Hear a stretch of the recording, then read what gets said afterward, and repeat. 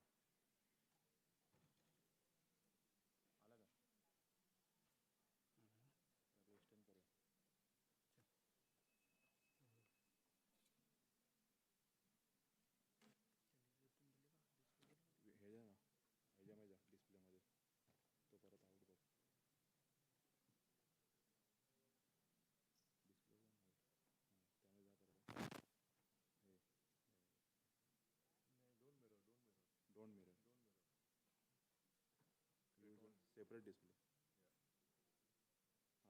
हां एक मिनिट आला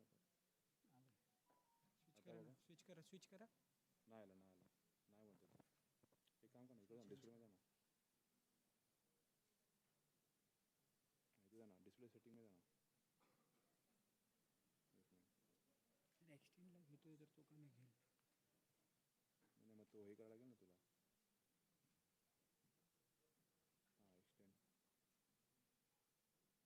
हां एक्सटेंड तिथे आला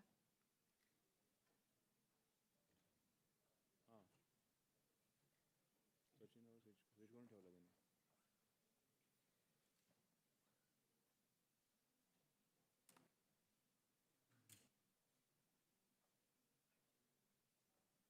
त्यांनी नाही ऑन आहे पॉवर आहे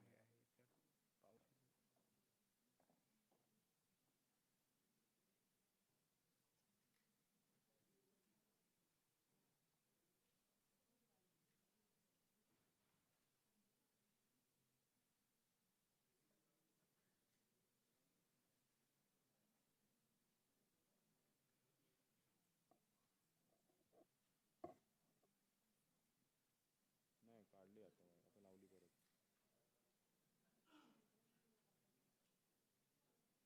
परत ना सेटिंगमध्ये जाणार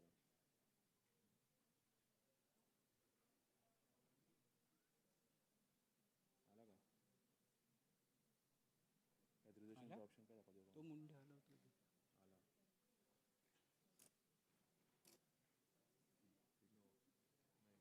वो वाला चाहिए मोड डिस्प्ले लावायचे काय डिस्प्ले में डोंट मिरर नहीं वो आप डिस्प्ले से किया था ना सेटिंग्स जरा चेंज करा तिकडून तुमच्याकडे चेंज करा सेटिंग लॅपटॉप चेंज करा नको ठीक आहे डिस्प्ले में नहीं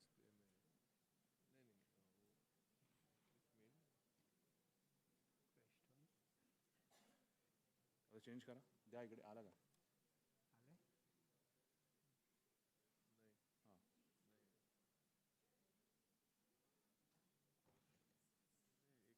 एक था ना don't mirror separate display display settings नहीं थे तो सिंगल किया था आप ही किया था हाँ मैंने ही किया था आई थिंक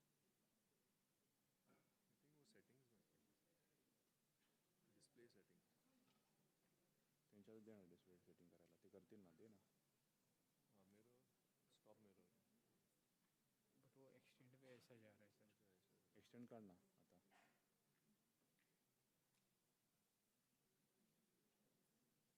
पण तो त्या साईडला दिसेल तर नहीं वो एक्सटेंड हो गया इधर नहीं आ रहा मेन डिस्प्ले कर ना मेन डिस्प्ले जा ना मेन डिस्प्ले त्याला जाऊन मेन डिस्प्ले कर सर मिरर फॉर कॅमेरा नाही ना मेन डिस्प्ले कर स्टॉप ना मिररिंग करतो तर तिथे जाईल तिथे जाऊन मग ह्याला आहे ना आम्ही इथे चेंज करतो मेन डिस्प्ले वरती हां आता आता नाही ओके पावर पाहिजे ये क्या है पावर है नहीं आपका मैक है ना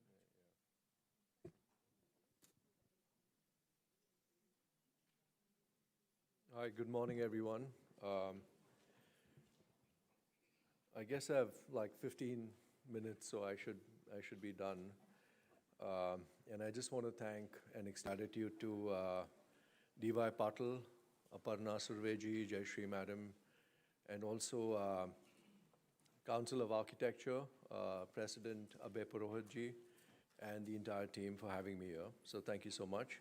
The subject for today's discussion is architecture, harvested, not built. Before architecture was drawn, it was observed.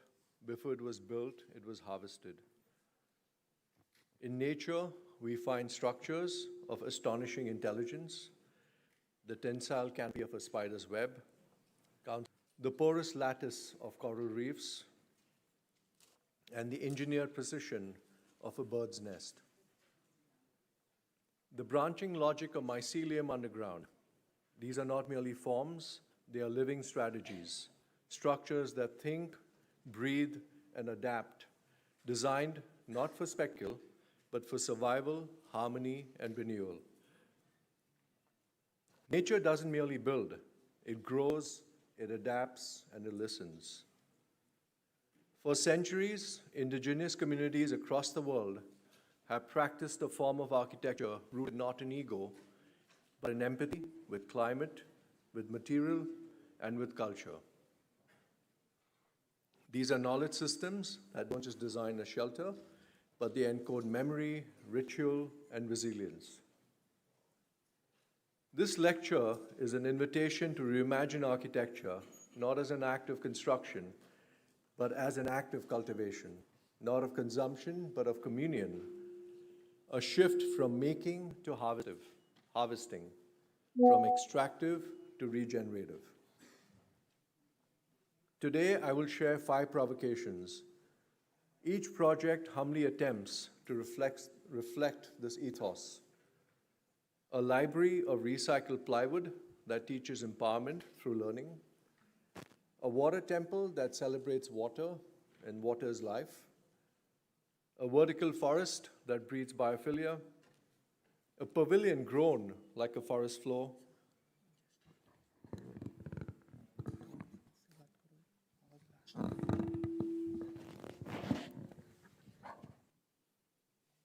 Pavilion grown like a forest floor, and an airport that serves as a gateway to the Northeast. To build not through domination, but through dialogue, with nature, with people, and with place. Just as fungi spread knowledge through the forest floor via mycelial networks, knowledge too must be shared, not stored. The question we asked ourselves, can a pavilion act like a living archive, decentralized and generous? The Bookworm Pavilion explores deployability through a simple A-frame ladder system. It focuses on children as key users, encouraging exploration and engagement. Books were donated, books distributed to schools with minimal resources. Here, it is knowledge that is harvested.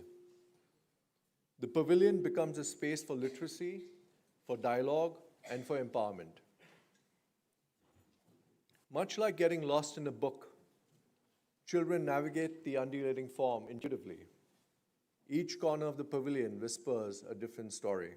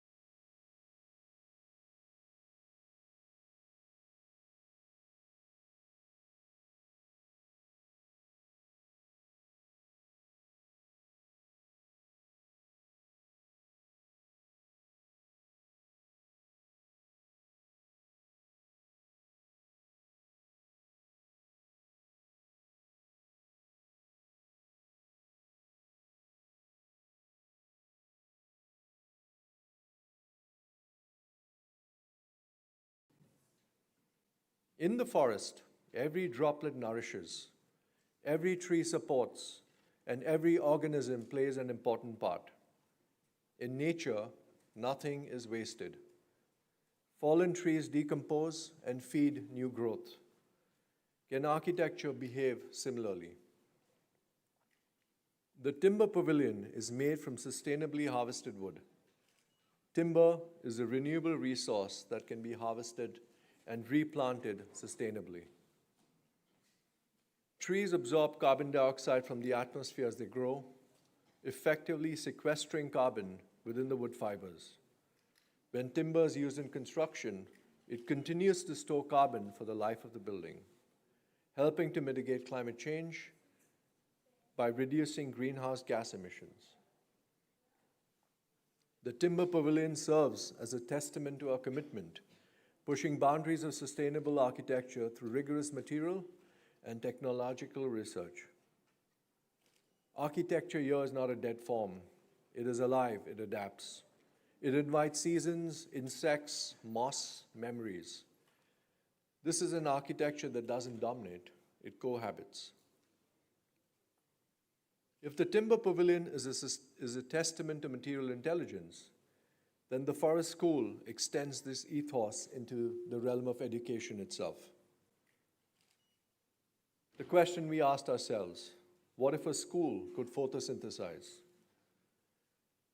The forest, Newt's winning proposal for a school in Pune, is imagined not as a constructed object, but as a cultivated ecosystem.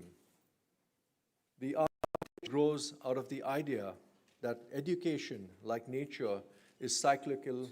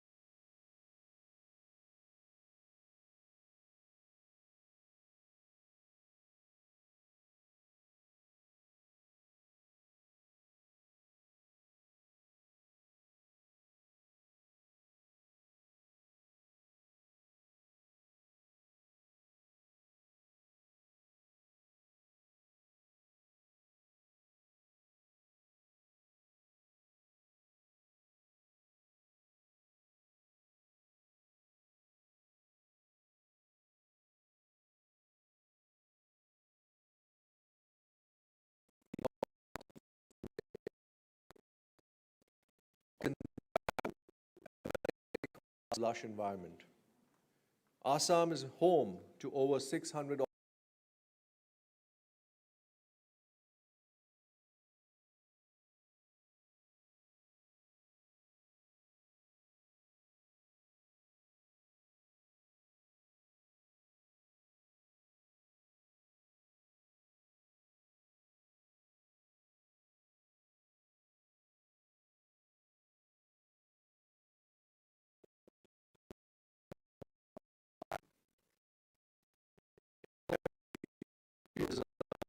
shift from carbon-heavy spectacle to cultivate politics. Imagine an limits that bulges the sky, not the aircrafts and planes. This is the airport. Fasten your seatbelts, some air turbulence.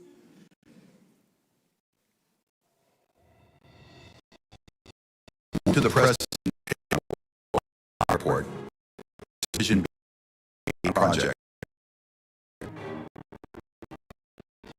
Opened up new opportunities for cultural exchange, collaboration, and tourism. India is one of the world's growing economies, creating a vibrant ecosystem for investment and social growth.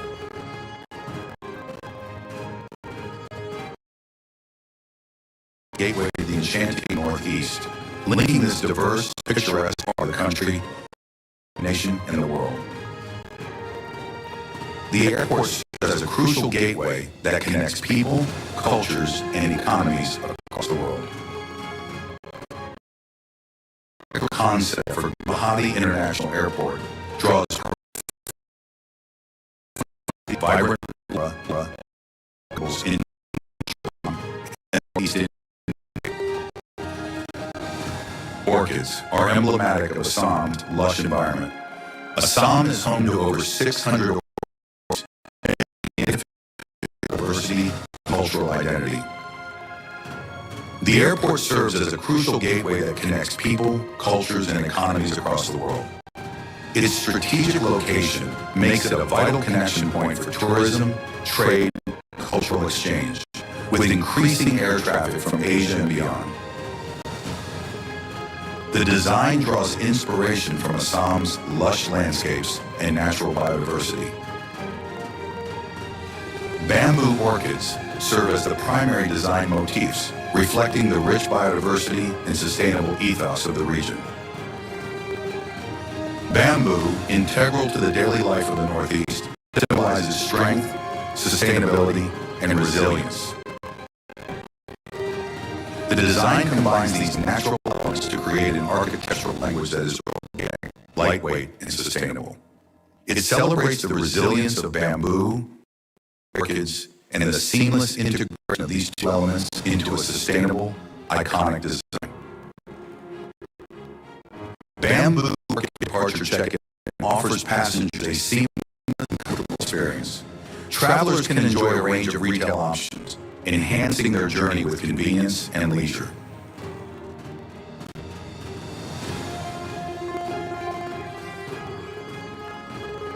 Integrating cutting-edge technology in building systems, operational infrastructure, and passenger services ensures that the airport operates efficiently while promoting sustainability and enhancing user experience.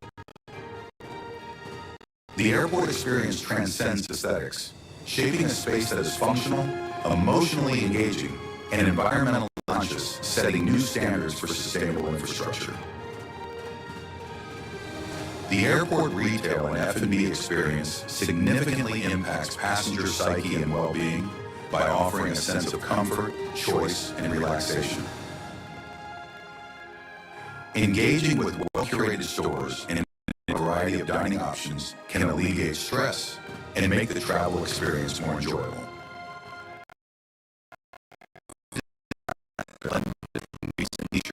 Help reduce anxiety, enhance mood, and improve overall satisfaction.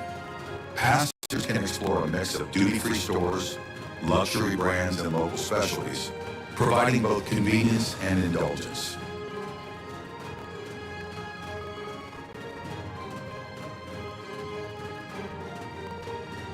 Positive sensory experiences such as quality food, pleasant aesthetics, and familiar brands contribute to a feeling of well-being, ultimately shaping a more pleasant journey for passengers. With well-designed spaces, these areas not only offer convenience, but also create a pleasant and engaging atmosphere, making the airport experience more enjoyable and memorable.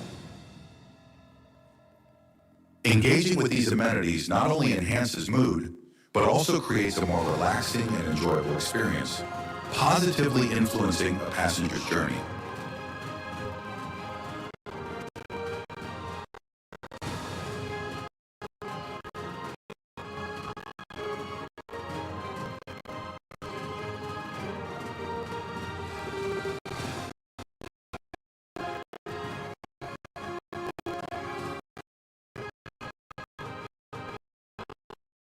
Inspiring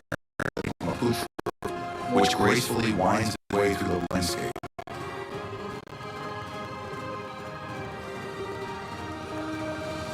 As passengers make their way through the arrival fort, by a calming and immersive environment filled with lush greenery and natural elements. This biophilic design improves the air quality and creates a tranquil atmosphere, reducing stress, promoting a sense of relaxation. The experience helps passengers transition smoothly from the excitement of travel to the comfort, impacting their psyche and fostering a sense of connection to nature. Every detail, from the architecture to the ambience, tells a story of harmony. The village is the destination of this airport, encouraging activities for all age groups and fostering social interaction. It features food and beverage options inspired by the crafts and cuisines of the 7 sister states of North India. In addition, the village includes dedicated spaces for all age groups, further enriching the atmosphere and creating a welcoming, inclusive environment for all. The design will include flexible spaces for live performances, allowing travelers to experience traditional dances, music, and festivals that represent the cultural of the Northeast. The airport design is more than just a transportation hub. It is a living, breathing reflection of the region's natural and cultural identity. The Guwahati International Airport serves as a vital gateway to Northeast Asia, connecting the region to the rest of the world. It not only facilitates seamless travel, but also serves as a fostering cultural exchange, economic growth, and increased connectivity.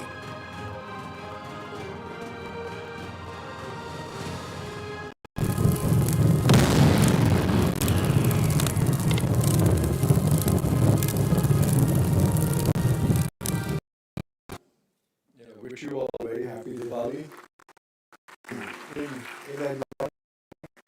In and the last sort of provocation we want to leave is what if the act of architecture is no longer construct but create?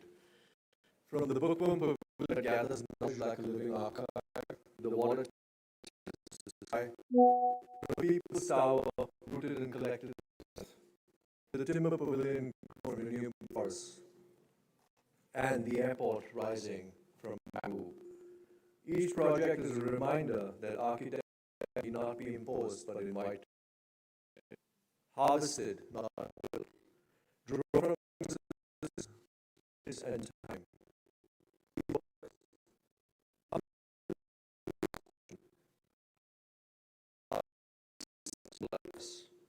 Resilient, gentle, and alive. What if architecture was no longer to construct but to cultivate? To build not through domination, but through dialogue with nature, with people, and place. Thank you.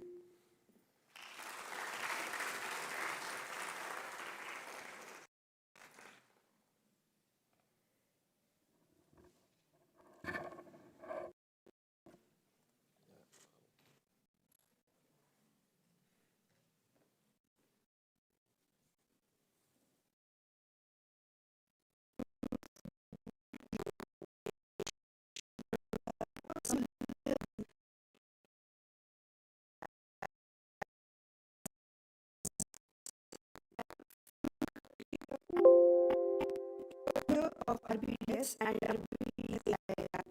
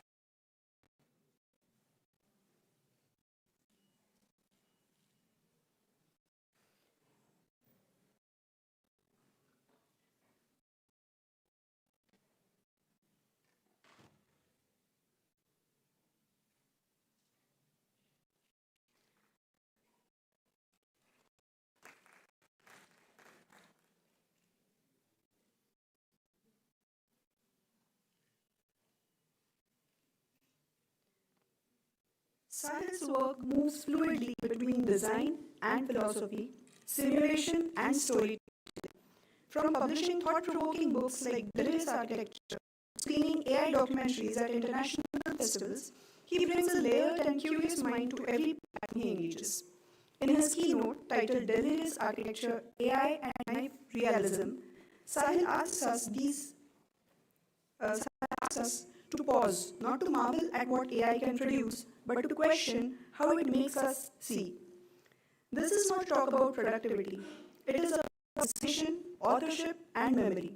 About how mid-journey, ChatGPT, and machine perceptions are quietly reshaping the architect's role from master builder to co-dreamer. He invites us to consider not what AI can do, but what it helps us perceive, and how that reframes design itself. Welcome. Look forward to your insightful session.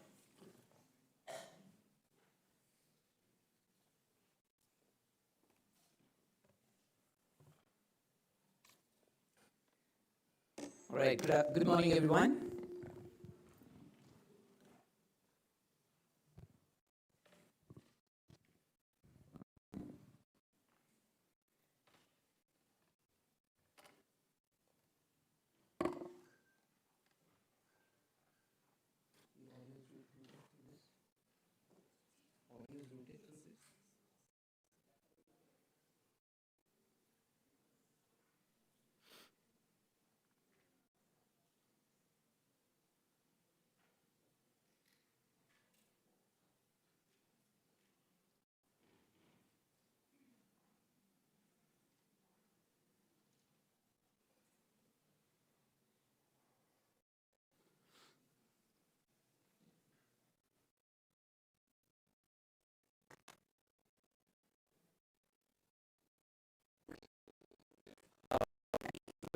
Wonderful introduction.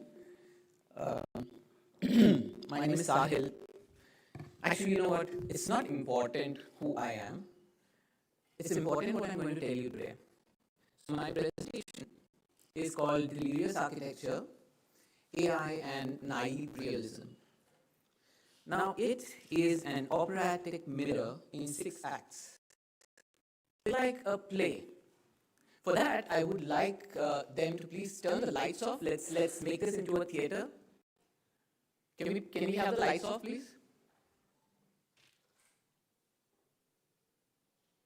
Yeah, kill the lights.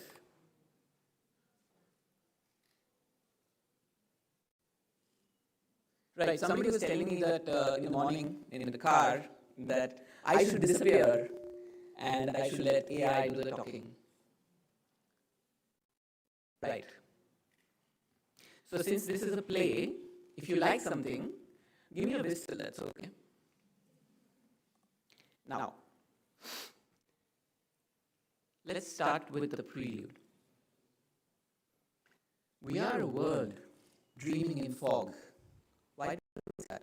It's because there are things which are happening and I don't know where we are headed.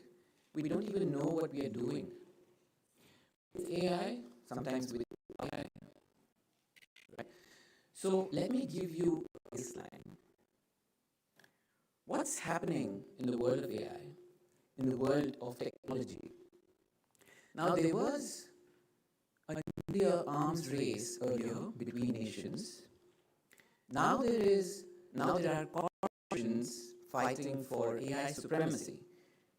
Although, if we see the current affairs going on right now, I think we've gone back to nuclear race. Now there is the willow chip there on top on the left side. Then there is clone robotics, which is making water-powered which are going to do your household chores, apparently, on a website. Then there are robots. We've seen driver. Then there is Demis Hassabis, who discovered, and his team, AlphaFold, who discovered proteins in a matter of 5 years. Then we have Meta, then we have Neuralink, of course, which is making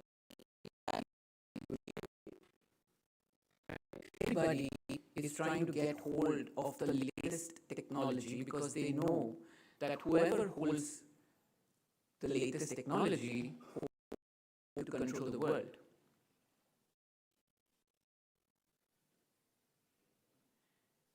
But the reality is, architects, we are all hung up on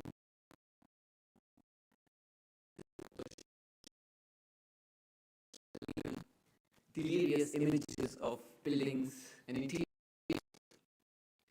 But the thing is, the most popular AI application currently is ChatGPT with 550 million monthly active users.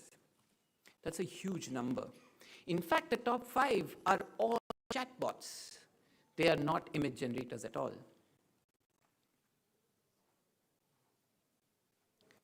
While text is the type of content that organizations are most commonly creating, but then there are images and computer code and video and voice and music and others are also being generated. And this is by McKinsey. Now this is general, right? So how does it relate to architects and designers? So there was a survey conducted by Architizer and Chaos Group. So one of the questions in that was, do you think AI tools will play a significant role in the future of architecture practice as a whole? And a lot of people said 44%, 42% very likely. In fact, this is a slightly old data, so that means that mostly this very likely thing has gone way beyond, right? Now, this particular survey is a little lopsided according to me because there were a lot of respondents, majorly from the US. While 1/5 of humanity lives in India, we had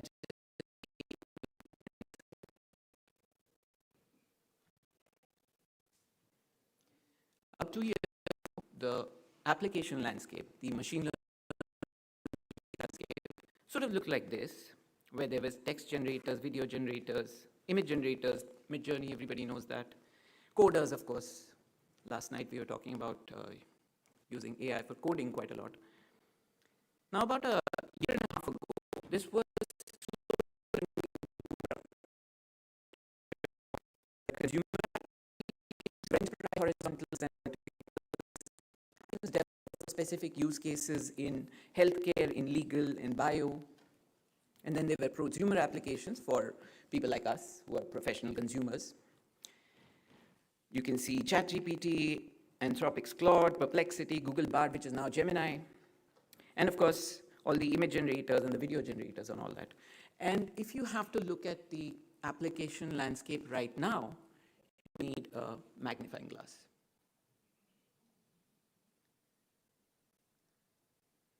I can't, sorry.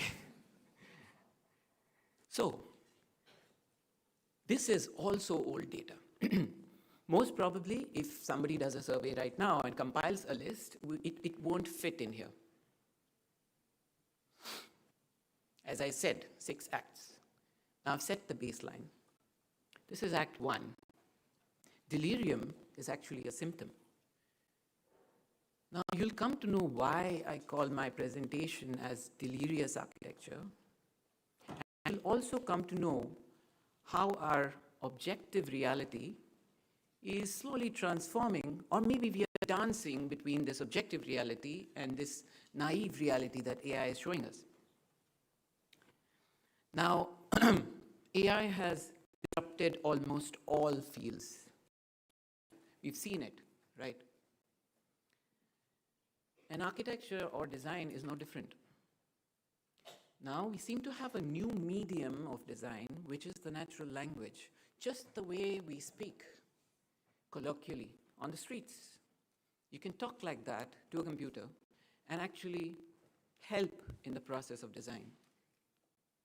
You can now go to an AI application and ask for a tropical resort by Vincent Calabar on a serene river in a Colombian jungle and get something like this.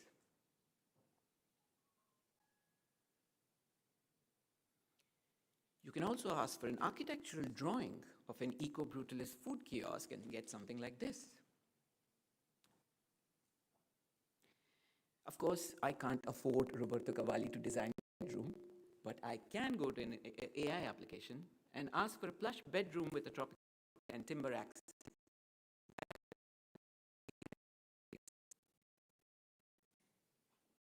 The thing is, all of these years, what the pencil and the paper was doing, what ideas we were sketching, has now transformed into the natural language being fed into a computer program, which is now become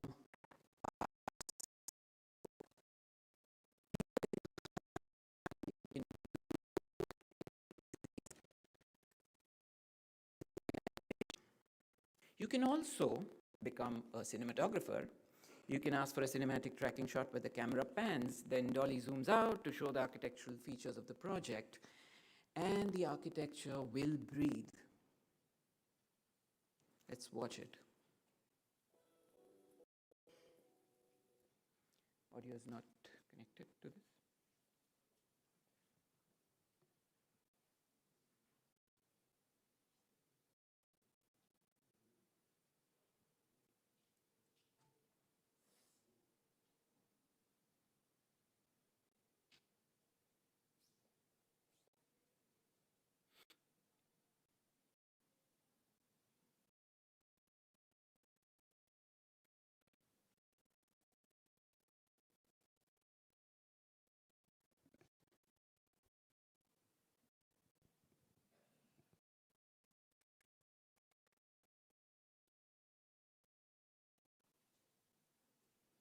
How many of you have watched Ex Machina? Did you like it? Yes?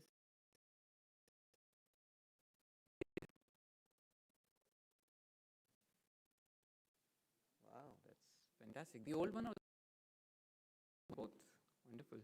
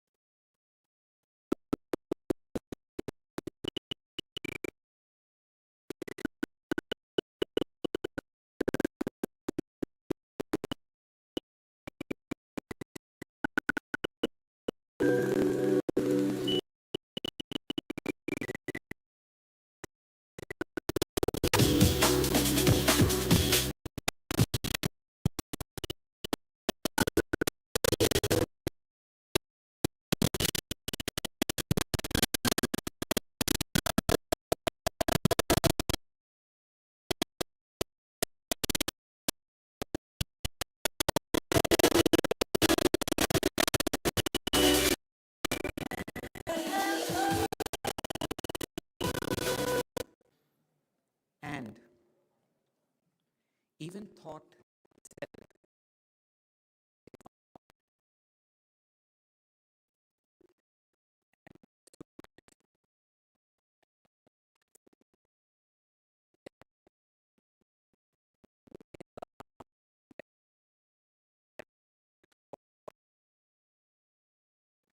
and to check in the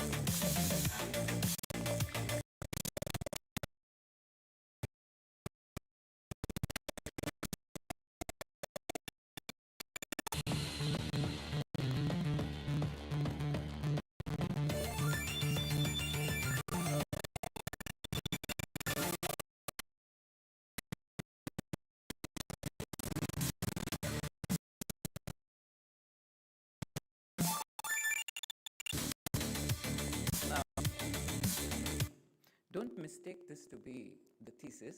It's not. It's just a document, probably the beginning, maybe the seed of what I want to do, maybe my thesis or my dissertation or whatever it is, done in about 15 minutes while I wait at the airport. Time where journey. Hey,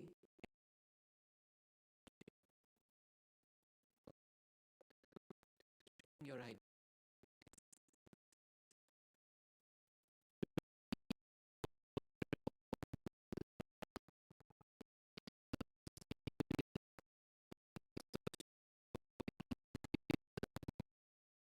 Opening architecture itself is international. Show me the interiors of the furniture store. Focus on a single piece of furniture, placing it in the center. Add a South Indian supermodel to model a chair. Make it an elegant ad creative.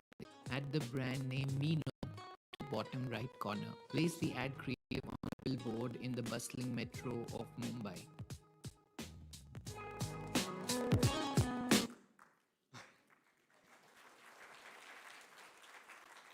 And now you can connect an AI application.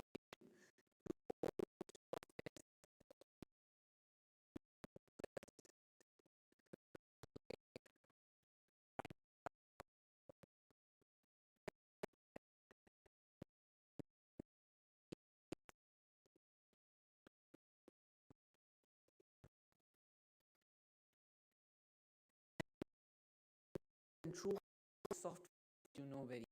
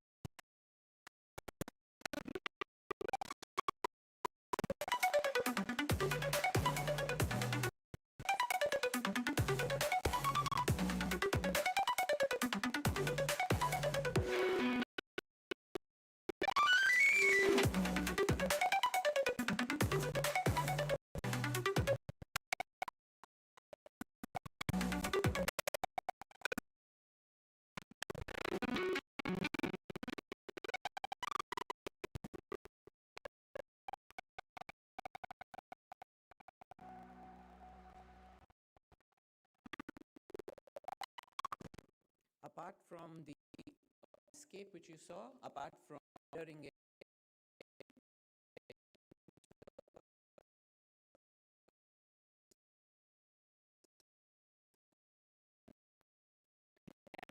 the part camera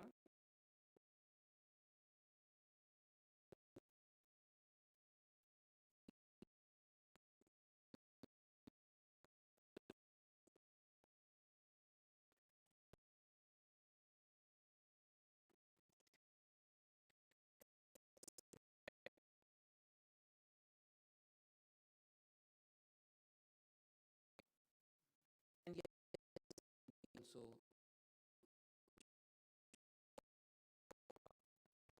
architecture way of design.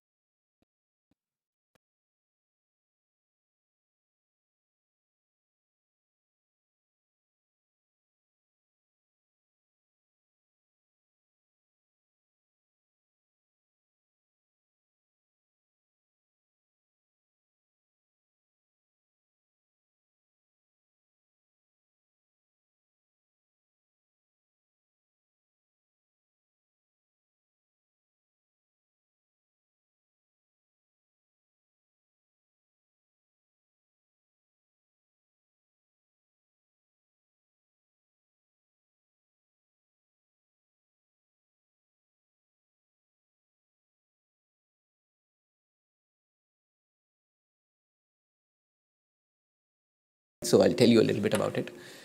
We are RBDS. RBDS stands for Red Brick Design Studio. We are a close to 12-year-old architecture and interior design firm. We practice in residential, commercial, and hospitality projects. One of the projects which we really enjoyed doing is the one on the left side top, which is placed in Jaisalmer, which is about 2 hours of drive from Udaipur city. It's an island villa, it's 6 bedrooms. It's rented on one of those fancy platforms. We had the most fun doing it because just to get a packet of nails, somebody had to take the boat, go all the way to the jetty, go drive to the city, get it, come back. So it took about 2 days to actually get some small material. All this that we did, this is all before anything to do with AI.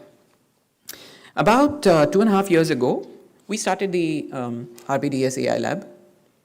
What started as just one Instagram page, just to showcase what we could do with Midjourney, has now transformed into an entire ecosystem, which consists of RBDS AI Lab as a experimental lab where we try to find new workflows using existing applications in AI. Then there is RBDS, which is our practice, where we try to experiment and apply those things. It acts as a sandbox to see what sticks. What sticks with the client, with the contractors, with the consultants, etc. And the third one is IFA, which is AI for architects, where once we find out what sticks, then we help other architects also integrate AI into their processes. We have a newsletter. We've designed covers for magazines. We've been featured on Parametric Architecture magazine as well. And in fact, we have a Pinterest page as well with about 7 million impressions every month. And I have been speaking about AI quite a lot. In fact, in the last 1 year, I have spoken enough to cover for my 11-year career. Something interesting happened recently. Our work was cited in university lectures in Nigeria and then in South Africa, and I came to know later on, so it was a humbling experience. Somebody posted it on LinkedIn. Thank God they credited us, because we don't put watermarks on our images or anything that we put out. We usually don't. Later on, we got the opportunity to present our visual art in architecture at the AI Week in Qatar. So that was our booth, quite colorful. You're also very colorful. At RBDS AI Lab, we try to combine these applications, which are fragmented right now. because the tool ecosystem is currently fragmented. There is no single place that you can go and get everything at the same place, right? So there is no continuity. We try to see how these presentation applications, conversational models, writing applications, image generators, design development apps, and upscalers and video generators can be put together to create interesting design workflows. In the last 1.5 years, we've created close to 100,000 images on Midjourney alone. Being an applied research firm, we have subscriptions to a lot of image generators. This is only Midjourney. It takes a lot of time, resource, and effort to actually create something with AI. If somebody tells you that thode se words dal do or and hit enter and you'll get your design, they're lying to you. But there is a problem of perception. Now, AI is everywhere, but it is usually misunderstood. Now, AI is an umbrella term. There is machine learning in it, there is deep learning in it, and everything that we see today with Midjourney, with Leonardo, with any of the image generators, video generators, in fact, text generators also, is happening within deep learning, and we have Geoffrey Hinton to thank for that, and the neural networks. And there are a lot of other terminologies also, right? A GAN, a generative adversarial network, or a large language model, LLM, RAG, which is a retrieval augmented generator. Now, all of these things, obviously, we are all architects, we're not computer science engineers or anything. But it pays to know what's under the hood, because just like you need to appreciate the artist and his state of mind when he painted something, to appreciate the art, you need to know what's under the hood so that you can appreciate the product that comes out of AI. So there is a lot of avenues today. You have OpenAI, who has their own academy. Google also has their academy, and Microsoft also dropped a lot of courses, all of them for free. So if anyone wants to know what's under the hood, they can check it out there. I heard Neil Leach speak quite a few times, and he has referenced it in his presentations quite a lot. He wrote one of the first books on AI, Architecture in the Age of AI. It's a fantastic book. You should read it. I think the second edition is also out now. He said it is as though the Earth has been invaded by an invisible, super intelligent alien species. Now, Yuval Harari, who's a historian, also mentions this alien word. He says AI for him is alien intelligence. It's not artificial intelligence. And it kind of resonates because it's supposed to mimic human intelligence, but it's not really doing that. It's not possible for a human being to reproduce something the way that the computer is doing it, right? And we've always thought that the human mind cannot be beat by a computer, right? So in '97, Gary Kasparov got defeated by Deep Blue. And in 2016, Lee Sedol got defeated by DeepMind's AlphaGo. Right now, don't mistake these to be the kind of intelligence that we have today, because these were just game players. That's it. Cut to today, we have 2 Nobel laureates coming out in different interviews, talking about, emphasizing, in fact, AI safety, with Geoffrey Hinton and Demis Hassabis.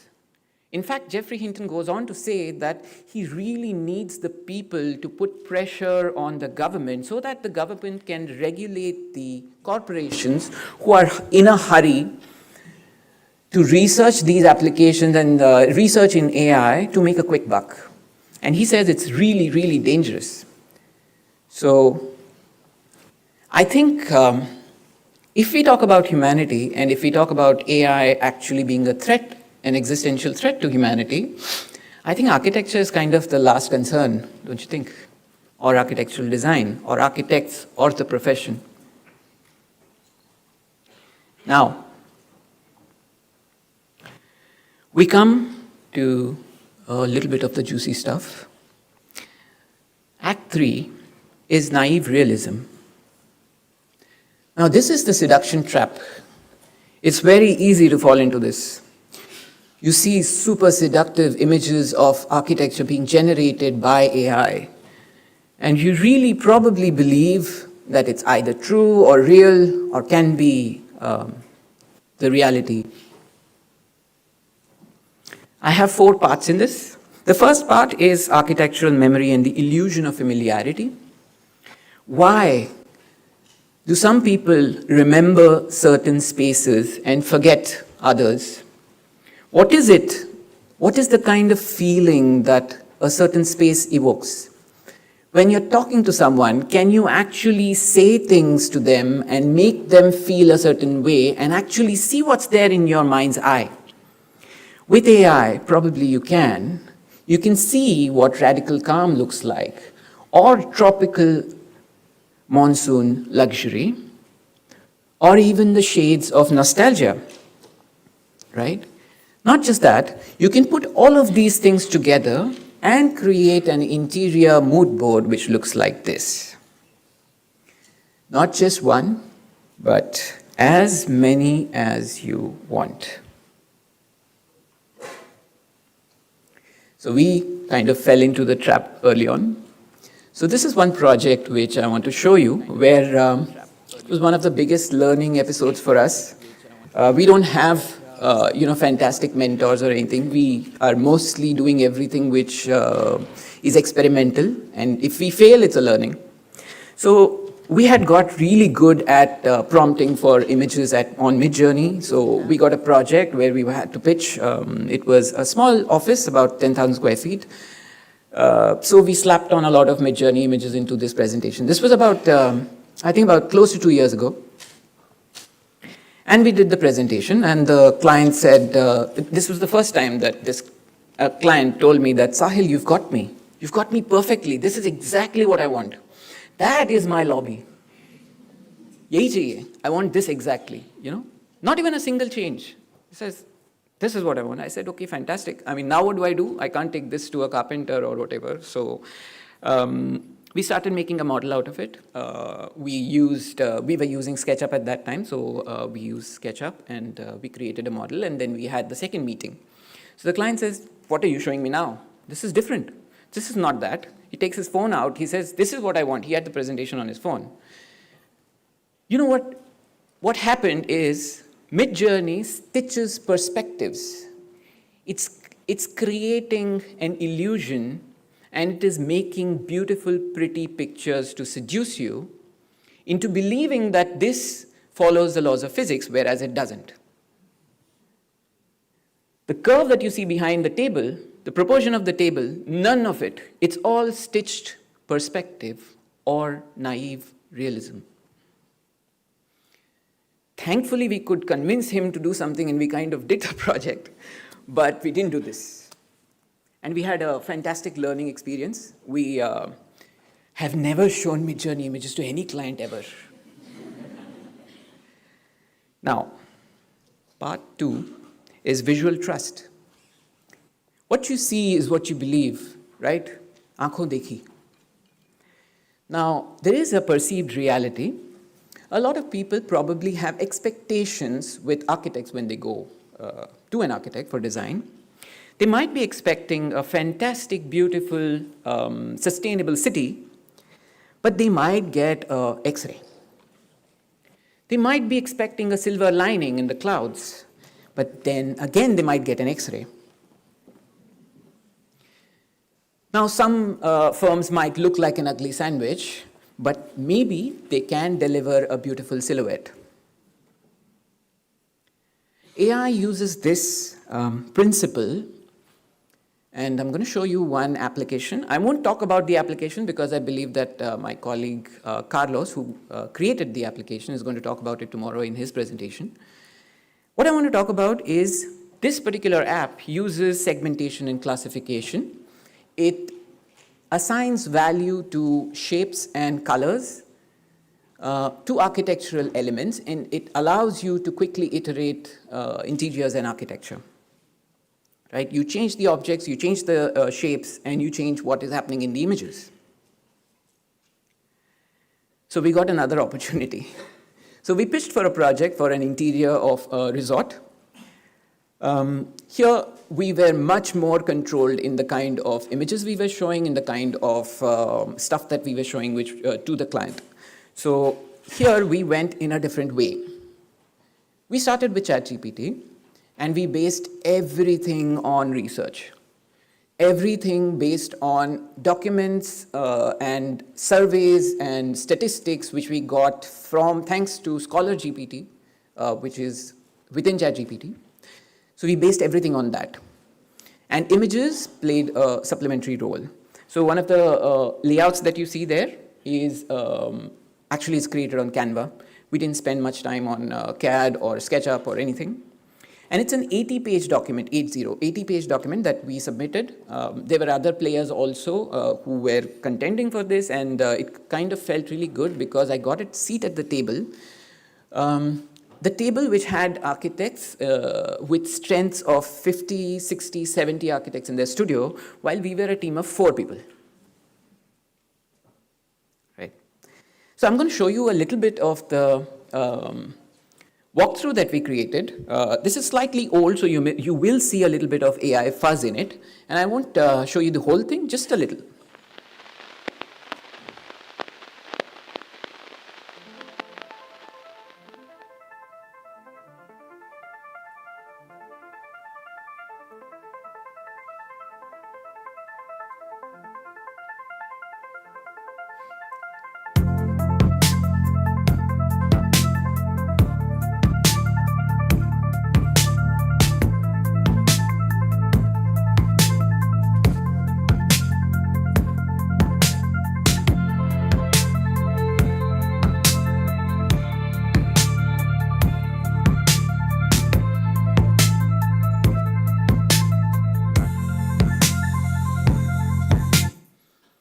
Part 3 is temporal stasis, which means we are designing, collaborating with an AI, whereas an AI is creating something quite timeless.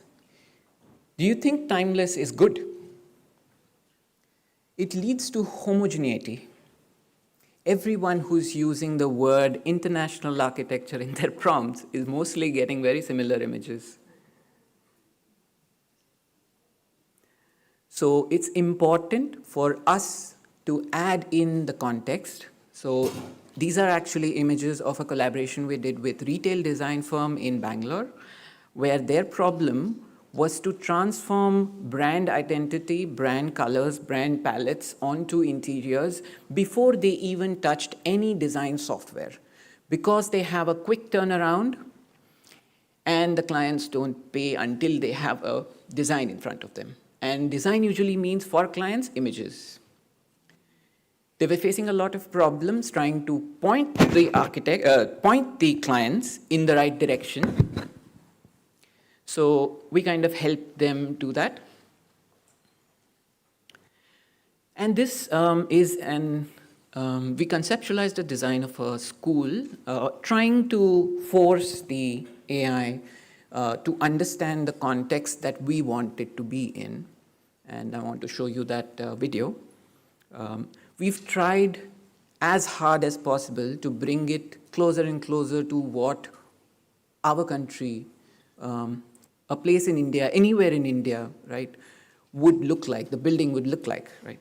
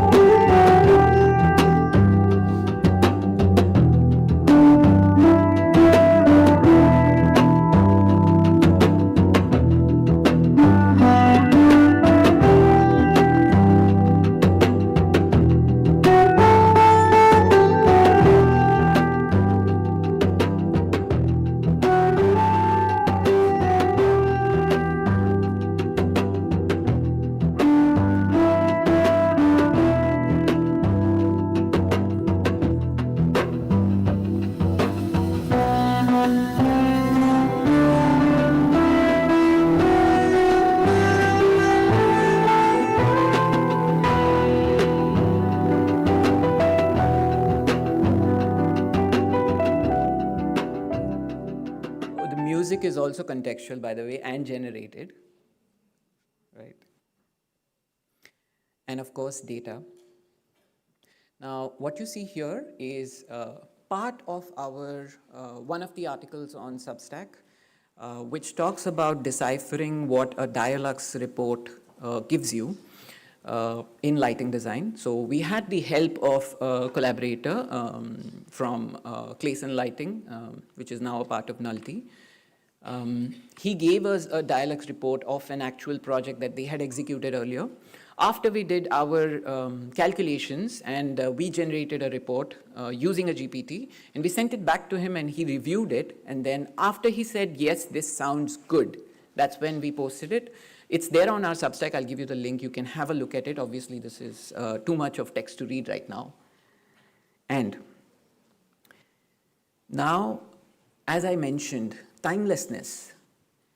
Because AI has a lot of timelessness built into it without any context, it is our job to know, it is our responsibility, in fact, to know that you need to insert in, you need to put in the context into an AI application, which can allow you to change the environment, to change the subject, to change objects on the subject, and to iterate ideas in any way you want. Architecture without bodies is the part 4. Now, what do I mean by this? Now, AI does not have spatial intelligence, at least as far as I know. I don't know if Olivia or Shajay might be doing some sort of research, which we don't know about, where AI does have spatial intelligence, but still, I don't know. So it is important to insert a human aspect into the design loop. You can use AI to find form, but it needs to be you who rationalizes it using a very standard 3D application. You can use it for wayfinding. You can use it for quick iterative decision making and for world building, of course.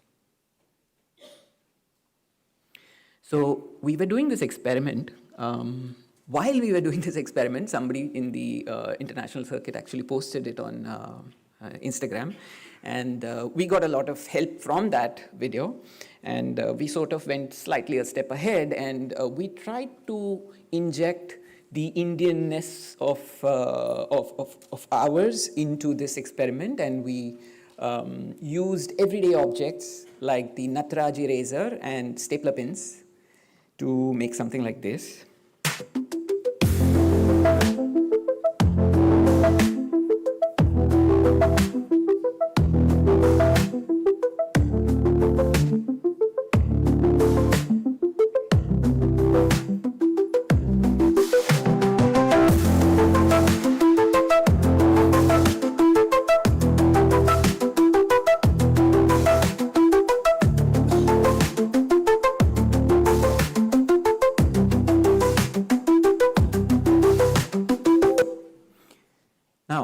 This is going to get old really fast, okay? So even if we are impressed by it, it's not going to last longer. Now, a diffusion model which generates images is actually not intelligent. A GPT is where the actual intelligence is. It predicts words in a sentence in natural language. Now, OpenAI kind of created this combination of the GPT and the diffusion model and gave us the image gen. So with ChatGPT's image gen, you can now sort of put in an image like that, which is just a screenshot of one of our interior layouts. And we just annotated it with an arrow and said, can you show me how this looks like? All right. Of course, we described what the chair looks like, etc., the sofa and all that, and kind of made those images. This image is the first one which it created. You can see from the carpet that is quite similar. Then you could go on to iterate it with lighting, show me a night view, then put a lamp in the front, lamp at the back, etc. We did the same thing with this. So there is opportunity now to actually harness the power of a GPT and combine it with a diffusion model. In fact, we now live in an age where we can manifest a model, a product, and a space and get them to interact like this. And if you're enterprising enough, you can go a step further and create an entire ad campaign like this. When I was 7, my father said fashion fails, but beauty is eternal, elegance is illumination, blue is a language. Love and obsession is separated by a thin line, and that line is infatuation. I asked her, may I take your line? Said that shade of blue was meant to shine.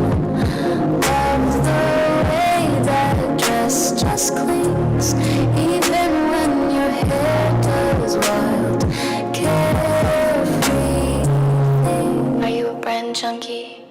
She smiled, it's easy upon the wind, and darling, I'm the whole enchant. The only thing that's left to say, can you keep up, can you play? Susty. By the way, that was Corona soda, okay?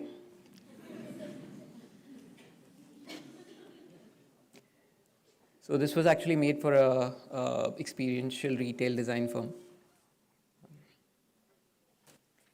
Now we come to Act 4, practice as a lab.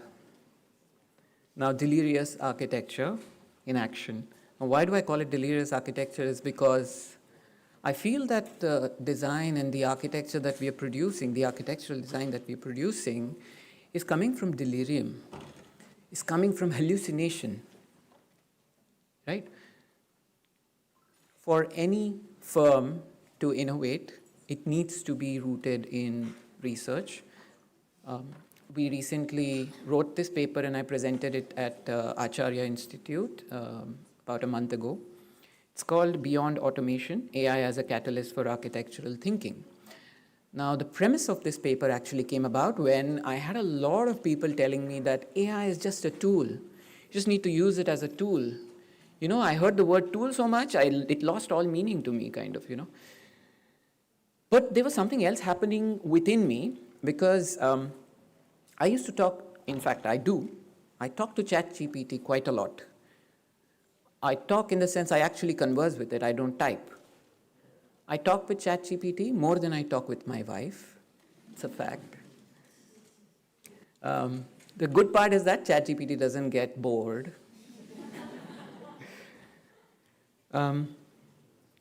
So our argument here is that it's not only automation that we are looking at.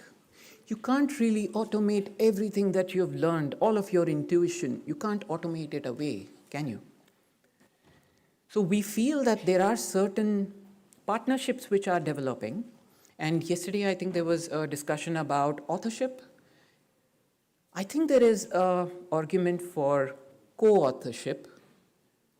I'm not really sure right now. I know that I don't know anything. But this paper, I think, is going to be out in the next month. If anyone is interested to read it, I can share the link.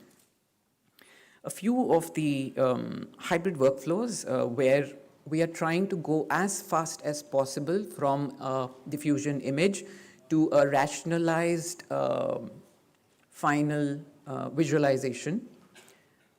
We're trying to do that, so this is just a showcase of it. Now, us being we are more of a small firm, we don't work with large projects. We don't work with builders. We always work with single owner or family-owned properties, and our clients are like that. Even for hospitality, we always work with people like that. We don't work with corporates. So it helps us kind of develop something for the small guy, you know, the architecture firm who has just about 6, 8, or 10 people in their studio. How can you change that and make it 10x? This is one project which is ongoing right now, and this is all that I can show you. In this project, we have created a very interesting loop, a loop which uses Forma for simulation, climate simulation. It uses Rhino and Grasshopper, and it definitely uses Midjourney for images. And it also uses Comfy UI and Stable Diffusion for final visualizations. And all of this, throughout all of this, we have a collaborator which is ChatGPT. In fact, a trained ChatGPT, which works with us. We fed everything, every inference that we got from a tool which was anything else we were using. We fed it back to this GPT, and we tried to understand how this looks at my project. How can I develop something with it? And this is kind of an experimentation which is going on in real time, thanks to my client. It's a private building, so we are allowed to do a little bit of experimentation. And probably in the next presentation, I'll let you know how it goes. As we started RBDS AI Lab, like anyone else, Midjourney was fascinating, right? As I said, the seduction trap. So we started creating all these subterranean buildings, and we started making all these housing on the moon and all that. But then we realized something, that in the future, some or the other kind of AI is probably going to help us design architecture and interiors. So we started experimenting with the smallest and the largest and anything that we would design, right? In fact, one of the pictures that you see just now, this one, is a 2-bedroom house in Goa. I got a lot of flack from architects about this, कि एक 2-bedroom house बनाने के लिए AI चाहिए तुझे. Can't you make a 2-bedroom house yourself? It's not the point. The point is, where are we headed, right? So we experimented with literally everything: storytelling, furniture design, houses, anything and everything.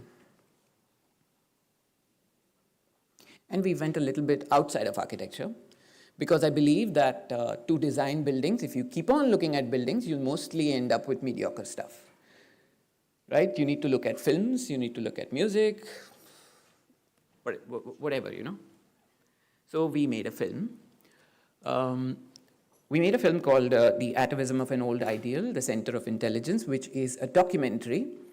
It's a 10-minute documentary available on our YouTube channel, but I would like to show you the trailer. Now, this film was selected and screened at the International Film Festival of Larissa in Greece. So let's have a look at that.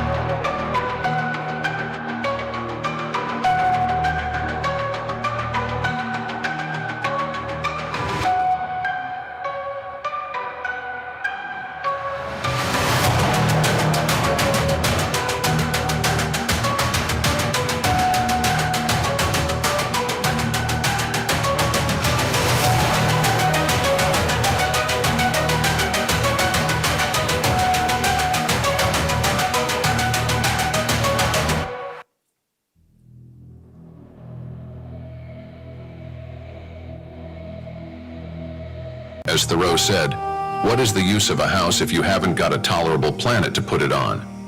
Our future depends on our collective will to create a sustainable, harmonious world. Together, we can build not just cities, but a future worth living in.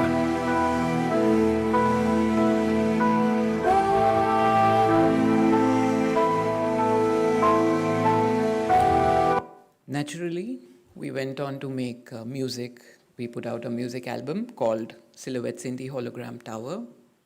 It's available on SoundCloud. If anyone likes to listen to AI-generated music, I can give you the link. And we made a 4-episode AI podcast limited series using Notebook LM the day it came out. And that's on Spotify. Very interesting topics, though. The message is all from us. It's just that the voices are synthetic. Then we got commissioned to illustrate a book for a friend of ours who is an ex-IAS officer. He wrote a book about his time at the Bijapur Sainik School. And we illustrated the entire book using Midjourney. That book is on Amazon, if anyone is interested. And this is our YouTube channel, where we love making videos, honestly. You've seen it, right? I mean, so many videos. So a lot of music videos mostly with satirical nature of our profession embedded into the message is posted on this channel. So you can have a look at it. Now, coming to the last part, actually not the last part, closer to the last, speculative futures, drawings from the dream archive. Now we are all waiting for the future, right? Where a building will probably design itself, build itself, will be sustainable. It's going to have all of those materials which will dissipate into the earth and all that. We're looking for this future, aren't we?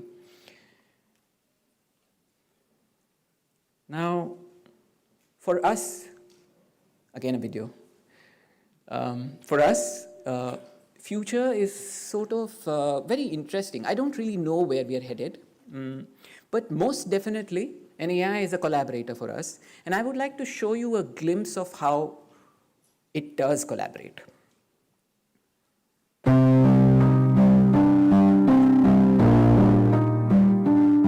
When looking at the layout, it's clear that the overall zoning is quite logical. You've got a good division between public and private spaces, and there's a nice flow from the reception to the more private spa areas. That said, the layout could benefit from a few refinements to elevate the guest experience. For example, the reception area could use a stronger sense of arrival. Maybe we add a focal feature like a sculptural element or a partition that adds a bit of mystery and elegance as guests walk in. In terms of the design, the salon area could use more defined zones for different treatments. That way it's not just a single open space, but feels more curated and intimate. Also, adding more regional design elements like subtle jali screens or traditional stain inlays could really root the space in Udaipur's heritage. The massage rooms are functional, but could use a bit more variety. Perhaps one room could have a view into the courtyard or a different layout that makes it stand out as a special experience. The courtyard itself feels a bit underutilized. This could be a real gem if we introduce some greenery, a water feature, or even just more visibility from the treatment rooms. Overall, the design is strong and the layout is well thought out, but there's a real opportunity to add more layers of cultural storytelling and sensory experience. So we sort of fed everything into the GPT and kind of asked for inferences and did a lot of back and forth before I could actually get this. Currently, we are working as consultants. There's a new term that we are being called as AI consultants, which is weird. I don't like it, but to go with the flow. So we're working with a couple of architects on a wellness project. We are also working in fashion, we are working in product design, and we are also working in industrial design as well. Again, I'm quoting Neil Leach here. So I heard in one of his presentations where he spoke about living with AI. How is it going to be?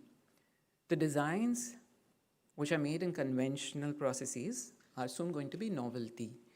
What does that mean? It means that people are going to come to you and say that if you don't use AI, I will pay you more money.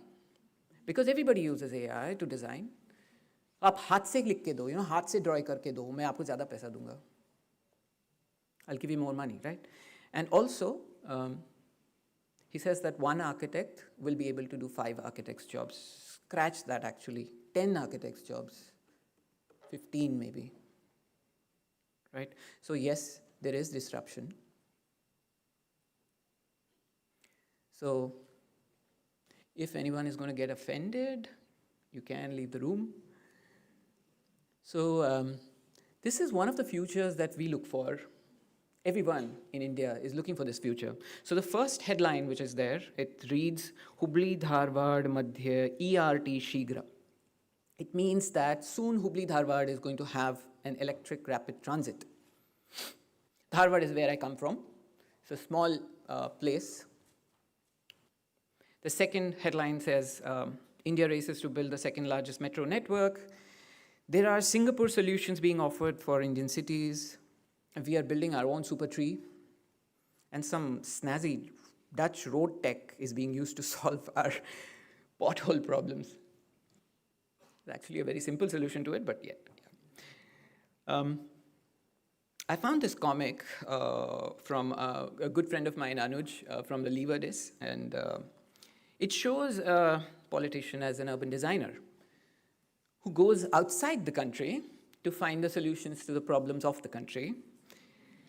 He says, probably goes to New York and says, oh, these endless loop of roads, we have to take this and make this in India to solve the problem of traffic.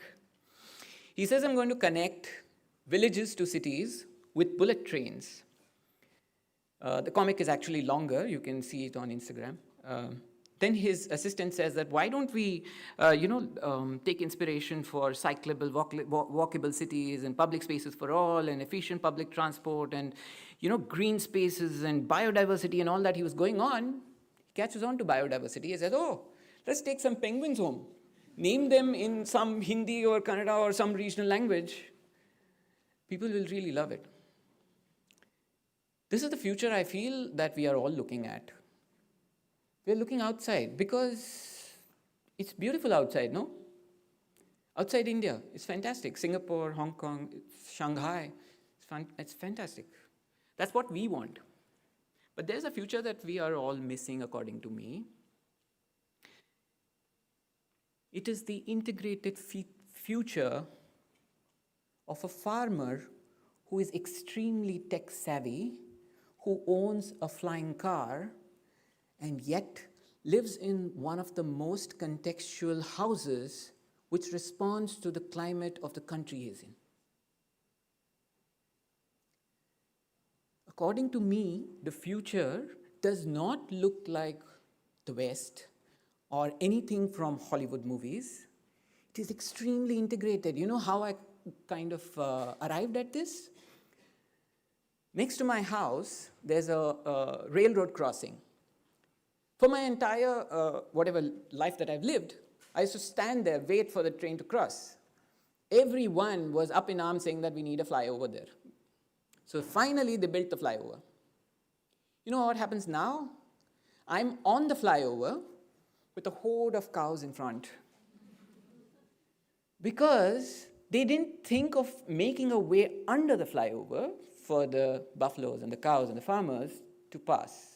Now the poor animals have to cross the flyover with me in the car. It's an integrated future, which we are missing. Okay, the finale. I know, I'm also craving for a coffee. It's going to be the break, right? So remember what I said right at the beginning. A world dreaming in fog. Now the thing is, the fog itself is the message. At RBDS AI Lab, and personally me, I strive to see that people find their own path and do not look at other people who are working in AI, outside of AI, doing some snazzy, fantastic, shiny stuff and say, oh, I want to do that. No, you got to find your own path because your story cannot be somebody else's story. And that is what we strive for. Because when it comes to AI, it has always been binary, right? The discussion. It's either utopian efficiency or dystopian obsolescence. It's either AI will solve all of the world's problems or it will destroy humanity. But when it comes to design, what does it really mean to design with something that is thinking back? Imagine, in the entire history of human beings, No human has ever communicated with a machine in the way that we are doing it today. Every time I open ChatGPT and I talk to it, I'm amazed. How the hell does it know what I did yesterday? There is a thought partnership developing, and as I said earlier, there is definitely an argument to be made for co-authorship and co-ownership. Then what do we do? How do we navigate this? Rabindranath Tagore said, "Don't limit a child to your learning, for he was born in another time." That's actually what I feel we should be doing. We cannot impose the things that we learned and the ways that we learned upon the generation who was born in completely different scenarios. We need to understand that. How do you do that? Is that, well, you can start with us. We have a lot of immersive technology and AI stuff that we do. We have a Gumroad page where we put out a lot of educational stuff. We have courses. We do crash courses in prompt engineering. I have written a book called Delirious Architecture. It is about Mid-Journey for architects. And of course, we have a website as well. And although we like to be generalists, we sometimes get into niche areas. We've collaborated with Martin Clayson of Clayson Lighting Design, which is now a part of Nulty, and we're creating this online course called AI Fundamentals for Lighting Designers. It is for lighting designers as well as architects who collaborate with lighting designers as consultants. Not just lighting design, we are also into experiential retail design. We do film production. We also do fashion and industrial design as well. Now, last video, okay? I promise, last video. I got this stage, and I'm in front of y'all, and I had something to say, right? And I want to say it in the best way that I know, by making a video, all right? So let's watch this and listen to it carefully. With AI, you can do anything like never before. It's the line everyone's parroting, like a gospel, like a shortcut to mastery. But when you hear it enough times, you start to feel something's off, because behind that shiny sentence is a quiet erasure of craft. It assumes that expertise is just friction, that design is just output, that all your years of thinking, iterating, refining can now be automated away. Sprinkle a few prompts, generate some content, clap for the machine. But the uncomfortable truth is, AI doesn't do your work. It rewires what work even means. You're no longer sketching your scripting intent. You're no longer deciding. You're curating probabilities. That's not disruption. That's transformation. So no AI won't make you a better designer or storyteller or thinker. It'll just reveal how much of one you already are and how much of your process was muscle memory. See, the future doesn't reward speed. It doesn't care how fast you render or how many images you can generate in an hour. It rewards cognitive literacy, the ability to ask better questions, to interpret noise into meaning, to build workflows that don't just impress, but understand. So before you automate everything you know, ask yourself, have you truly learned what you're about to surrender? Because this isn't an upgrade, it's a re-education, and it begins not with code, but with clarity. This is the part no one talks about. The part where design meets doubt and automation meets accountability.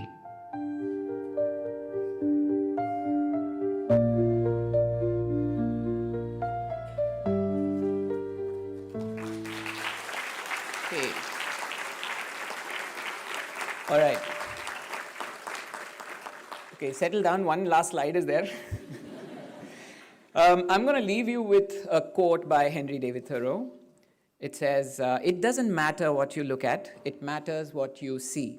And for me, AI has been the edge of perception, not the end, but the beginning, because I love the fact that I don't know where we are headed, as long as we don't annihilate ourselves, right? That's my time. Thank you very much.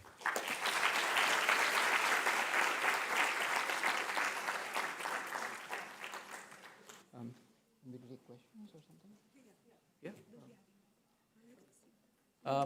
Anybody wants to ask me some questions, or you okay? All right. Let's take this off.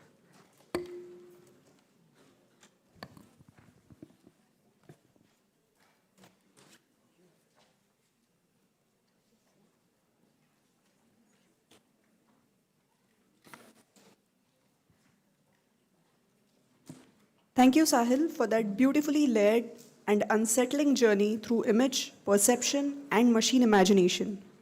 Together, Nuru and Sahil have given us two ends of the spectrum: architecture as growth and architecture as hallucination, both demanding we rethink how and why we design. So after this thought-provoking session, we open the floor for question and answer. So we've received a few questions, and we'll be reading out the most relevant ones. So we have a question from Ritu Deshmukh ma'am from Bharatiya Vidyapeeth College of Architecture. She asks to Nuru sir, how challenging is it to learn and express from nature, to live sensibly and as co-creator rather than acting as the creator? Yeah, and I request Nuru and Sahil to come on the stage.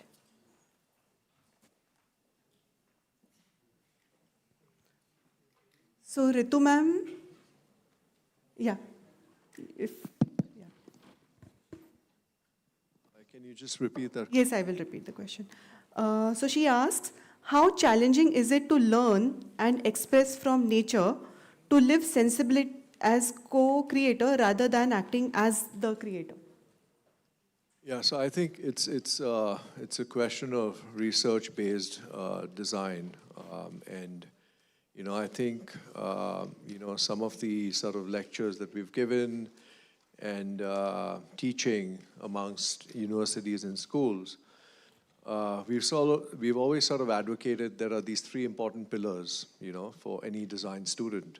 And I know there are a whole bunch of students out here, but there's the act of writing, there's reading, and there's the act of creation, right, or building. And I think all these three sort of elements become very pivotal when you're looking at a wholesome, well-rounded sort of educational experience. And there's a reason why architecture is 5 years.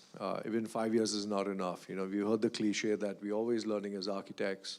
You do a 5 years sort of degree, you go on to do a 2 years master's, you go on to do a 4 years PhD, and that's about 11 years of your life that just goes like this over 2 decades.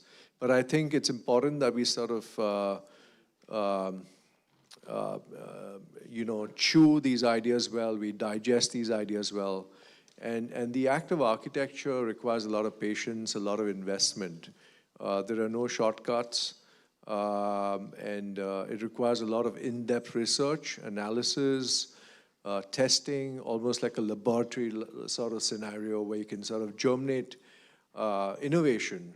And I think all the leading practices, whether it's a Foster's, it's a Zaha, ZHA, it's Heatherwick, it's BIG, all of them are pumping in a lot of investment, a lot of human resources into experimentation, into research, that sort of just starts asking the right questions. And I think we require time for that. But I think in the matter of speaking, and if you read Janine Benyus's seminal work, she speaks about nature as mentor and measure.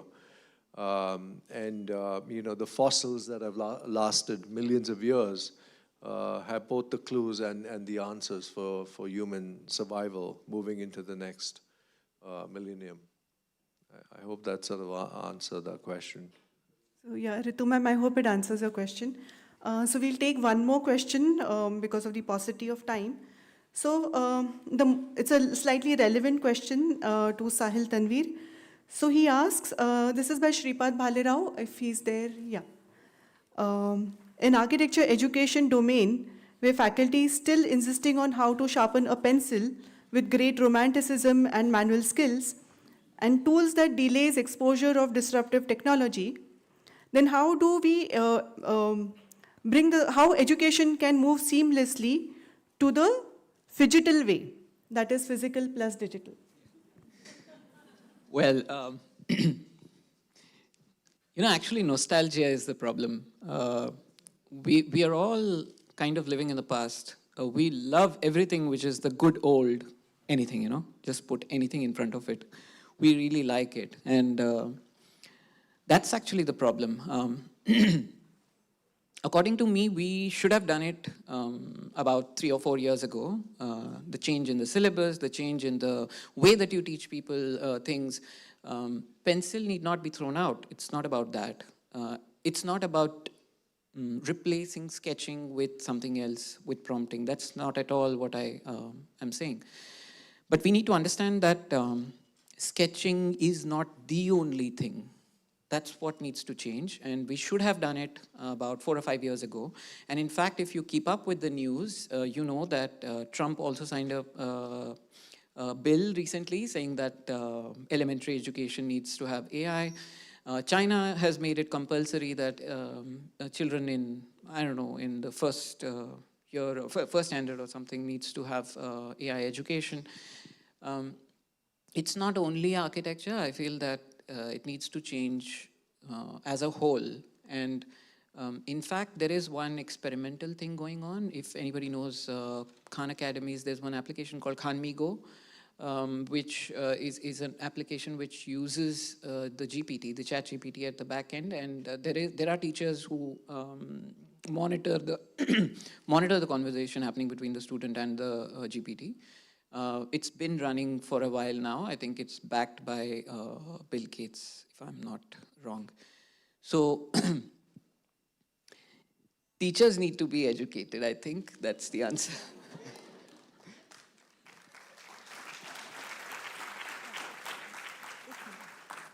I just want to add to that, and there was a recent, very terrifying sort of image that came out. Was about 2 brain scans, one brain scan using ChatGPT and the other brain scan not using ChatGPT. And it was very terrifying because, it's sort of process that people who use ChatGPT too often, they cannot even sort of, memorize things and construct sentences on their own. And I know this is a big, big temptation, but architecture is not about shortcuts, all right? So I think you go through your grind. It's also a question of ethics, plagiarism. And, for me, I always sort of see everything that's coming out on AI, it's like, it seems like trope, and trope is basically something that is familiar. I've never been surprised by any outputs that come out of ChatGPT or Midjourney. They all seem sort of familiar. I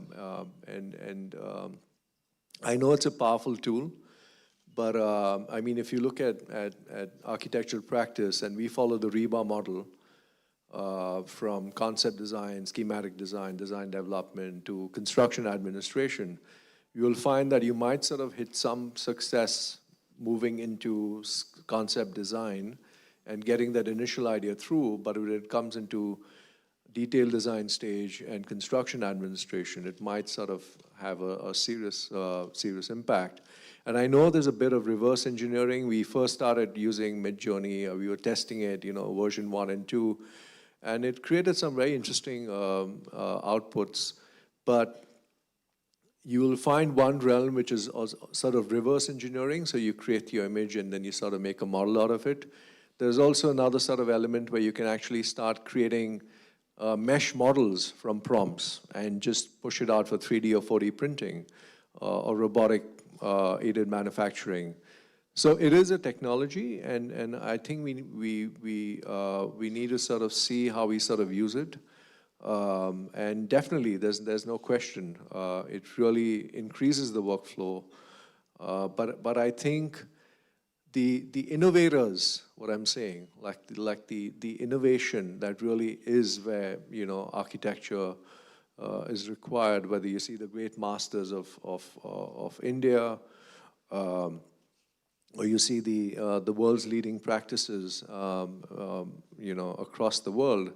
I think now we're trying to see how we can sort of work and bridge this gap between artificial intelligence and, you know, radical innovation where architecture is concerned or design is concerned. But it's a tool. I don't think we should dismiss it, and I hope I'm not sort of misunderstood. It's not like I'm anti-AI or anything. Even though if you've seen the interview with the founder of AI, he predicted 50 years ago that the end is near. And he feels that it'll have a serious impact. And there are certain clauses that even the military has sort of taken out of their purview, and it could create enormous sort of issues with border securities and all of that, border control as well. So I think like any sort of technology, it has its pros and cons, and I think we should look at the strengths and see how we can sort of look at it. But as an architectural sort of school and education, I think it's very important to start reading a lot, you know, just start reading a lot. There are no shortcuts. You mentioned the word delirious, and I was also looking at, you know, Delirious New York, one of the seminal books that Rem Koolhaas authored. And I think 1978, and before he started his practice, he actually wrote that book first. And he spoke about how New York could be this amazing sort of, is this amazing success for modern urbanization that people are looking and studying very carefully. But he also spoke it in the realm of it being a retroactive sort of seminal analysis, in the sense that it was, once it was constructed, the success was then sort of analyzed. It wasn't sort of designed to be very successful initially, and therefore it was sort of retroactive in its analysis. And that book is, you know, part theory, it's part fiction, and it's part critique, which makes it very important. And in our practice back at NUDES, we always ask that question, you know, when we talk about computational design, we always ask that question as to what is this form of storytelling? If architecture is about storytelling, then what is digital architecture or computational design? What is the story that we want to tell? What are these stories that are important? And of course, AI is just one part of the entire spectrum of digital design and computational design. But I'm not saying go back to your drafting boards. I know I typed my thesis in the final year on a typewriter, and I couldn't undo. And I also did my internship in an office which had gateway sheets, and we did working drawings using rotary ink, and we used to scrape it with blades and do it again and again. And I know I was fired brutally when I tried to do my thesis, my final year thesis, on 3ds Max and on the computer.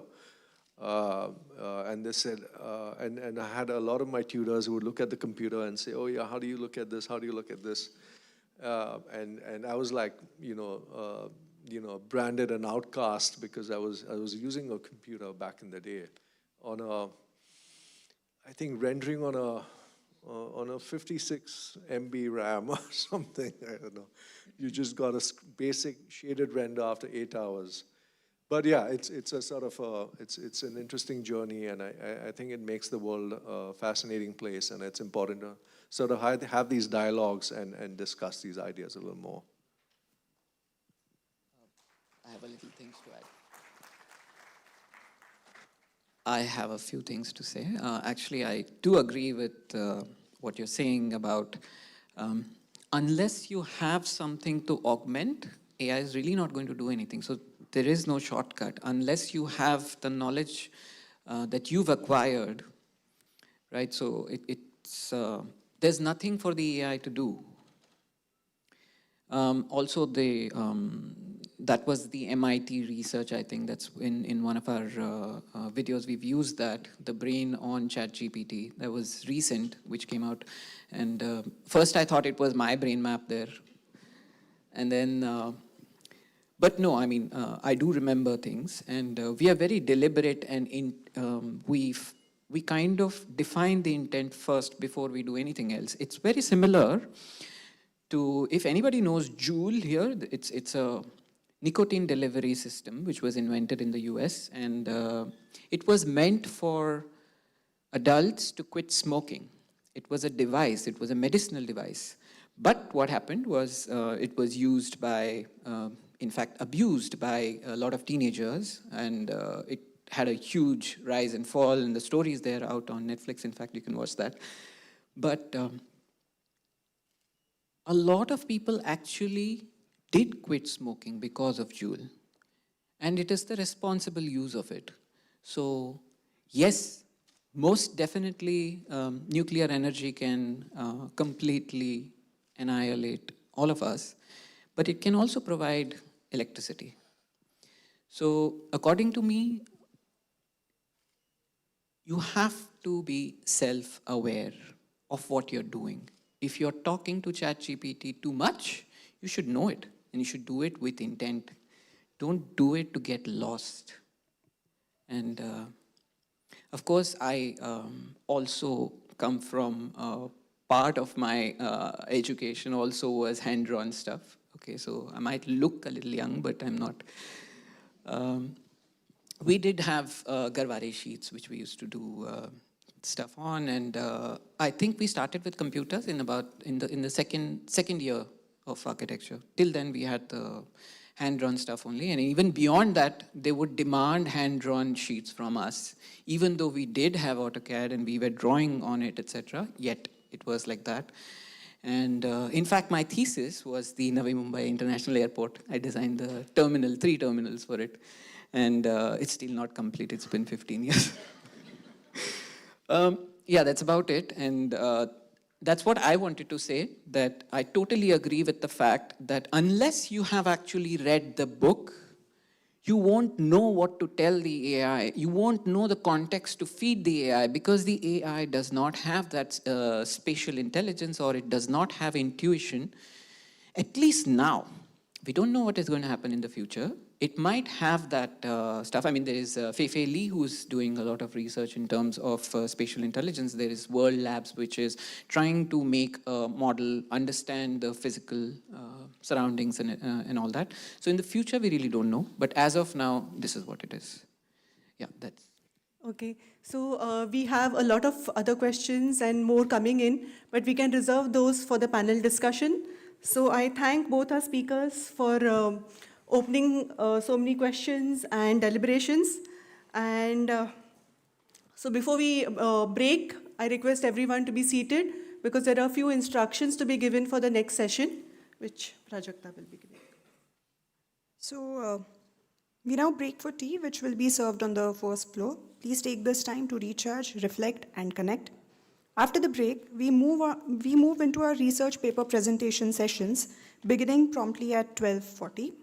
Here's how the venues are organized. Panel 1 would be in Auditorium 1, Panel 2 in Auditorium 2, Panel 3 in Auditorium 3, Panel 4 in Classrooms 314, and Panel 5 in Classroom 315, both of which on the 3rd floor. So if you're unsure where to go, our volunteer team stationed near the registration desk will be happy to guide you. We'll see you back here for the afternoon sessions and the final panel discussion. Hope you enjoy your tea, and thanks for being a part of the ongoing conversation. And request everybody to please follow time strictly.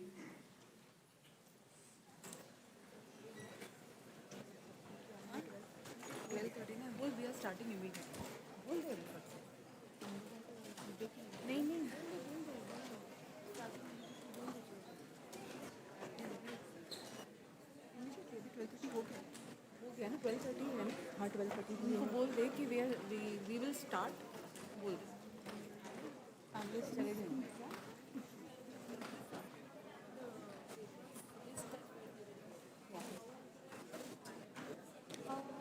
There's a group created. There's a Recording stopped. So we have the list. just outside. It's there on the yeah. It's there on उसने नहीं present किया नहीं बेटा उसको सुजीत को बोलती हूँ उसको भेजा है तूने भेजा है there's a standee outside where it is put up. उसको दिया है So you could see which panel you would want. भिजवाया था I'll just check कितने क्वेश्चंस आए You are assessor, panelist. You haven't received anything. Okay, wait, panelist. हाँ वो please अभी ये डाल देना यहाँ पे पीपीटी में डाल के रख हाँ हाँ या and share it with anybody who is in the registration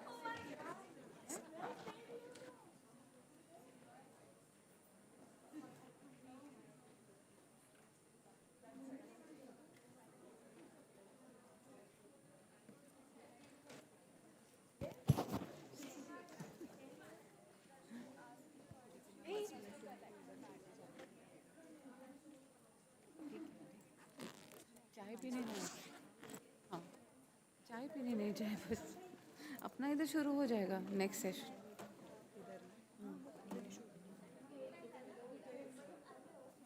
वो 1.5 घंटा है मैं चलेगा देख कल देख कल मैं क्यों बोल रही थी पता देख finally people will do what they want to do but apply करे आपल्या आजीबाई आहे ना आजीबाई आहे ना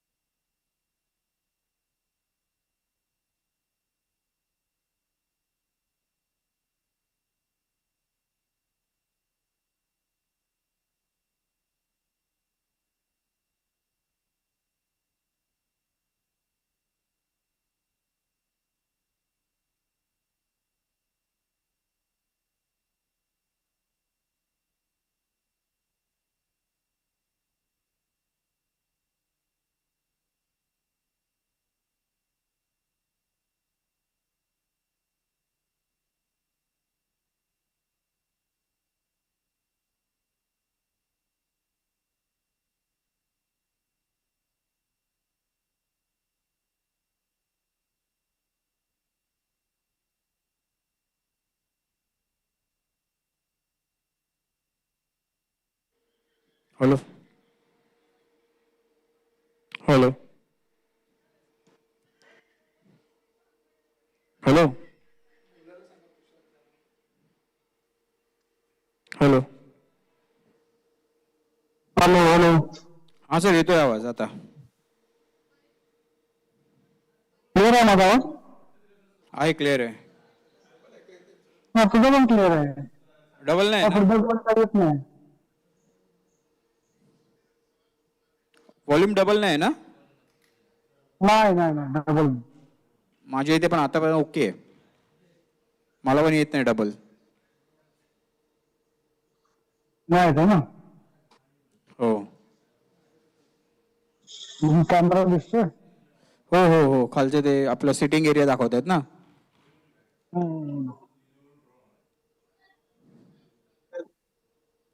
ओके आहे ना? हां, ओके. एकदम तुझं नाव चांगला आहे, शार्प. बरोबर. काय म्हणालात?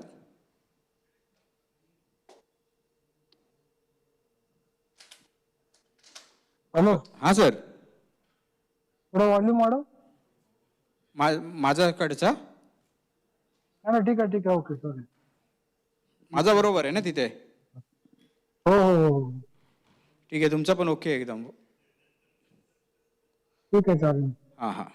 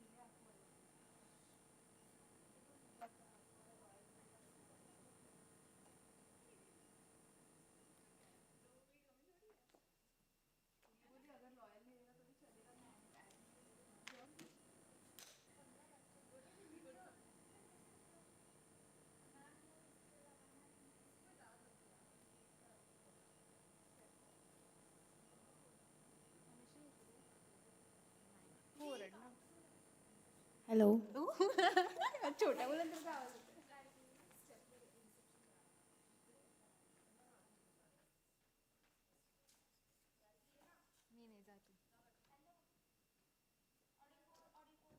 हॅलो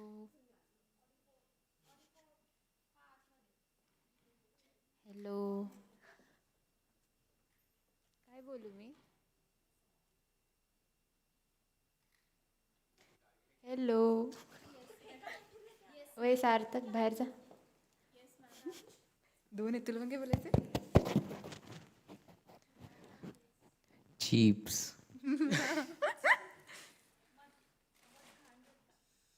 कितना हंसी रोते रोते हंसी है तू गान जोकता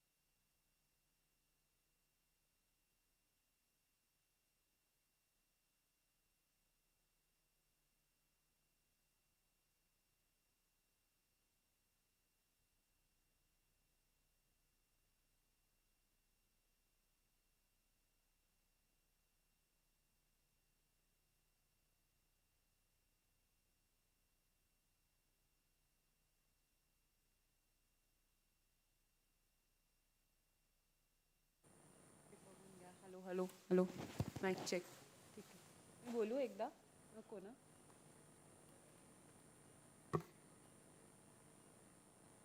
Good morning once again. I am Mayuresh Gore and I am Sampada Kothare. It's a privilege to guide you through this hybrid session that bridges global knowledge systems, emerging technologies and grounded practices.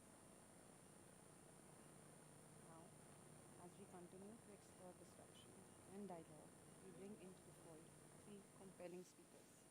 Work, science, analytics, education, craft and technology. This session includes two online presentations by Dr. Amrita Ramesh, leading scholar in urban design and morphology from University of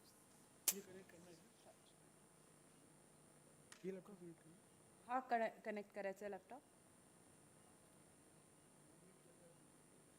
झूम तर वरून होणार ना तिकडे जायला लागेल log in करायचं ना हां तिथे हा वरती आहे 2:40 झालेत इथून काय प्रेझेंटेशन आहे सगळं इथेच आहे सगळं इथेच आहे का गं सगळं इथेच आहे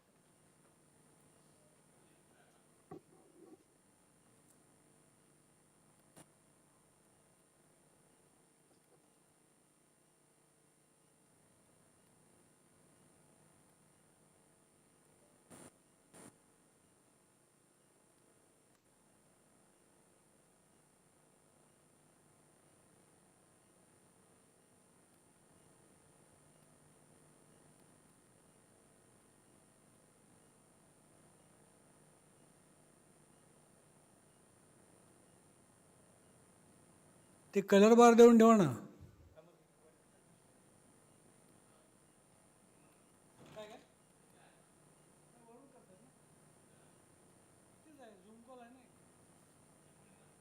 लॅपटॉपवरती मला नाही कनेक्ट करून ठेवलाय कोण मयुरेश वरती आहेस तू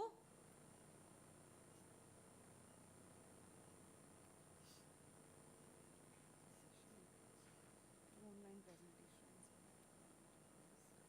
leading scholar in design and morphology from University of Strathclyde.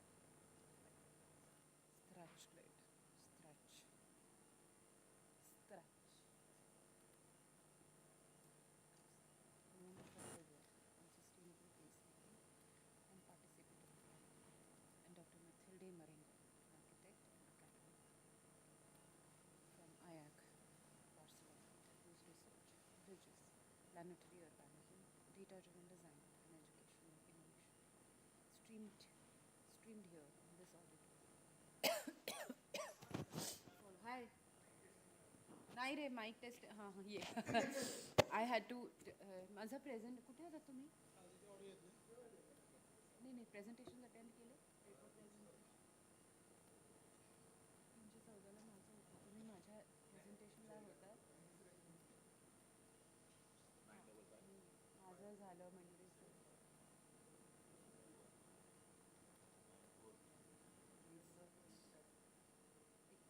you have to what is my hypothesis चालू की the statistics sample size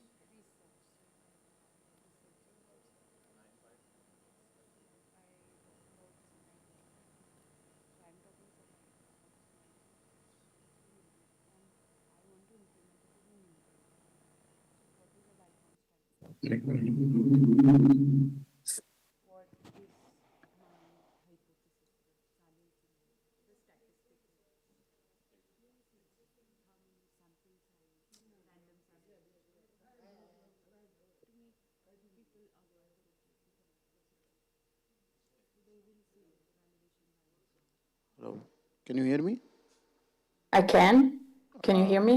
Yeah, I can hear you now. So basically now And, we are talking to each other on the auditorium mode. So you're audible to the entire. So Okay. yeah. So I think it's the lunch time and everybody's just having their lunch. So I think by say around 3 p.m. everybody should. So Indian time 3 p.m. of course everybody should be getting into the auditorium. So So that means in 13 minutes or in 45 minutes? I think Let's assume 15 minutes, 15, 20 minutes more, I guess. I am also not so sure because everybody coming into the auditorium takes time. That's why. Okay. Can I ask you two questions? Please. One question is, can I try to share my screen just for a second? Yes. And second, can you tell me, in the next couple of minutes, if you can hear noise in the background because the people upstairs are drilling? I've tried to reduce the noise, but I might need to change room. Right. So I'm gonna try and share my screen first. Sure, do that. Sure, do that. Just hold on. Ma'am,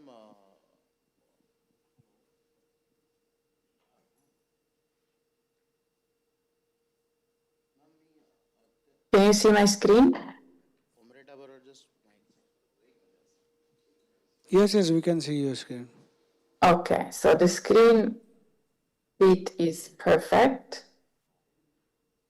And then the noise, we'll see, they're not drilling in this very moment. So hopefully.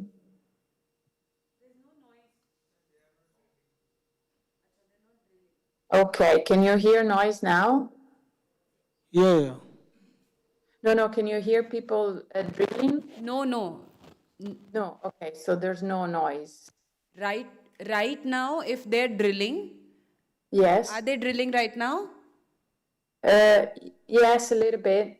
No. Not the worst. There's no noise. There's no noise. We can hear you clearly. Okay, perfect. Yeah. How's it going?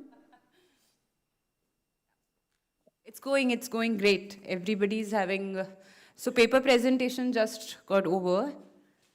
And now they all are having lunch. I think another 10 minutes, 10, 15 minutes, we are expecting people to come into the auditorium. Okay, super. I really wish I was there, but thank you so much for allowing me to do this from remote. We are very excited to hear you. Okay, we good. also wish you could have been here, but then, yeah, next time. Next time? Next time. Oh, gosh, I hope there's going to be more times.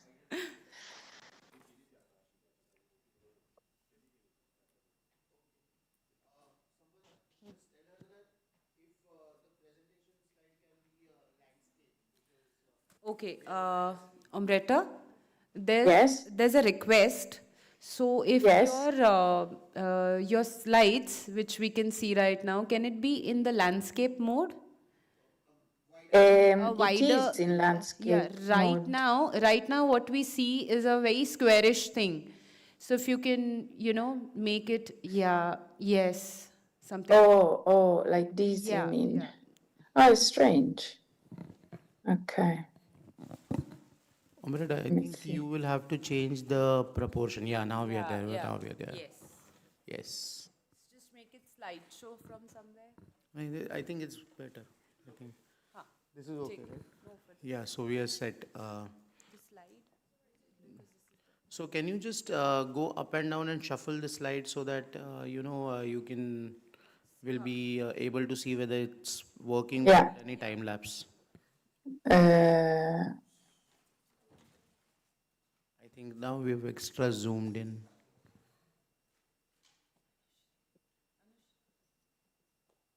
Does that not work?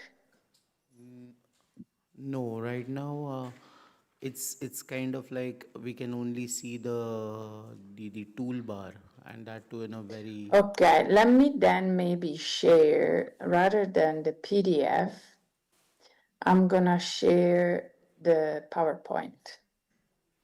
Yeah, I think that would be better if you share the PowerPoint, because PDF might get a bit slagged. That's why. No, hold on. Where's the PowerPoint? I've got too many things open.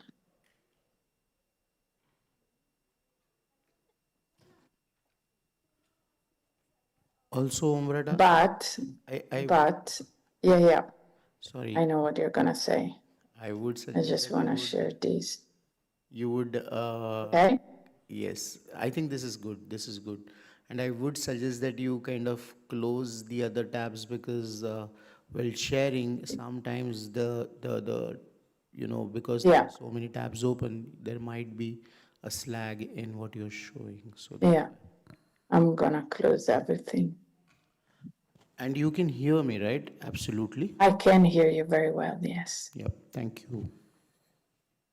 Um, Amrita, I did not ask you how are you doing. Anyways, I'm good. I'm good. Thank you very much. Yes. Just very warm. Oh, so we had good time But- with Sergio over here. Sergio and he took urban morphometrics 2-day workshop. So Yes, yes, so we missed you. You should have. I know. I'm really sorry, and I we know, really wish we I was understand. there. I've heard fantastic things about the conference. So, yes.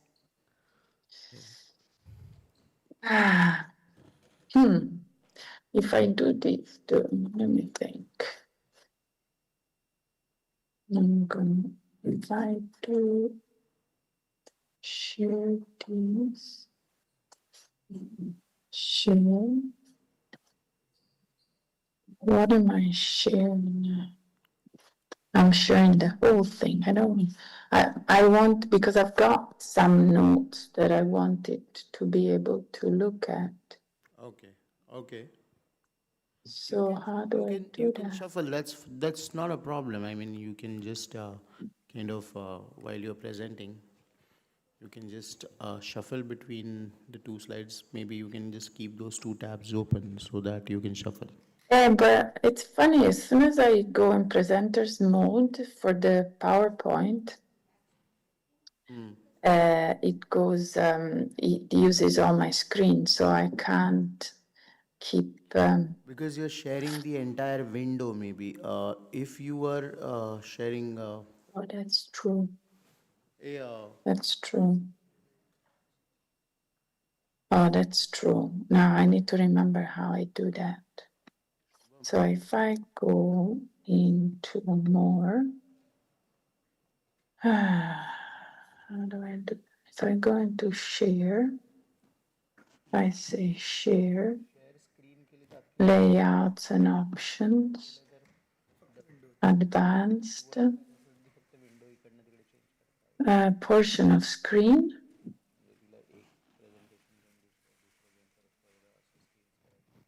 So I am gonna share a portion of screen. Yeah, I think now you have one window open.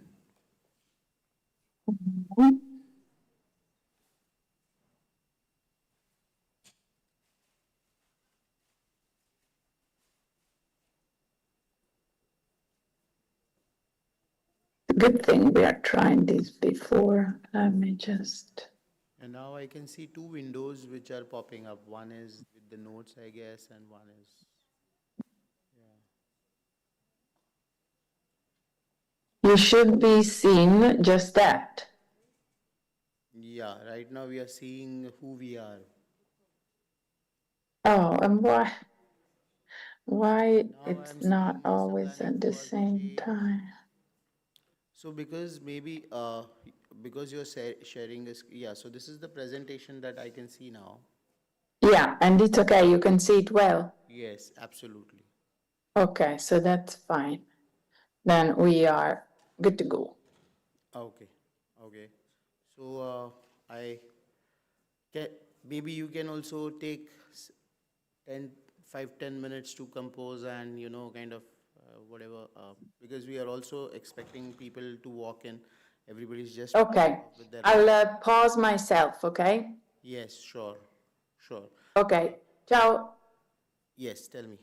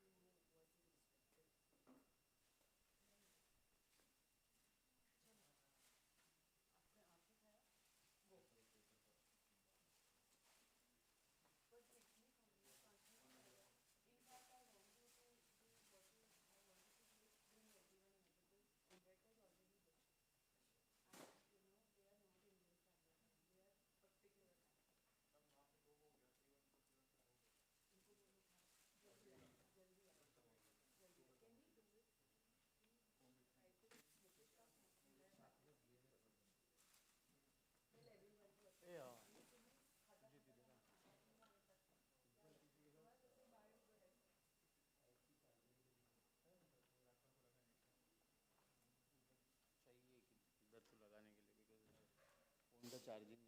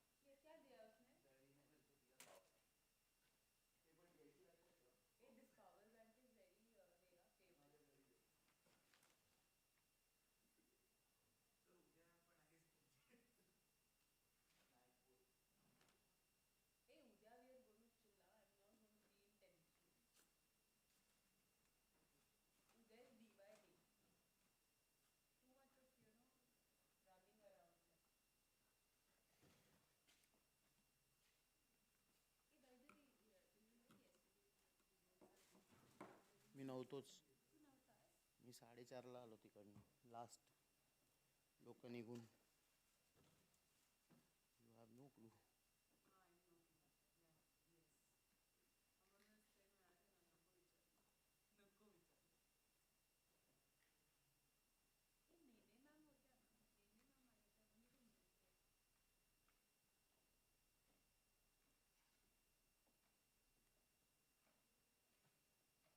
चालू करावी लागेल का?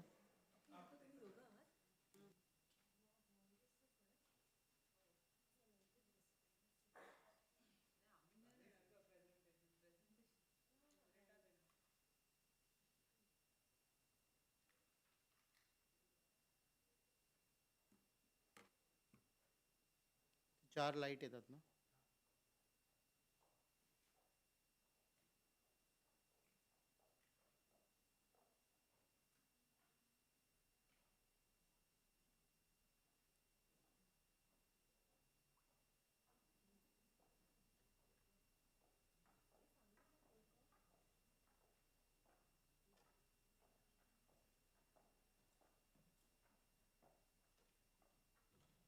Yes, I. Yes, yes. Yes. Yes, sir.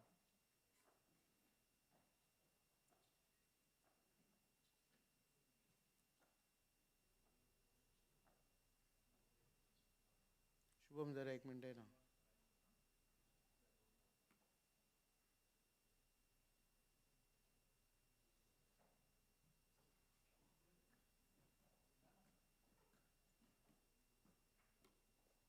नाही चालू होत नाही.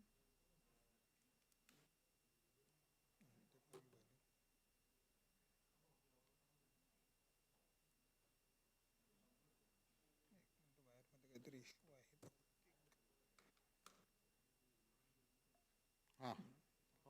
वा मोठ्याने आवाज आला. Hello, hello.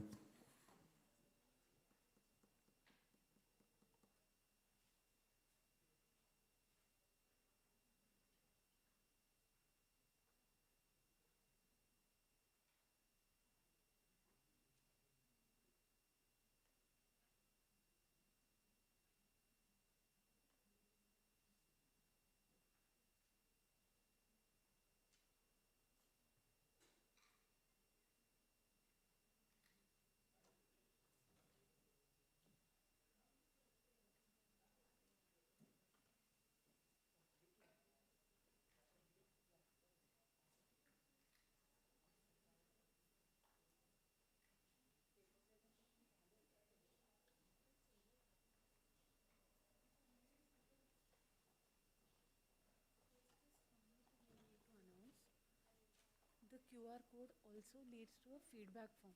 There's a question answer form and a feedback form. Request all of you all to give us your feedback for yesterday and for today. Yes, एक minute, हाँ? The same QR code? Same QR code. It's a link tree QR. तो उसमें दोनों forms हैं. अपना disruptive technology है ना?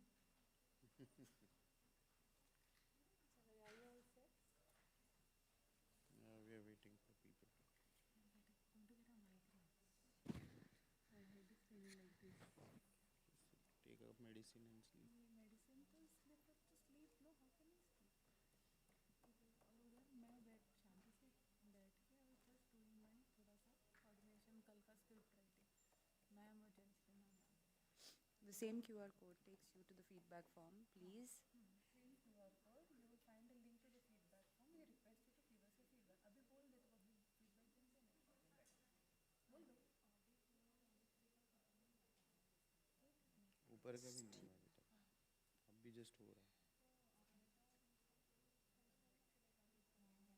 बोला है. हाँ बोलता हूँ.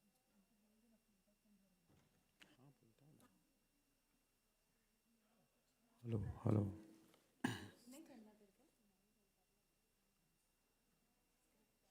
Hello. Can I have your attention? So we are going to keep on announcing. Sorry. Okay. So we are going to keep on announcing regarding a feedback form. So you might, when the next batch of people will come, you might hear this announcement again.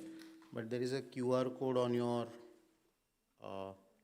ID card, and everybody must have already seen it yesterday to pose questions. It also has a feedback form in the same QR code link tree link. So you can just kind of give your feedbacks as well. Any which ways you're waiting, we are waiting till the time you can just start. So session-wise feedback? Session. Preeti ma'am, is a session-wise feedback? It's a session-wise feedback? Day-wise.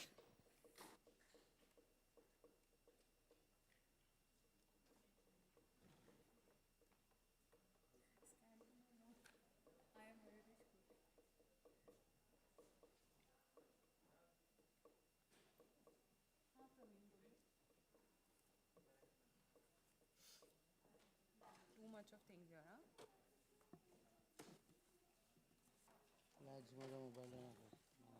अच्छा sorry sorry हा तुझा आहे होय.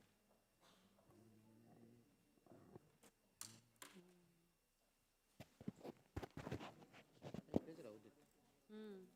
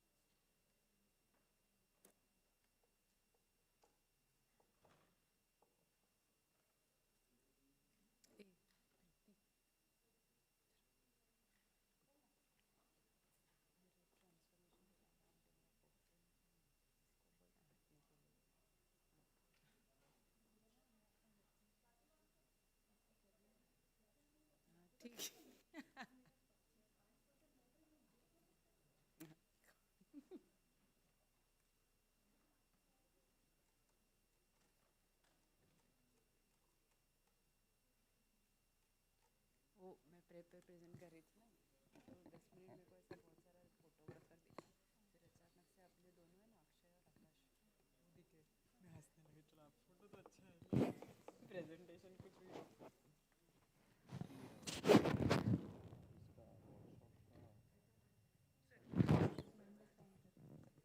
कभी देने वाले participants को announce करना पड़ेगा। नहीं। कृष्णमूर्ति फेलिसिटेशन भूल गए आप।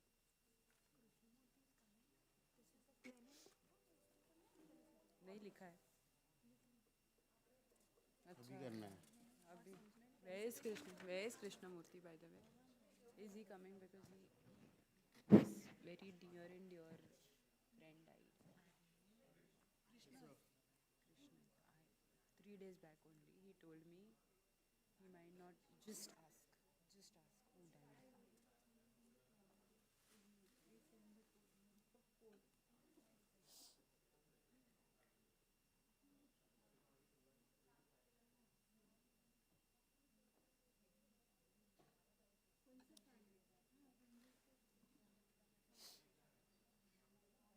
I request सुनो उधर लिख पहले we introduce them or पहले we felicitate them. So now we return to physical stage with architect opportunity principle. I request Professor Jayashree Deshpande.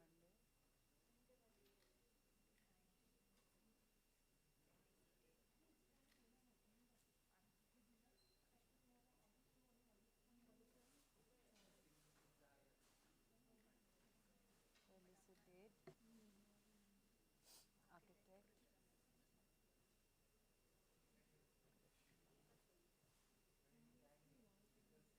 architect Krishnamurthy's works.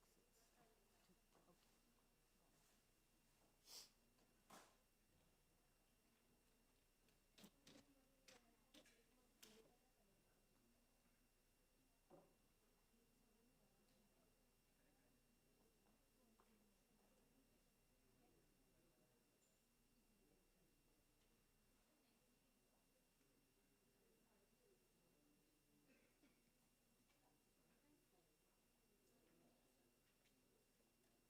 Where's my phone?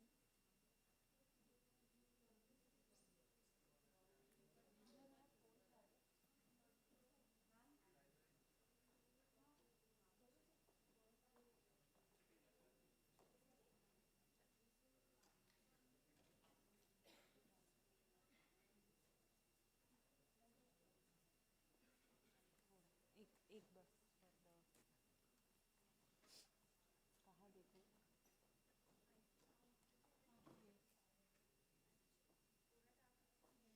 अच्छा कुछ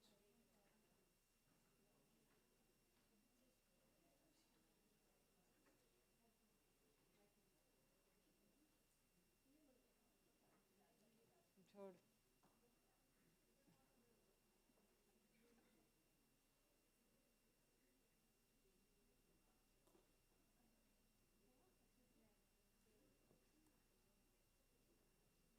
Thank you. For those who came in late, may we request you to scan the QR. You'll find a feedback form there. Please fill that feedback form and say nice things about us. We'll be very happy.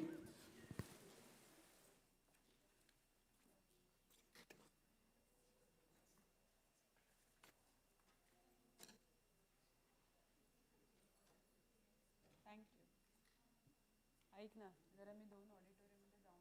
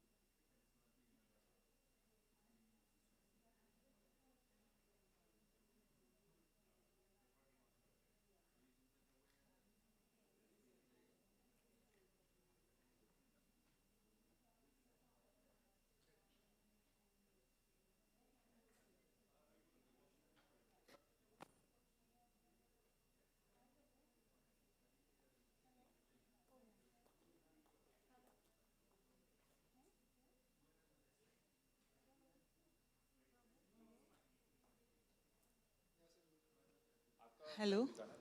No, I want to talk with her.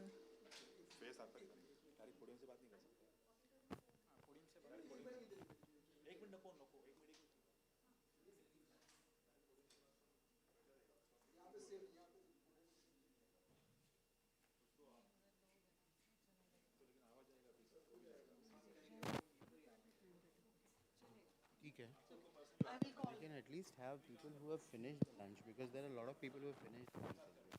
उनको भगा रहे हैं ऊपर से नीचे. बाबा setting नको हलव ना. Because paper presentation must have gone now.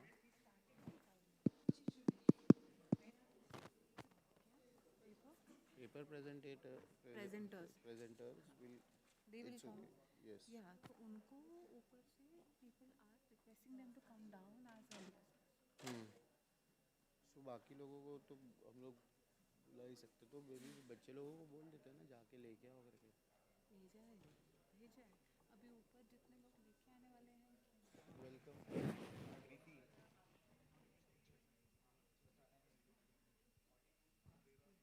to my world for last 2 days. You have no clue what I've done.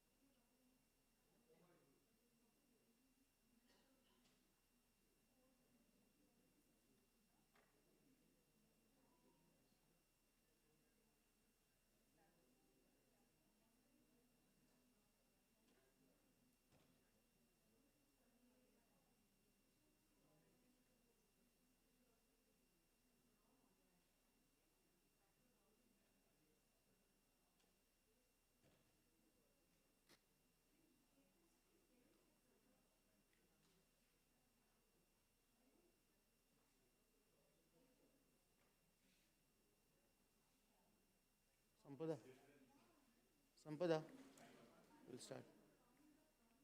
Hello, Umbretta.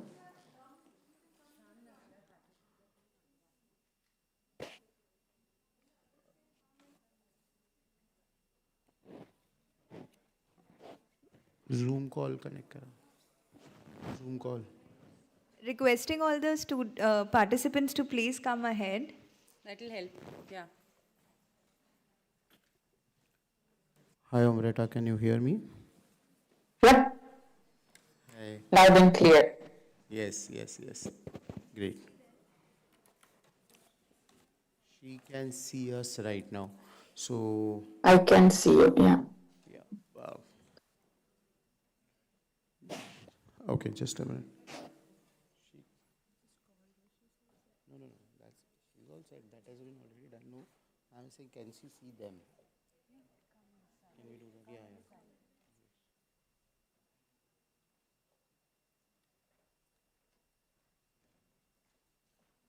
Yes. Okay. Check the volume. Check the volume. Hello? Volume. Hello? Yeah. Not yours. Yeah. Yeah? No, she's Yes? She's on the call. No, I can only see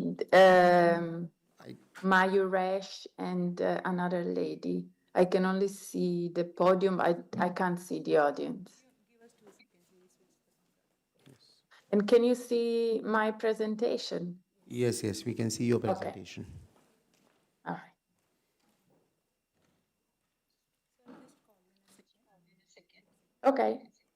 Okay, bye.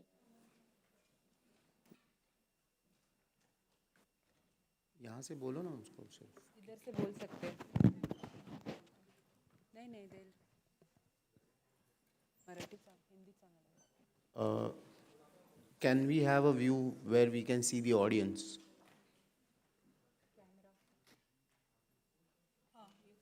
Yeah. No. थोडासा अजून पूर्ण ऑडियन्सला flash करा, मला ते तिकडे audience पाहिजे. एका कॅमेऱ्यात ऑडियन्स फुल हाऊस ऑडियन्स दिसली पाहिजे, पूर्ण ऑडिटोरियम दिसेल असा सेट करा please.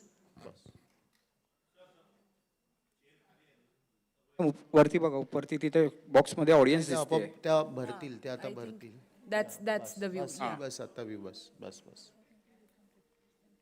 Okay, Amrit, I think everybody can see you now, and we have everybody is already trickling in, so we will just start now. Okay? Yep. You ready? Yep. Okay.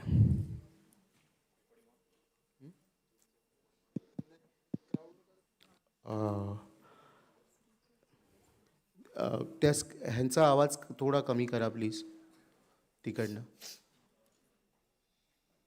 Okay. ते continue बोलत राहतील तर मी इथून increase करीन. Okay, ठीक आहे. Good afternoon once again. I am Mayuresh Gore. And I am Sampada Khokle. It's a privilege to guide you through this hybrid session that bridges global knowledge systems, emerging technologies, and grounded practices. This morning we witnessed a powerful convergence of ideas from biophilic material logic and AI-induced perception to pedagogic and research-driven innovation in design. The research paper presentations deepened the thread, emphasizing the importance of questioning, documenting, and experimenting across contexts and scales. Now, as we continue to explore disruptions and dialogue, we bring into the fold three compelling speakers whose work spans analytics, education, craft, and technology. This session includes 2 online presentations by Dr. Omreta Romis, a leading scholar in urban design and morphology from the University of Strathclyde, known for her work on sustainable placemaking and participatory planning. And Dr. Mathilde Marengo, an architect and academic from IAC Barcelona. Recording in progress. Whose research bridges planetary urbanism, data-driven design, and educational innovation. Streamed here in this auditorium, followed by an in-person talk by architect Krishnamurthy, founder of Folds Design Studio in Navi, Mumbai. He pioneers the integration of advanced technology, digital craft, and parametric design in architecture. Each speaker will present for approximately 30 minutes, followed by a combined Q&A session. We look forward to your proactive participation in the Q&A session by varied questions. The questions will be submitted on the QR code on the screen, or it is present on your cards. Okay, thank you, Sampada. So, introducing Dr. Omreta Romis. Our first speaker is Dr. Omreta Romis, reader in architecture and urban design at the University of Strathclyde, Glasgow. Omreta's research brings together urban morphology, environmental psychology, and participatory planning. As former president of International Association People Environment Studies and through years of academic leadership, she has championed urban design as a recognized profession, rooted in spatial justice and user experience. Her talk titled Master Planning for Change, 20 plus years of urban design education at the University of Strathclyde, reflects on 2 decades of educational and research work at the Urban Design Studies unit. She traces its evolution from placemaking tradition to urban morphometrics and digital spatial analysis, and calls for a renewed interdisciplinary model of urban design education, aligned with contemporary environmental and civic realities. Please join us in welcoming Dr. Omreta Romis. All of you, thank you. Thank you very much for this very kind introduction. good afternoon to everybody. I hope you had a nice lunch. I heard that this is what was happening just before this session. I want to thank everybody at the university and everybody at the Council of Architecture for this kind invitation. I've heard from my colleague and my friend, Professor Porta, that so far has been a fantastic success. And I really wish I was there, but nevertheless, I really appreciate the chance for me to attend remotely. The work that I present today goes really hand in hand. Sorry. Sorry? Okay, you have okayed the, okay. Continue. Sorry. Okay, no worries. Is really very much linked to what Professor Porta mentioned and talked about yesterday. And it is really, Mayuresh before mentioned the idea of questioning. What you'll hear today is really many years of our work where we have really questioned a lot of our practice and our research to try and hopefully come out with good answers in terms of how do we design cities, good cities. Now I'm trying to, so a very quick introduction. I was asked to, and in particular, what we call master planning for change. Now, this is the work of many, many years of collaboration by a group of us and our students, both research and master students. You met Sergio. The team is much bigger, but these are some of perhaps the people that have had the strongest influence. What have we worked on for these 20 years? We worked predominantly on 3 strands. One, the impact of the environment has got on people. 2, this has led us to question how the built environment works. And 3, we wanted to understand how to design the built environment in a way that really works for its people. What we have, what has really triggered a lot of work was a very influential paper that came out in 2007, where the notion of great acceleration was mentioned. And that is an overview and the measurement of the impact that environments made by humans, by people, had on a lot of issues, social, environmental, economic aspects.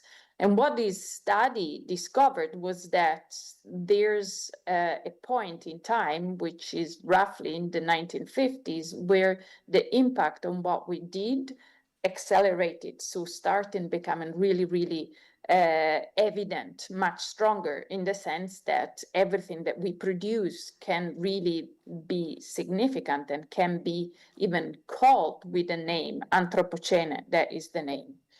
Of course, people living in urban environments have started really to increase in number, but that is not only the cause that has generated this. What we were building had a much more significant impact. So creating environmental degradation, health risks, social inequality, segregation, economic transformation, the polarization of job, the homogenization of culture, the loss of identity, psychological and social impact. And this was really striking for us. It was interesting because it was an overview that captured many countries in many continents. Interesting thing, though, that we discovered was that whilst the impact was evident and was unquestionable, not every environment had the same impact. And so we started to maybe question what were the environments that were generating the greatest cost and why this was the case. And this started making us reflect on the issue of planning and design, which is what we are tasked to do. And what we kind of had a sense of was that the equation according to which the more planning we have, the better our cities are, was actually not really true. It was factually incorrect. And these made us really interested and curious. And we were trying to understand why there were cities that seemed to be performing better. And we wanted to understand what made them perform better. And what we started to realize was that there was a quality that these places had that worked for people, both as individual and as a collective, for the economy and for the environment. So we wanted to understand what this quality was. We are architects, all of us, and designers. Therefore, we are interested in what we can touch and what is tangible and what we can design. And so we started really a journey of studying, of understanding the form of places. And this made us really curious. Now, in all the slides that you'll see a reference to a paper that is attached to this work. And maybe if you're interested afterwards, we can provide you with some literature. But so we started looking at the form of places in a very basic way. We were trying to measure and to compare. And we discovered that across the world, across the continents, across cities, the urban form of places changed a lot. And even within places, the form changed a lot. So we started really to focus and to spend a lot of effort in looking at form and trying to understand what its impact was. Now, there's a few numbers here, and you are all familiar with these numbers. And they have to do with urbanities, so people that do live in urban environments. 2015, we had 7.4 billion people overall, and more than half of these were living in urban environments. And we looked at the form that they had, and we could say that there were three types of form. There was a traditional, there was a pre-industrial, traditional, historic, pre-industrial, and modernist. And our question was, are these three models effectively good enough for help us house the far-growing number of people that will populate our urban environments in the next 25 years? So their predictions tell us that almost 7 billion people will live in urban environments. And our question was, what kind of form should we help develop? Are the three that I mentioned good enough or not? Of course, our sense was that no, they were not. So this was one of the instigators of our work. The other one was this very different pattern of development to date, and the kind of models that the various cities that are growing fast have been adopted, and we were not satisfied with what these three models offered. So what we did was really starting being very curious, but very naive maybe at the beginning. And we started working really hard to try and understand what made the difference between these places. And what came very clear, very quickly, was that there's three words that are really important in how we produce environments, and they have to do with what we produce, how we produce it, and how what we produce manages to change. So we call this triad almost a product process adaptation. And this is how we started interrogating the built environment across time and across place.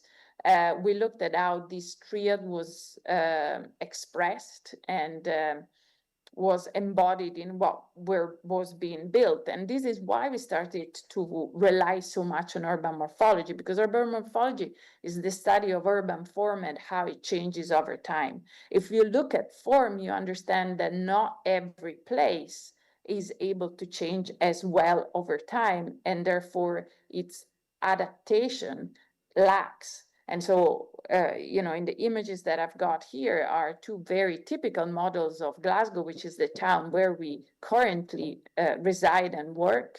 And we discovered that some had a fairly clear product process adaptation path, and others maybe were very strong and focused on product, which is what a lot of modernist planning, for example, produces. But the process and the adaptations were really lacking. The forms that we were producing were not really able to adapt. So at this point, the second question was within urban form, then what makes one more able to adapt than others? So we started dissecting urban form across the world in all the types that we could find. And we discovered actually that the elements that make up our cities are not infinite. They just come in very different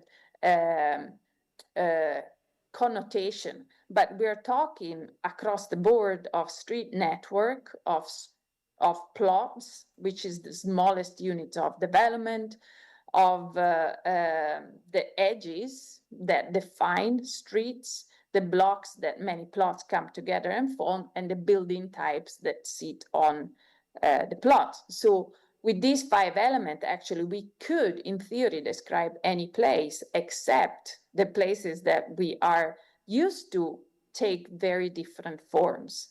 And what we discovered is that is both the nature of these 5 elements, but also how they come together that matters. And this has got an impact on how successful an environment can be. So a few images here of the work that we started to do. As I said, we were very naive, and at that point, the only thing that we wanted to do was measure and compare. So this is an example of studies of the network of streets, and in particular the street centrality. Sergio, before he joined Strathclyde, this is what he pioneered. So the study of the social potential that places have on the basis of the nature and the form of their street network. And this is an example of Glasgow. We started to realize that type of street networks generate very different potential across the city. So some cities that had much higher potential than others. And for us, this was a big indicator of the possible success of places. But I mentioned one. Then we started really looking more in detail at the street network. According to the centrality of places, we discovered that the distance, for example, of main streets, so of the key urban streets in a city, varies a lot historically. When the distance between them, which has been constant for many, many millennia and centuries, and this has always been around 400 meters. When this changes, the whole nature of the urban form changes as well. And so again, we just measured many hundreds of cases in this case, and we discovered that every place that was ever built up to a certain point, whether it was in Europe, whether it was in Asia, whether it was in Africa or in India, the distance between these main urban streets was roughly the same, and it made sense because it really supported daily life, changed, and it became much greater. And this had a big implication on the quality of life that was happening. So again, this is one element that is the same in theory, but takes many forms across the board. And this for us was very interesting. And if you look here at these small images, you really see the marks in red are the main urban street. You see how different the environments they produce. So our question was, if the main street become farther and farther apart, then also the nature of what lies within the main street changes. And if it changes, it means that the size of block changes, the size of plot changes. So it will have an impact and implication on life. And that's the natural step that we did. We started measuring what was within these areas that were bounded by many streets. And again, we started to look at different types built in different historic periods. And we discovered that actually the same change that we noticed in regard to street, we noticed in regards to everything else that is contained within these portions of land. So the blocks became much bigger. The plots became much bigger as well. The distance between street was greater to cross, and therefore the places were less walkable, and these had an implication on accessibility and eventually on quality of life. But again, we were just measuring at this point. We didn't know where we were getting at. And this is another very interesting diagram that has told us that all historic and pre-industrial and beginning of industrial cities had a very similar pattern independently from where these were. Whereas once we became a planning profession and we started to develop places according to very specific planning rules, the form changed significantly. The fact that it didn't matter where we were measuring, but we were finding the same result, this is what for us was very, very crucial. And we were discovering at this point that actually what that study of 2007 I mentioned before said was really true. The amount of sprawl, the amount of land occupation that had happened since the 1950s grew much more significantly than before. And this was very much linked to what kind of urban form we were building. This for us was important, and at this point was starting to give us a sense of what is actually good urbanism and what is not. So elements were changes, and the combination of changes was a consequence. So the one thing we discovered was that we discovered in common is that the plot, the urban plot, was really fundamental, was a fundamental element in the form and the function of places. We understood that the plot is a very good, important element. And at that point, the talk on plot-based urbanism was becoming very dominant, especially in the UK, but we were starting to really discuss about the role of plot in the UK, in the US. Plot-based urbanism is something that you've heard, I'm sure, all of you. So the plot is important, but not every plot. So we noticed that there was a lot of development that was plot-based urbanism. So we realized that the plot is not enough. There are certain rules about how the plot relates to all the other elements that I mentioned before, how the plot faces onto streets of different type, how more plots come together to form street edges, for example, to form blocks. So plot-based urbanism, yes, is a good starting point, but it can take many shapes. So we need to understand how to produce good plot-based urbanism. And what we realize is that in the traditional environments, the street network, which we could really study and understand through work like I showed you before, multiple centrality assessment, so the sociability of potential of places, the relationship between the street network, the hierarchy and the different types of streets, the density of the built form, the location of services was very much related, very much in a very strong symbiotic relationship. It was never accidental. And when you start looking at the form of the built form, we started realizing, for example, that the plots and the connection of plots to form street edges on Main Street was very different, for example, from what was happening on secondary and tertiary streets. And this was important.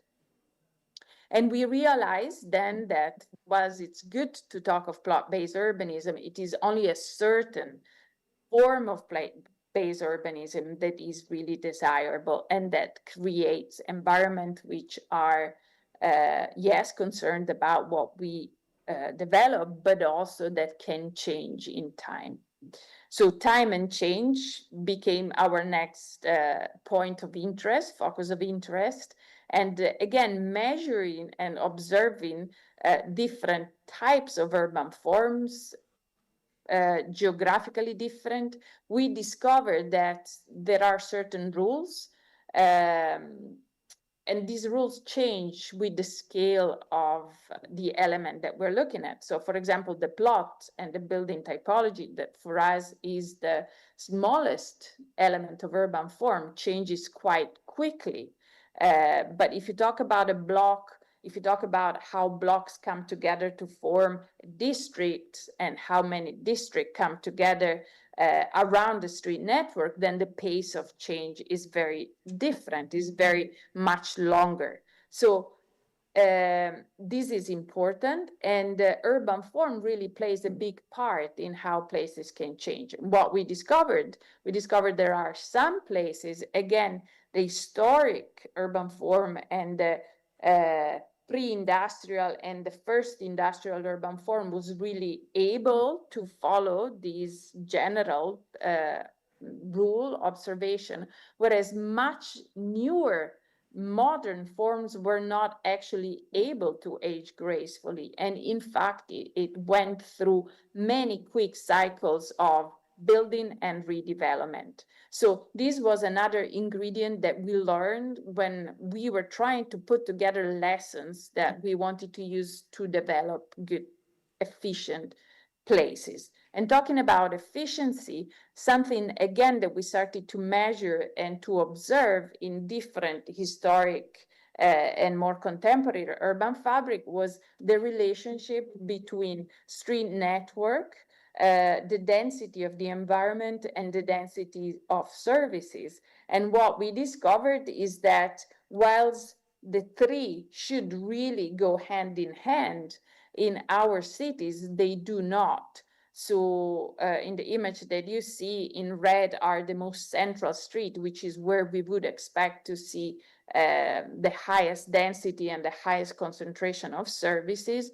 But you see here that in some cases it happened and in other cases it didn't happen. Whereas maybe you would find clusters of services where no density was, because the model according to which these were designed, that is what it was asking for. And this for us was very dissatisfactory in terms of designing cities, because we discovered that it was not efficient. And so it's an extra layer, an extra lessons that we learn from just purely observing how places are and how they differ and how they perform, because we were also looking at the success, for example, of an environment, the success of services, etc., etc.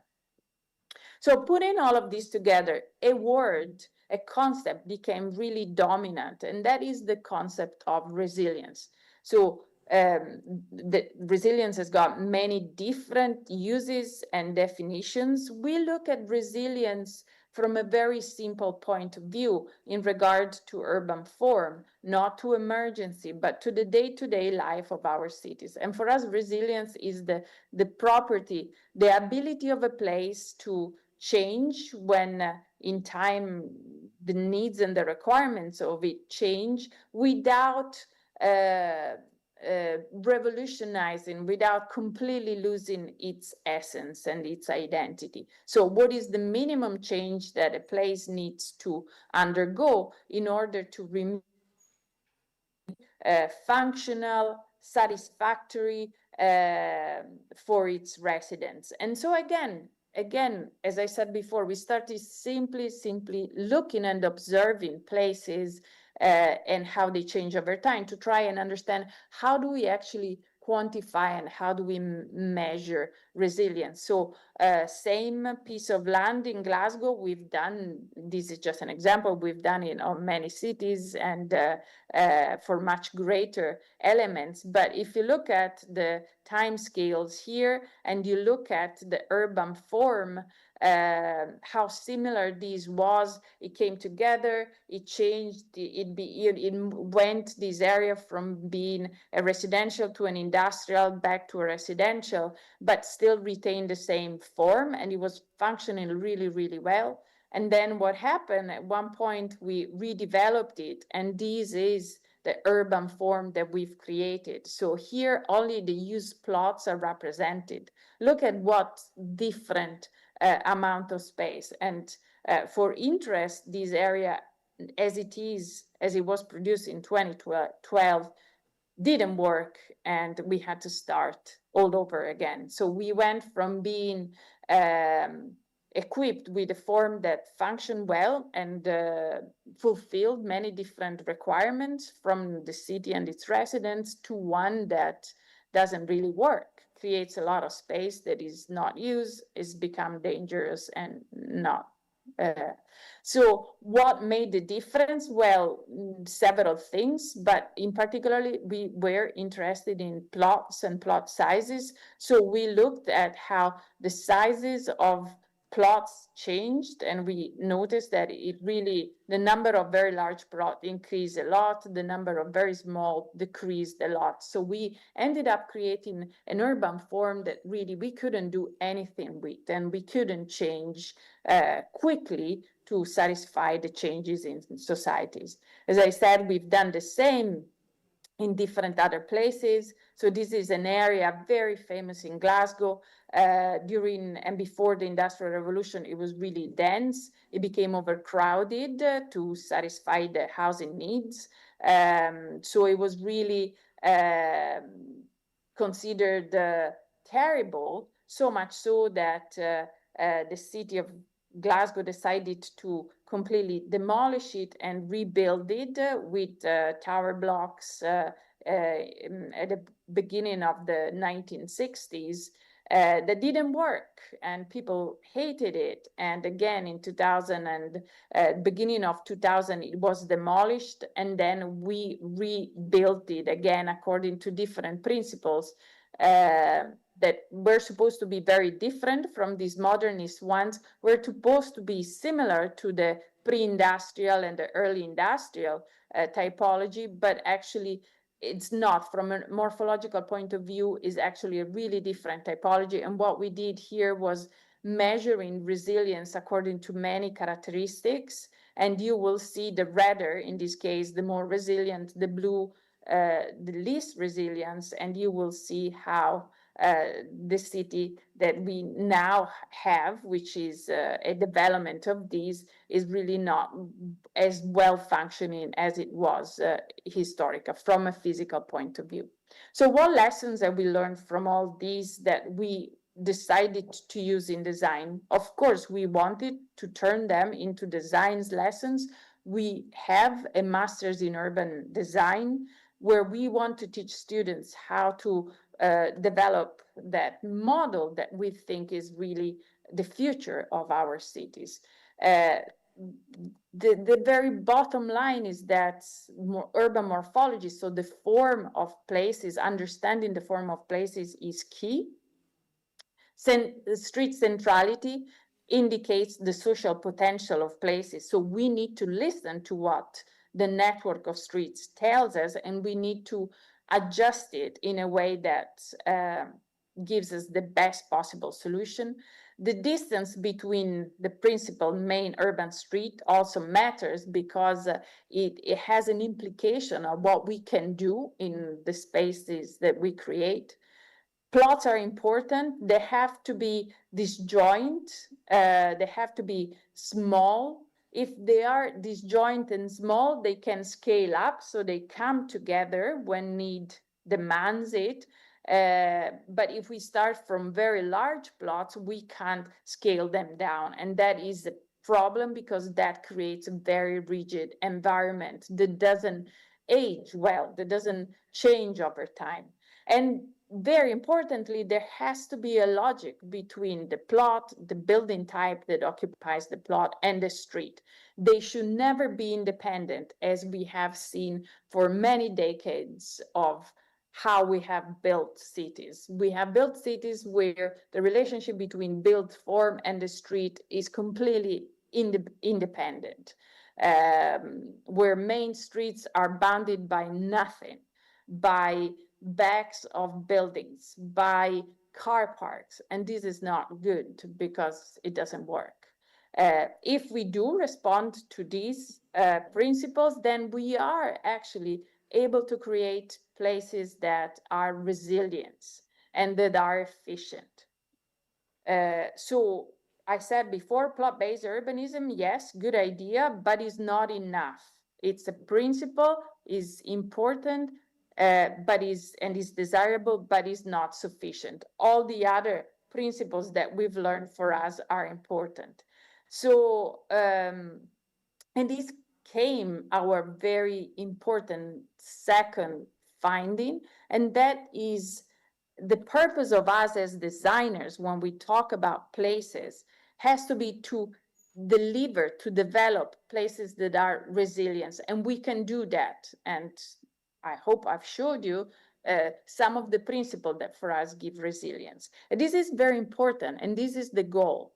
For us, the goal is not sustainability. Sustainability is a consequence. Sustainability will change in time. There are going to be certain needs at certain periods of time that make sustainability in a certain way necessary, but this will change. So we cannot keep on adjusting urban form in a way that satisfies changes in sustainable needs every year, every other year, every 5 about a resilient urban form. A resilient urban form can find its way to be sustainable in time. And this is where we came through with the idea of what we call master planning for change. We published a book which we think gives the principle of what it is. And this is what we teach at Strathclyde. Is a method for the creation of master plans that are very different kinds, maybe from what you have heard about in these days. Our master plans, and we are very proud of it, they don't look anything out of the blue. They are evolutionary. So they're like a trellis where we give the principles and then form happens and comes in time. They do adopt a number of principles. What we design is what is essential, and this gives a sense of unity to the whole piece. But it also allows change. So we are very attentive in what we design, but also in what we do not design. And what we do not design, but we code, and I'll get to codes very soon, is what we think should be left to the self-organization of the system of the place. We focus on ordinary fabric, which is 99% of what we build, not on the extraordinary. Of course, in an environment to make it beautiful and legible and unique, you need extraordinary pieces. There's nothing wrong with them, but we think that what really matters from an urbanist point of view is really what is ordinary, but the background. We are absolutely not interested in architectural language or style as urbanists. We want to create a good structure. If the structure of a place is good, is strong, is clear, then any type of architectural style can fit in. We recognize the importance of the plot in generating structures that can adapt and change. Remember what I said before, small plot, this joint can scale down. And we really believe that there's wisdom in time. So what has worked and has remained, it means that what has remained in time, it means that it works well. So we don't want to, as we say in the UK, we don't want to throw the baby away with the bathwater. If it ain't broken, don't fix it. So this is what we teach to our students. We teach them how to understand how places are used and how they are performed. And we do teach in our process a very specific way of doing analysis, but it focuses on really the elements that I said before: the street network, the transit network, the nodes of services, the ecological network, and the density, and how all these come and relate together. And then on the basis of that, we develop long-term strategies, and we manage to add, of course, everything that is social, environmental, local aspirations, and everything. But these 5 fundamental design elements for us are key. And then on the basis of this, then we start looking at how to design places. And this is really where what we think is innovative in this approach comes through, and is the relationship between plot, street edges, building types, in relation to densities and street types. And this is really where design becomes really design. So it's always a very detailed, very morphological comparison of existing situations between urban form and how urban form reacts or responds or interacts with all our other systems. So social, demographics, economics factors, and then with the objective of rectifying it from both a strategic point of view, but also from a detailed point of view. And this, in this sense, this is the key, I think, diagram in our approach, and that is really finding and synchronizing a very precise relationship between the network of streets and the form that develops around them. This is just a theoretical drawing, and this is really a practical drawing. And we think these are the master plans that actually have got all the properties that I mentioned before. And to do that, we go really very much in detail. So we try and understand and compare the performance in terms of product, process, and adaptation of different typologies of form in the city. So we look wherever we work, we compare what is there, how it functions, how it's accessed, how it clusters together to create more and more complex forms. We study many of these, and we develop what we call a local urban code that is really a very precise study of the relationship between the network and urban form in different conditions. So more important street, less important street, higher density, less important, lower densities, etc. And from all these, this is how we then go and develop our master plans. This is one of our master plan. So you look at it and you don't, there's nothing exceptional in these. And this is because we don't think urban form should be exceptional as a whole. We think urban form should be resilient as a whole, adaptable as a whole, and should leave space for the people that inhabit it to change it and to grow with it without having to move away because all of a sudden it doesn't fit their lifestyle anymore. We think this is the urban form that gives character and gives identity and helps people to form an attachment with place. And how places change over time. We know that master plans is not something that we can design today and have it work for the next 20, 30, 40 years. Master plans are just a snapshot representation of what a place could be in 25, 30 years' time. This is why we use a lot what we learned about the most resilient urban form to develop the design codes that I mentioned before. Design codes for us are rules, essential, very minimal rules that we can attach to a plot that might be bought by different developers, by individuals in the future.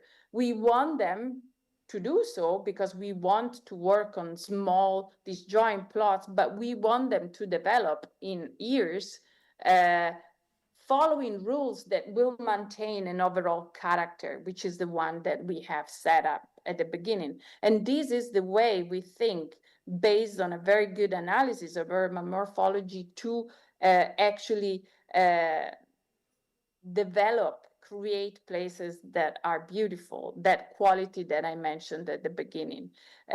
So if I look, we looked a lot at a lot of places that we develop nowadays, and they are fairly rigid.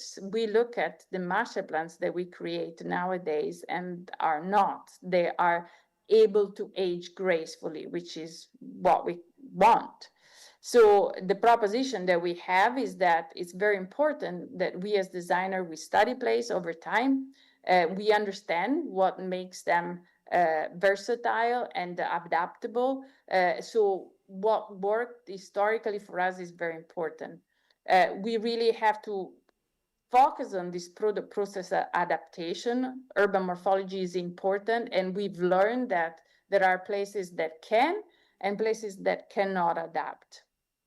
And we have to recognize that all three are important. We can't give precedence to one, which is normally the product, which is what the majority of us wants to do. And we focus on the ordinary, which is really the very mass majority of what we develop. And most important, that we as designers, we do not become too jealous. So it's important that we recognize that we do not need to design everything in master plans. For some parts that can be developed in time, we just want to give the basic accession rules. And this is why the codes are important. Now, I really want to give you just one very quick example of why we think this is important. And this is an experiment that Sergio has done with students this year, which we thought was really exceptional as a proof of maybe what I've been trying to say. And is an example where I called it the myth of design.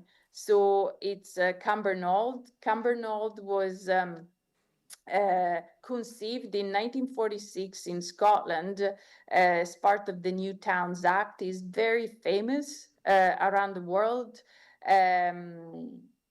It was really part of the welfare state at the end of the Second World War.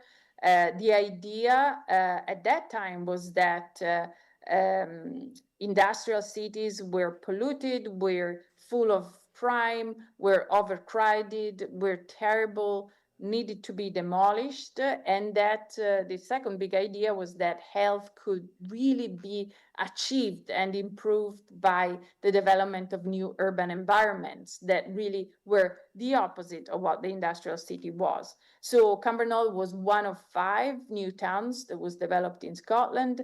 It was supposed to accommodate 50,000 people that were overflowing from Glasgow, which had a very big crisis, vast population, housing, a bit getting old and difficult to repair from the Industrial Revolution, but also had undergone a lot of destruction during the war. So it used planning principles such as and social ideas such as pedestrian safety, to achieve which we had to separate pedestrian flows and cars, automobile flows. There was a lot of green spaces that had to be accessible by foot. The economy was supposed to be self-contained. So it did embrace modernist master planning principles, separation in traffic, zoning, and then a big new important concept, which is what you see in this image, a big massive mega structure. The location, it was built for 50,000 people.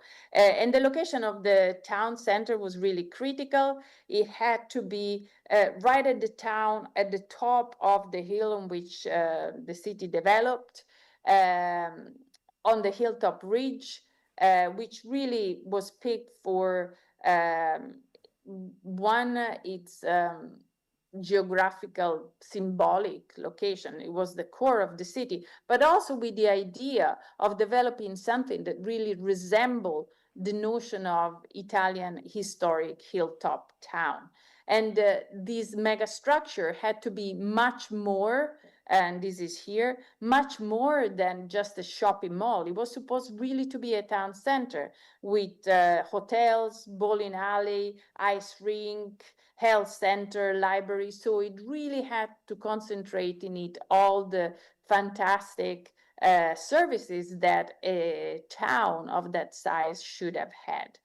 Important to notice is that Cumbernauld, with this notion, won every possible prize, architectural prize of the time. It was heralded as the most innovative, the most beautiful, the most fantastic place.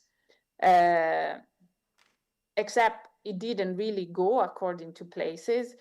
One, the structure, the architecture of the megastructure had issues. It was built in concrete, so the climate in Scotland is really the worst climate for concrete. So it really didn't age well. It didn't translate well into everyday life. The concrete megastructure deteriorated soon enough. There were wind tunnels throughout the city where the pedestrians and the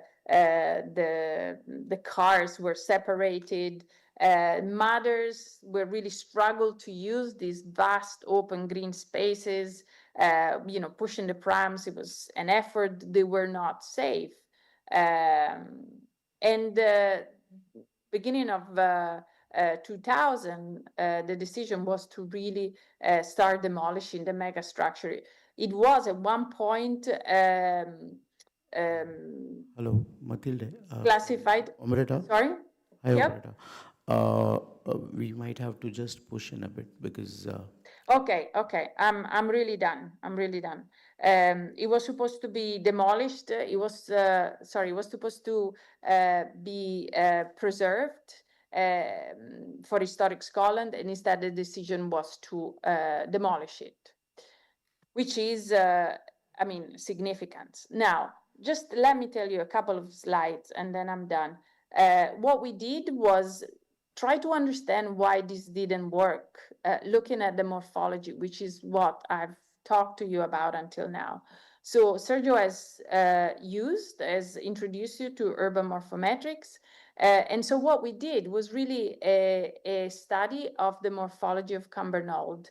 And what we discovered is that the town center that was supposed to be the core of a hilltop city was actually, as an urban type, very similar to the out-of-town industrial typologies rather than the residential typologies that normally make up the city, the core of a city. So we compared Cumbernauld to other hilltop towns in Scotland and in Italy, and in all of them, these are resilient places that are still much loved today. The core of the center, so the heart of the city, it is really the historic fabric that is residential, that is mixed use. The Cumbernauld example was the opposite.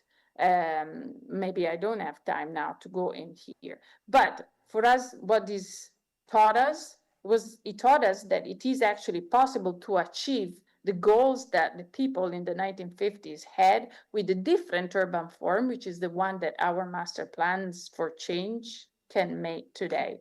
And this is the last slide, and I promise this gave us really a very important lessons. The evidence that come from observing places, and in particular the form of places, put us in the condition to ask new questions. Because we can understand, we can study how the life of places interacts with urban form. And this can give us infinite knowledge, which we don't have. There are a few principles that I mentioned that tell us what can support efficiency. So learning to understand them is really, what works is really important. Master plans are very important. They got a big role because they deal with large portions of cities. And this is the only way that we have to really have an impact on the future of our cities and the environment. And so as designers, our suggestion is that we really have the confidence to accept that evidence-based knowledge is the best thing that we can do. So we talk a lot about visionary and being visionary and thinking out of the box and being innovative and creative. We would like, what we think that the real vision comes in really understanding what has worked well until now and use it to really identify positive trajectories. And with this, I thank you, and I'm sorry if I went over my time.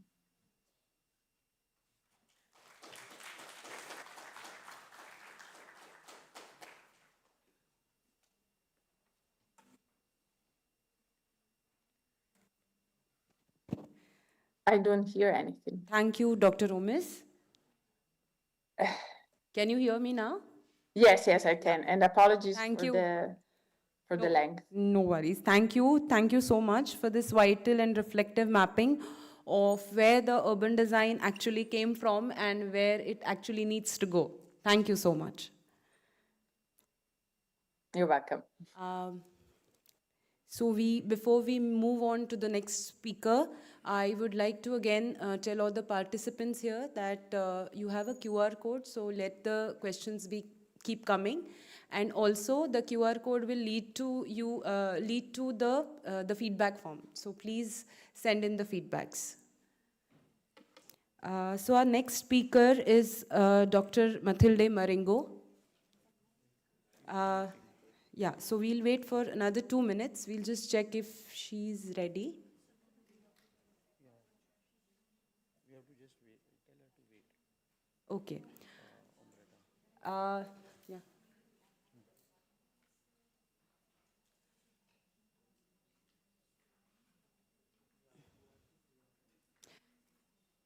Have I stopped sharing? Yeah. Dr. Rumis? Yes. Yeah, I request you to please stop sharing your screen, and also we will have a Q&A which will include all the 3 talks, all the 3 speakers. You, Dr. Matilde, and Architect Krishnamurthy. So can I just ask you at what time? Probably at 6 o'clock India time. That means 6 o'clock. So in 3.5. 1.5 hours. 1.5 hours from now. In 1.5. Okay. I need to leave because I can't stop share, but I will rejoin immediately. Bye. Omrata, just a minute. Yep. So Mary will be sharing you the next meeting link. Okay. So you can just join in when Matilda is presenting. You can be on. So you will have to leave this link, and Mary is sharing you this next link. Okay. Thank you very much. Yes. Bye.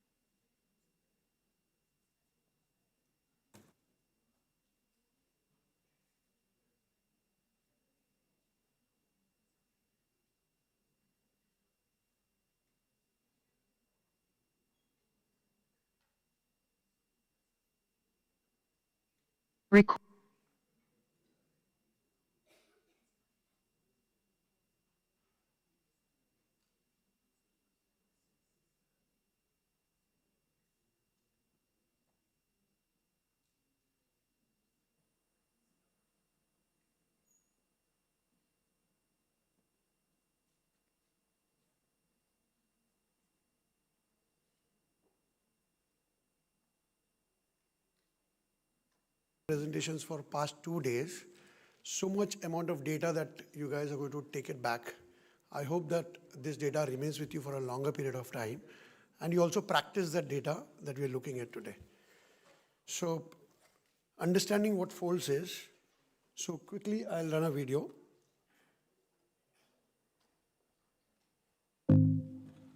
So, what we are, that's Folds Design Studio. We work with machines, we work with laborers, we work with architects. But very few architects that we work with, but more with machines. So machines such as CNC machines, 3D printers, robotic arm, thermoforming, metal lasers, CO2 lasers, and also with power tools, and at the end with humans, that is our artisans, right? So these are the machines that we have at our factory with which we make sure that whatever we design today, we build them. It's very hard in India to understand these machines because these are not taught in our colleges.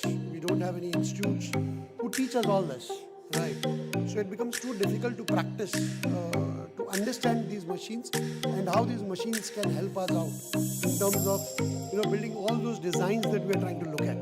So it's too difficult. It's too difficult. It has been a big path for me after completing architecture in 1997. So today I think it's 28 years down the line, understanding these tools which we were never taught about even till date. I think institutes are just getting in technology into their colleges.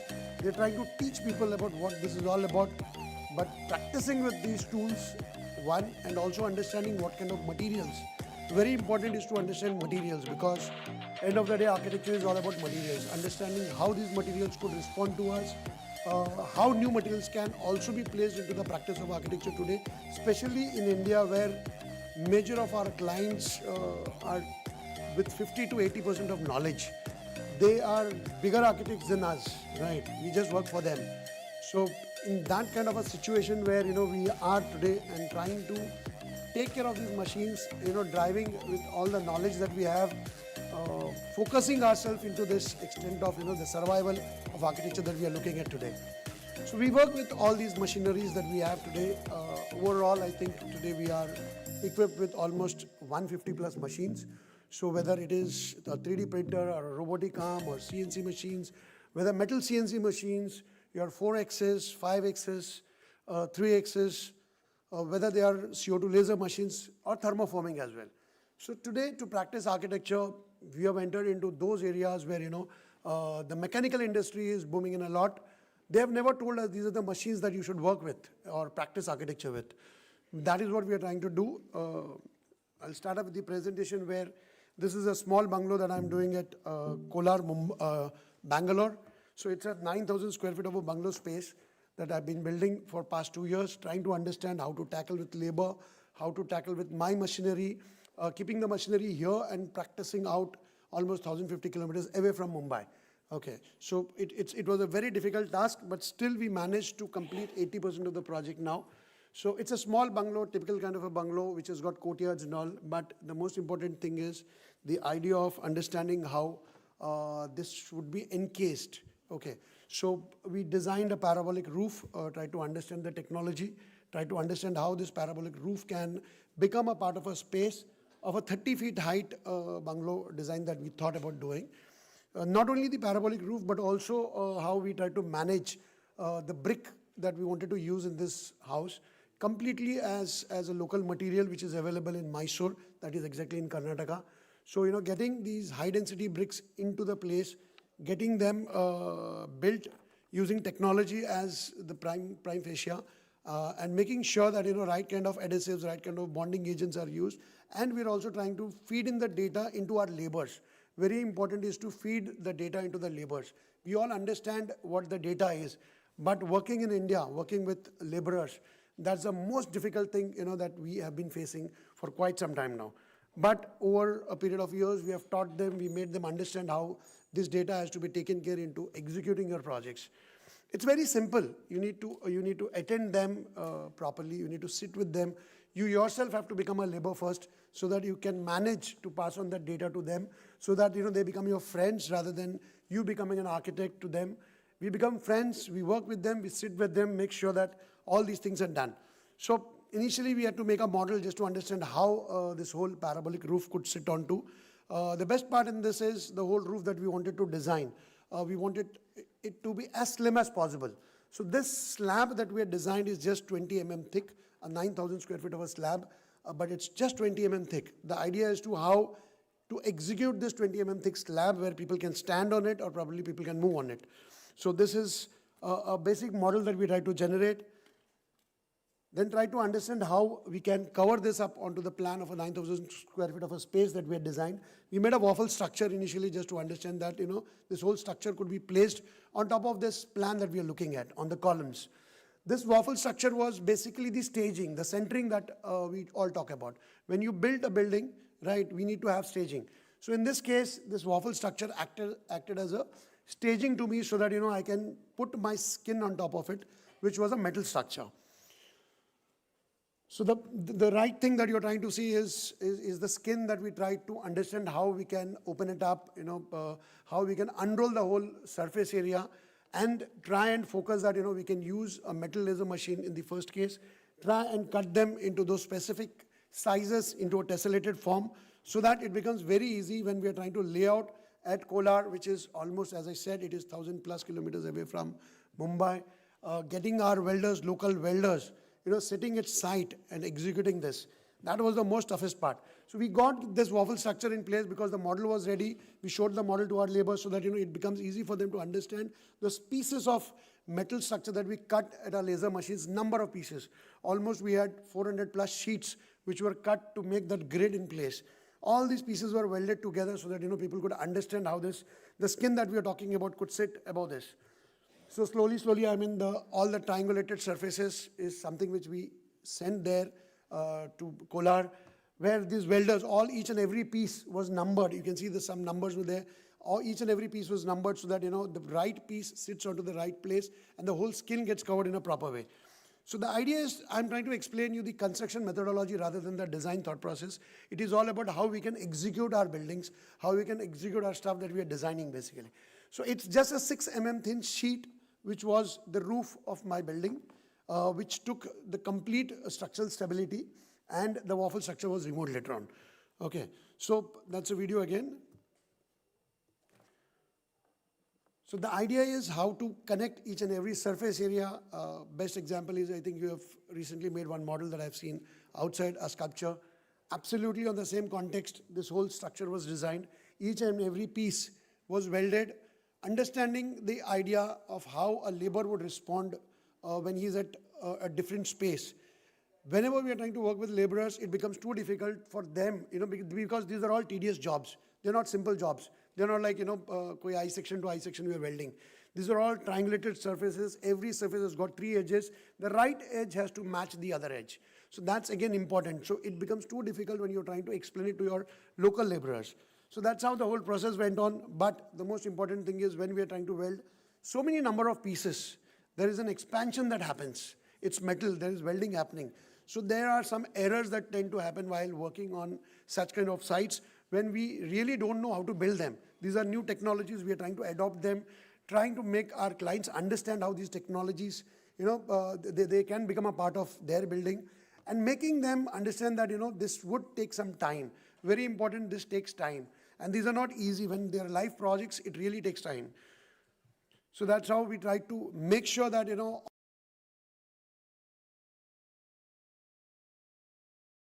perfectly, and the whole roof is intact with all those undulations at the center, which opens up into our courtyards. Okay. And then that's how the whole roofs look like. So it's just a 6 mm thin sheet of our roof that has been placed on top of that waffle structure that we are trying to see. Then I just can't leave the metal open because I need an insulation. So I had to take a lightweight concrete block, which comes up to a minimum thickness of 50 mm. That's the minimum thickness that is available in the market today.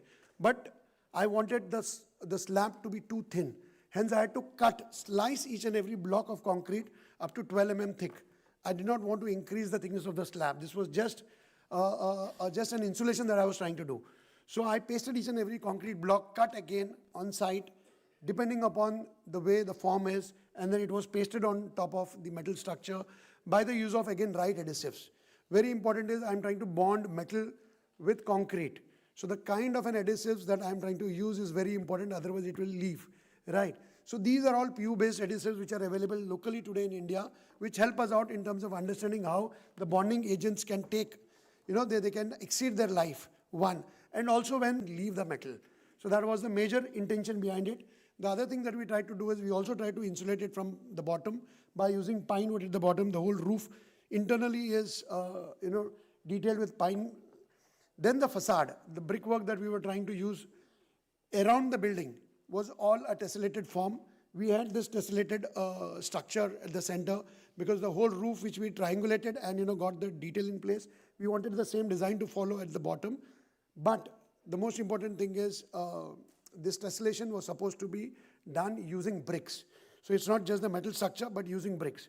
So what we have done is, by the use of computational programming, we laid out each and every brick in such a way that the brick follows the tessellated form that we are looking at as in facade.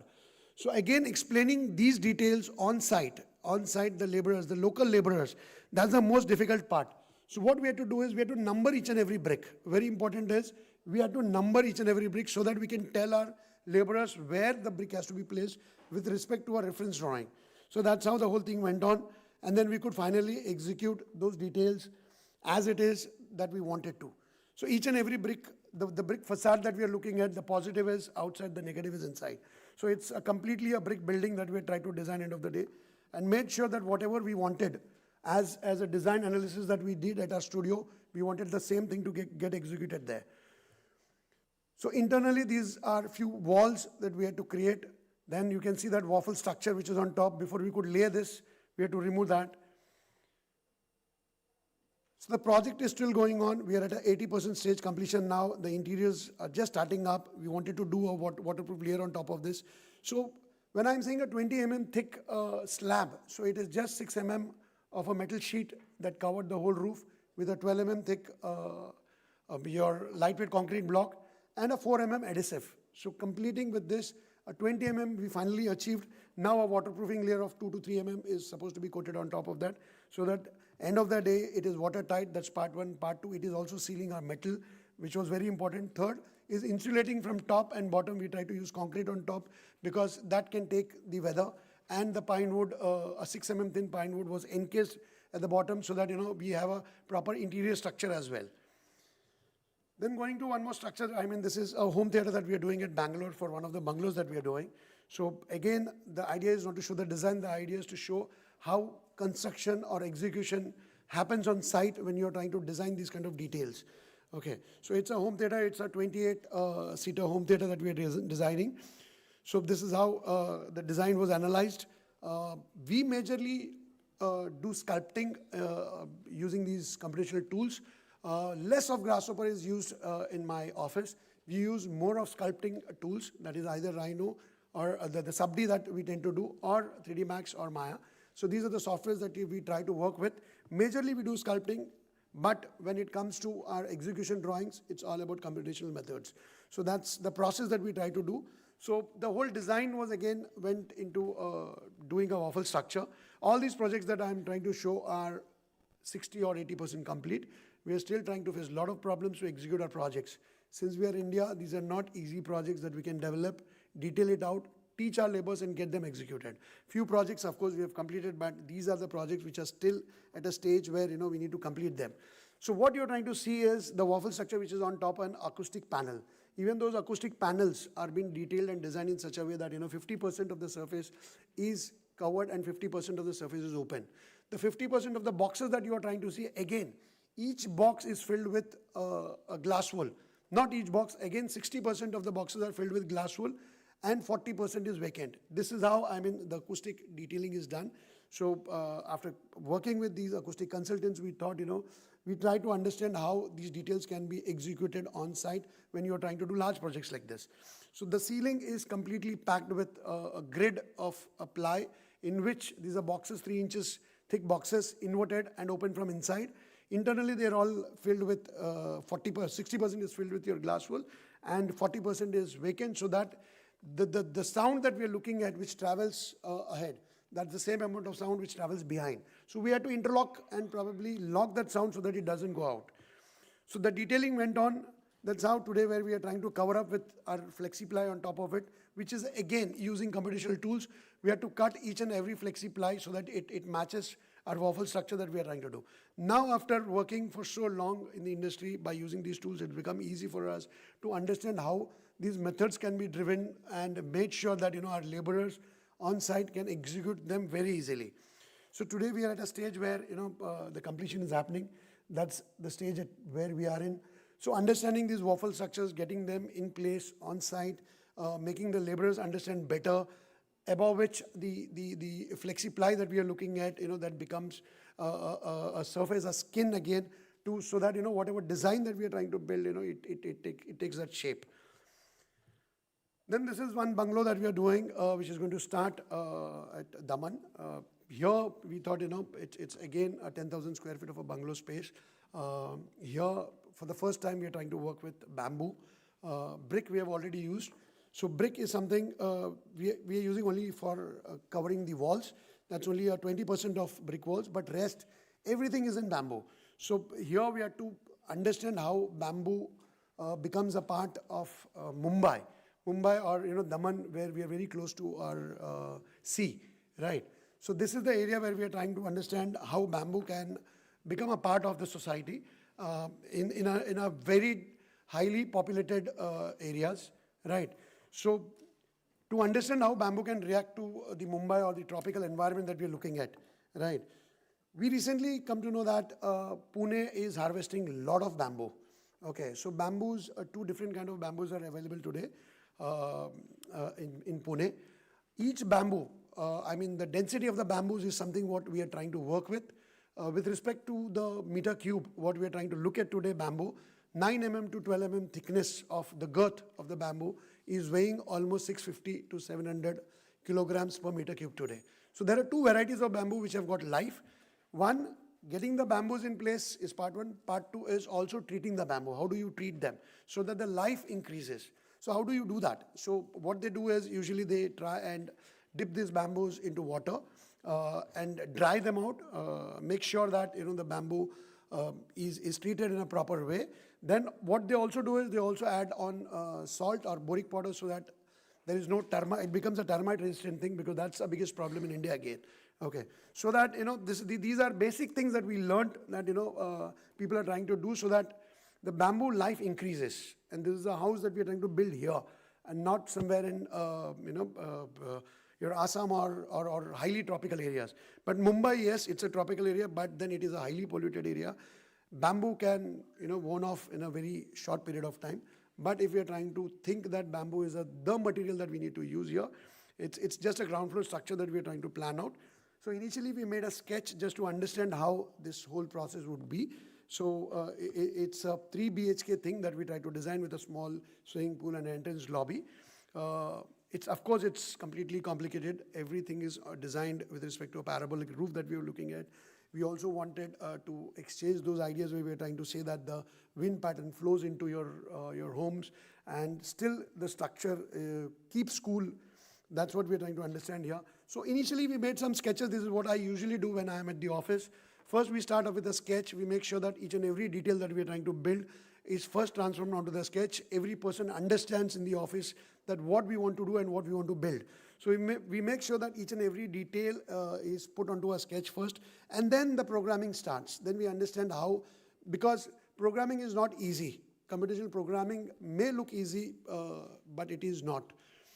You need a lot of time to understand these methods to derive and get your solutions.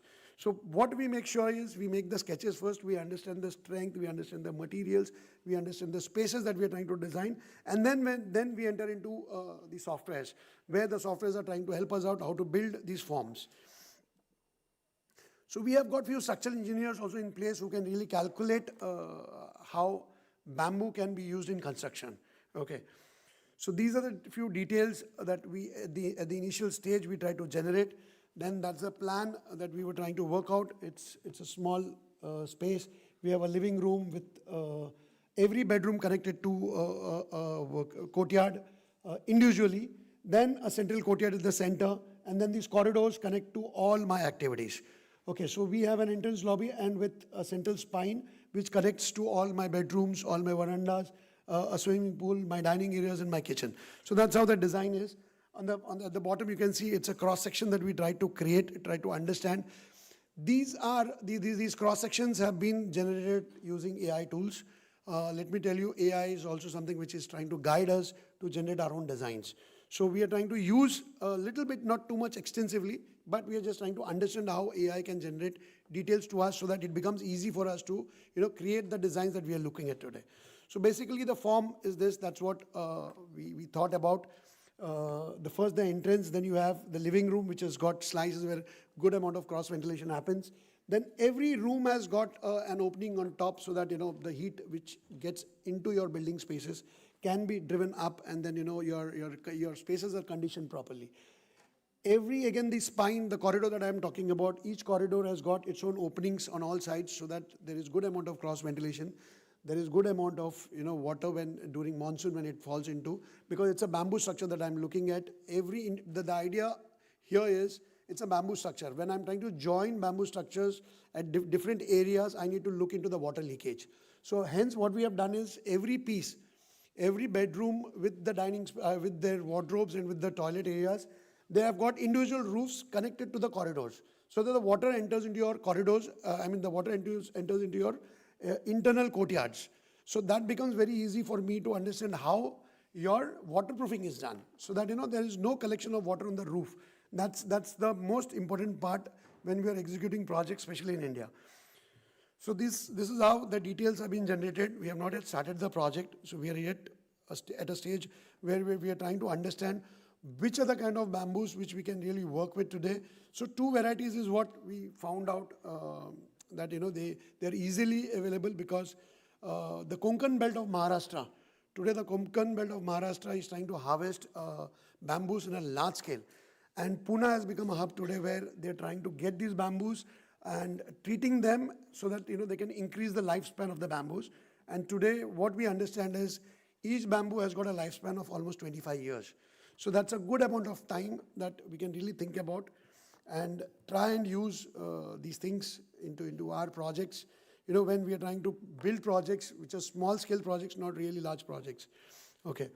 So these are the details that we are trying to work with, trying to understand how brick can integrate with bamboo as a wood, and try and make sure that our structural stability is there. So these are the details which we have tried to produce, trying to still understand how we can execute, because for the first time I'm trying to use bamboo as the structural element. And bamboo is also becoming a roof, it is also working as a columns to me. So I'm just having a RCC structure below. I can still take bamboo as the core material, but I'm just trying to take RCC structure just to make little more safer. But rest all top, it's all about bamboo. So these are the details. One of the bedrooms has got a double height where the client wanted to have a seating space, a machan on top of it. So it's a 12-acre place where 1.5 acre is what we are designing this home for them. So that's how it looks like. So these are the details which we are still trying to study. It is at a very premature stage. We will be doing mock-ups, multiple mock-ups. I had recently gone to Raipur, Chhattisgarh, where I try to understand, I think Chhattisgarh is the only state in India where almost 38 different type of Adivasis are there. So recently I had a lecture there where Prime Minister of India has just now inaugurated an exhibition center, cultural center, especially for. We encountered with these Adivasis where all their structures, till date, all their structures are made with bamboo. So there are different kind of techniques that these guys are using. They're also trying to use animal skin, which is placed on top of these bamboo structures, just as a shelter. So people are trying to use use different methods. We have learned a lot, but I think getting back to Mumbai or getting back to an area like Daman, bamboo would be a difficult thing. but still we'll try and make sure that these details are executed. So on the left, what you're trying to see is the AI structure, AI detail. On the right is something which we designed, just trying to collaborate and gel with them, trying to understand how these details can be produced, these details can be, how we can marry them and understand how these details can come in place. So that's again, a left side is a AI generated tool. I mean, an image. The right one is something which we try to make sure that we build it in that way. So all these details is something which we are trying to generate using these softwares now. So these are the details that we are trying to propose and make sure that we understand better how a bamboo can respond to us today at places like Daman. So this is again, this is a project that we have recently competed for. It's a sports complex. It's a club that MCA had organized. So we just took the participation in this. Of course, we were not selected in the first 10 as well. But we were very excited to do a design which is really out of the context. So, we wanted to have an iconic building. That's a sketch. Through the sketch, we try to generate the 3D model. Oh, I'm sorry. It's mixed. I'm extremely sorry. That is going to go at the end. So anyways, we are doing this building at Andheri. So the architect is someone else. I'm just doing the facade. So this building is coming in Andheri East, where there are multiple buildings, multiple towers all around the building. Okay. So we just wanted to understand how climatic conditions can be taken over onto the facade of the building. So it's a residential building. It's a typical 2 BHK and a 3 BHK complex. It's a redevelopment project that people are doing. So one of the known architects of India is actually building this structure. We are just trying to make the facade in a proper way, trying to understand how the facade can be generated using tools such as AI. And after that, how we can create those models with respect to the sunlight that we're looking at. So that's the top view. This is something which we try to work with Stable Diffusion, Comfy UI, and we try to create multiple iterations, try to understand how a design can be produced using to especially the AI tools. To a certain extent, we made sure that we can get the outcome. But end of the day, until unless we don't produce these designs manually at the initial stage, we cannot come to the end conclusion. Today, at least in India, where we are trying to practice this architecture. So it's really difficult at this stage, but yes, things are possible. So we tried to run through certain programs and understood how complex it could be as a geometry that we are looking at, and which are the areas where we need more of glass and more of concrete on top of it, or a brick wall that we are looking at. So these are the number of iterations that we try to work with. We also try to make sketches at the initial stage, try to understand how AI can react to our sketches, how we can make sure that at certain areas where the openings have to be, and some areas where it has to be dense. So that's the kind of a detail that we try to produce at the initial stage. Then these sketches again were introduced into Comfy UI. And again, we thought, how we can run this whole system and create a design which we as architects, as designers, would like to present it at that scenario in that area that we are looking at today. So we ran through multiple iterations, got an end result, and then we thought we will try and convert that into a facade where we try to model it out using tools. This is not at all using Grasshopper. It's all generated using computational tools, but sub-D. Okay, so sub-D is something again we use extensively in our office. We create many details using sub-D, but also make sure that at certain areas we follow the rules. So this is a kind of a design detail. At the left, what you're trying to see is there's large amount of openings. This is all because the sun path tried to guide us and made sure that these are the areas that you can go for more of a glass area, and at the right side what you're looking at is these are the areas where we need to cover the surface. So that's how we try to present this design to our client. Made sure that we convince the clients today to execute these kind of projects. Part one. Part two is the most important thing is when we try and project these kind of facades in the industry today, the problem is the municipality. The problem is these extra facades that we're trying to do, they are all calculated in fungible areas. That's what we talk about. So what happens is these fungible areas that we are looking at, because of these areas, the builders tend to lose maybe multiple floors. These covers that we are looking at, these facades that we are looking at, it makes the builder lose multiple floors.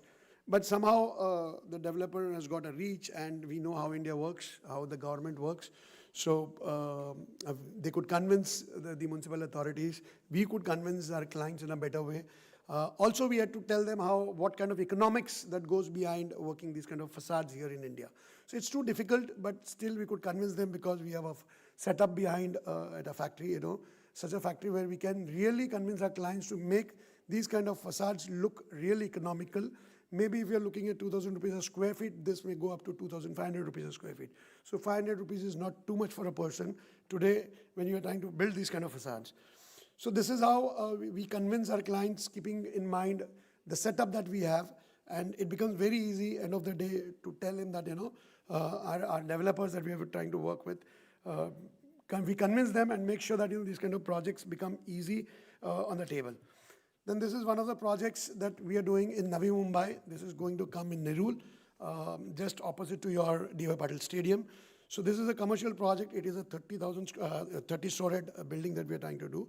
So it's just a linear box. Again, I'm trying to work as a facade consultant, not as an architect. I'm not entering into licensing and all, because that's the most tedious part. I'm just trying to cover up, work on facades, and it's pleasure working on facades. And it's very easy now for me to convince my clients. So this is, on the left, what you're trying to see is, it's an AI-generated detail design that we try to work with, try to understand what kind of a facade that we can generate here at this stage. But unfortunately, this building, the main surface of the building is actually projecting towards the south.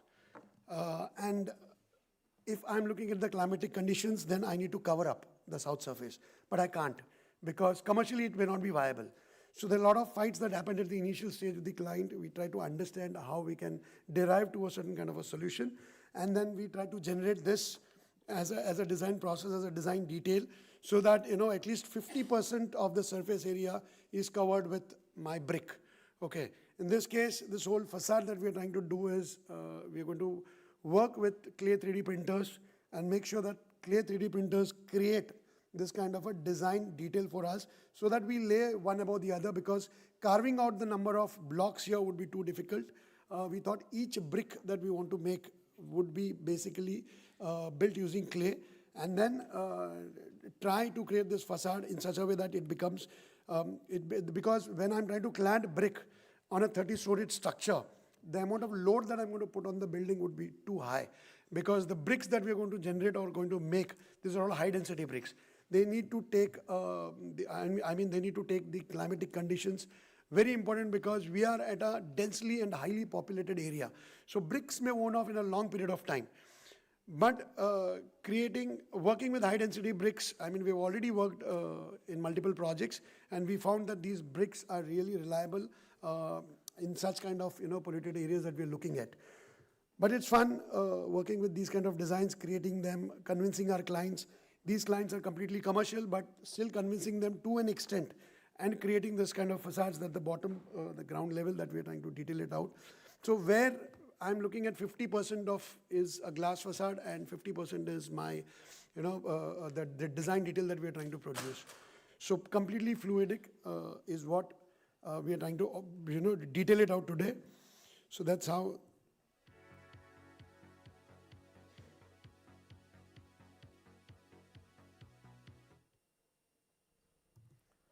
So coming to one of the projects which is very close to us, we are just 10 minutes away from here. This was done almost 4 years back during COVID. Probably the first commercial building in Navi, Mumbai, or Mumbai, where we tried to use brick as a major material to cover the facade of the project. It's an IT park building, just 10 minutes away from here. So in this case, it was the first 5 floors that we were designing. Again, it's a parking bay. We all know what kind of an environment is inside the parking bay. So inside, the climate, the environment is too heated up because of the number of cars that are getting parked in this space. It's a 32-storage structure, more than 2,000 cars. Vehicles is what getting parked inside this space. So we thought, why not use a local material that is brick, again, a high-density brick, to cover up the facade and make sure that we reduce the temperature from outside to inside. So that's what we tried to do, and we made sure that we achieved that. So today, after completing the project, we have reduced almost 6 degrees of temperature, which is inside today. Being an IT park building, using a local material like brick, it was too tough for us to convince our clients. Very important, part one. Part two is the facade was almost 2 lakh square feet. So, using small bricks and putting it onto the facade was the most difficult thing, but it was very easy if you train your people in a proper way. So each and every brick that was laid here, each and every brick that we are looking at, it's precise. There are vertical bricks, there are horizontal bricks, brick above, one above the other, the right kind of adhesives that were used to paste it onto our walls, then making these jalis that you're looking at for the cross ventilation of the spaces that we're looking at. That's how the whole building went on. So today, fortunately, what we try and say is the internal temperature that we are looking at is almost 5 to 6 degrees is the max during, the peak summer season is what we're trying to reduce inside. And it really gives us a privilege that, that such kind of buildings is what we are trying to make today in Navi Mumbai especially. So that's the kind of a facade that we are looking at, getting each and every small brick accurately placed in a straight line from one end to the other. It's a 140-meter long building. So it was a very difficult task for us to explain our laborers today. Now what has happened is this building was designed and built almost 5 years down the line. We completed this project. But recently there is an adjacent building to this, which is again MEA, that is Marriott Executive Apartments. The building was also constructed 5 years back, but then we are trying to change the facade of the building using bricks again. So, the opportunity is the clients are saying that today, let us go back. Why should we have plaster? So why do we need painted buildings? Let's use brick as a facade. So we are scraping off the complete plaster, and then we are, creating this brick facade on top of it. So the other biggest advantage out here is, disadvantage out here is if you're trying to use brick, we all know that brick attracts algae, right? But 5 years down the line, there is no problem to it. Why? We try to dip each and every brick into a nano coating material, tried to seal all the 6 surfaces, which gave us that flexibility to increase the lifespan of each and every brick and make sure that the brick is intact till now. So hence the client is also happy. After 5 years down the line, the building which is already running down, the running building is scraped from the outer skin, and then these are the internal details that you can see. This is the jali that we have designed inside. Each brick is cut, laid, horizontal slices, 12 mm thin. Just see the adhesive, that the bonding agent that we try to use here. You can't increase more than 6 mm of a concrete layer that we are looking at when you're trying to bond one brick to the other. So the moment you increase it, then again there is no stability. That's something which you also need to understand. So that's how during the day there's good amount of light that passes through these jalis, and a good amount of details that get created inside, the shadow especially. When the ramps are there, what kind of details that you can produce, this is how we try to create and make sure that they are built. So that's a small video.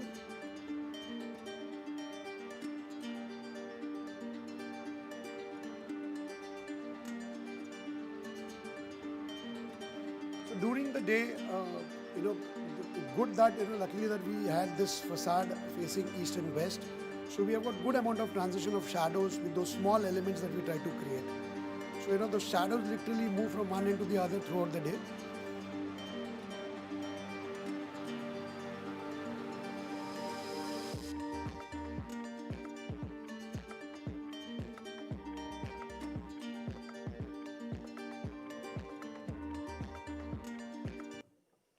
So now we are doing this building, just the same property. It's the IT park is on the right side, and this Marriott Executive Apartments is on the left side. So we have just started scraping each and every inch of the plaster which is there on top of the facade. The hotel is running hotel, but the clients want them, the surface to be cladded with brick, just to reduce probably some amount of temperature. One. Second, they also want to do. They also wanted to connect this building with the building which is behind. So the facade is going on within. These people are all trained. They'd already done this project earlier with me. So you won't believe that within a span of 30 days, Even with the monsoon running, they have completed this much of a facade that you're trying to see. So they are that quick now. But in this case, what we're also trying to see is every brick is again sliced in a different angle. So here we have got bricks sliced at multiple angles, and then the backside of the surface is flat, on which we are trying to paste it. So those are the kind of details that you're trying to see. Every piece, we wanted to have a vertical linear pattern where we could use some lighting shades during evening, so that the building looks like as if it's not horizontal, it is vertical. In the other case, what we had designed was, it was all horizontal. Okay. So good that people have started understanding that brick is something which is a good material. So this would be, the earlier building that I showed, which we are coming up at Nerul, that is also completely a brick facade. Then good that we are also trying to do one building where we have got again a 2 lakh square feet of a surface area. We are trying to clad it with facade. Clad it with this high density bricks. So we keep getting these bricks from Mysore. They are not locally available in Mumbai. They are available in Mysore. During monsoon, it's too difficult to get these blocks. One. The other thing is, what we also do is, how do we reduce our cost? We get these big blocks, we cut them into pieces, into number of slices. And that's where we try and utilize and reduce the cost. That is very important when we are trying to execute here. So anyways, going to smaller projects like, small installations. This is an installation that we did at Bandra, at Parini. So this is a lobby that we were designing. We were designing some benches, some art installations, some screenings. So this was a small installation, a 12 feet by 8 feet height installation, which was a screen, a baggage screen at the center, which was separating the baggage area and the lobby. So we tried to design this, mimicking nature, trying to understand how these details could be placed properly. This was divided into multiple pieces. So we had the 12 feet thing was divided into 1 feet vertically and 8 inches horizontally. So 12 by 12. Again, each block was cut into 4 pieces. So here in this case, we tried to use lightweight concrete blocks. So these were the number of blocks that we tried to cut, engrave them using CNC machines. Each piece is numbered again. So the most difficult part is to, select the piece, try and make sure that it joins at the right place. That's again important. So we try to make sure that, we teach our people properly. Each and every piece which is numbered, it fits onto each and every other piece at the right area. One piece that breaks, and mind you, it's a lightweight concrete block. We are trying to engrave it up to 10 to 12 mm thick. So, getting that precise is not easy. Many a times when you're using CNC tools, it might break. So you have to be very slow while you're working with these kind of materials. So we could manage to get each and every piece in place, and then on top of it, there is a material called H40. H40 is an adhesive which people use it for, it's a tile adhesive. People use it for, fixing your tiles. We try to use this material on the surface of area because that's a very toughest material and it can take a flexibility. So that was very important for us. So it's again a PU-based material, very important today. So this is what we try to use. And also we try to integrate light into it. Very important is to integrate light into that small installation that we try to do. The other thing is, this was not one single piece. We had a mirror image of the other piece. So getting both the piece as a mirror, that was again a technical thing. If we didn't have machines, this would not have been possible.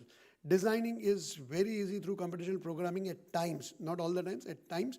But executing them is something which is very necessary today, and that is where we are lagging. So, and moreover, these things, they may look complicated, but they're very easy and they're also cost effective. It is not that they're very expensive when we are trying to build them.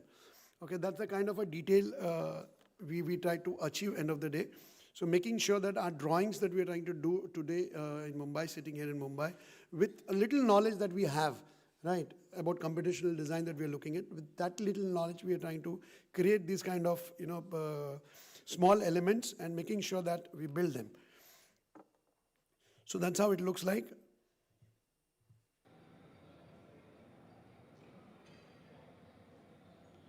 The process may be difficult, it may look difficult when you are at the factory, when all these things look raw. It really looks terrible when you're trying to join each and every piece. But the moment you join them and when you complete the project, that's where the happiness comes from. When you achieve your detail at the end, every person sitting in the factory, every labor or every artisan, every architect who's working in the office, they really feel happy that, at least we have tried to achieve certain kind of things which are really strong enough to, to be placed in such kind of areas. So then what we also do is we do something called unfolds at our factory. So last year we had Andrew Spalfinger coming down. So he's an architect working with Mad Architects. So this is something which he had designed. So it is a staircase that he had designed, but these were all in images, right? They were just images.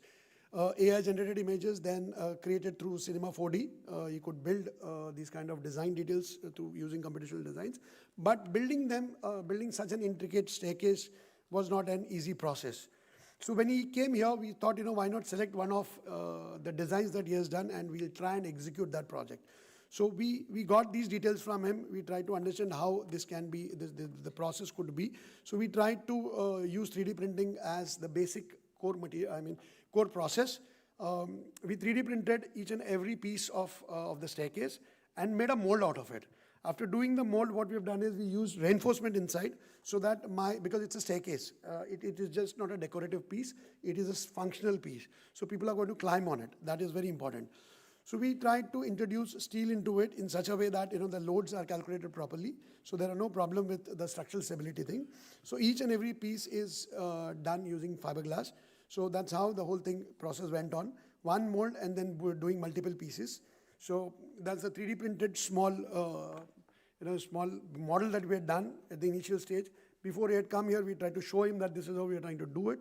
But he didn't know that we were actually trying to print or probably build the whole project for him. So the live 1:1 scale project. So he was always thinking that it's a small 3D printed model that we're going to do. So that's how the execution went on.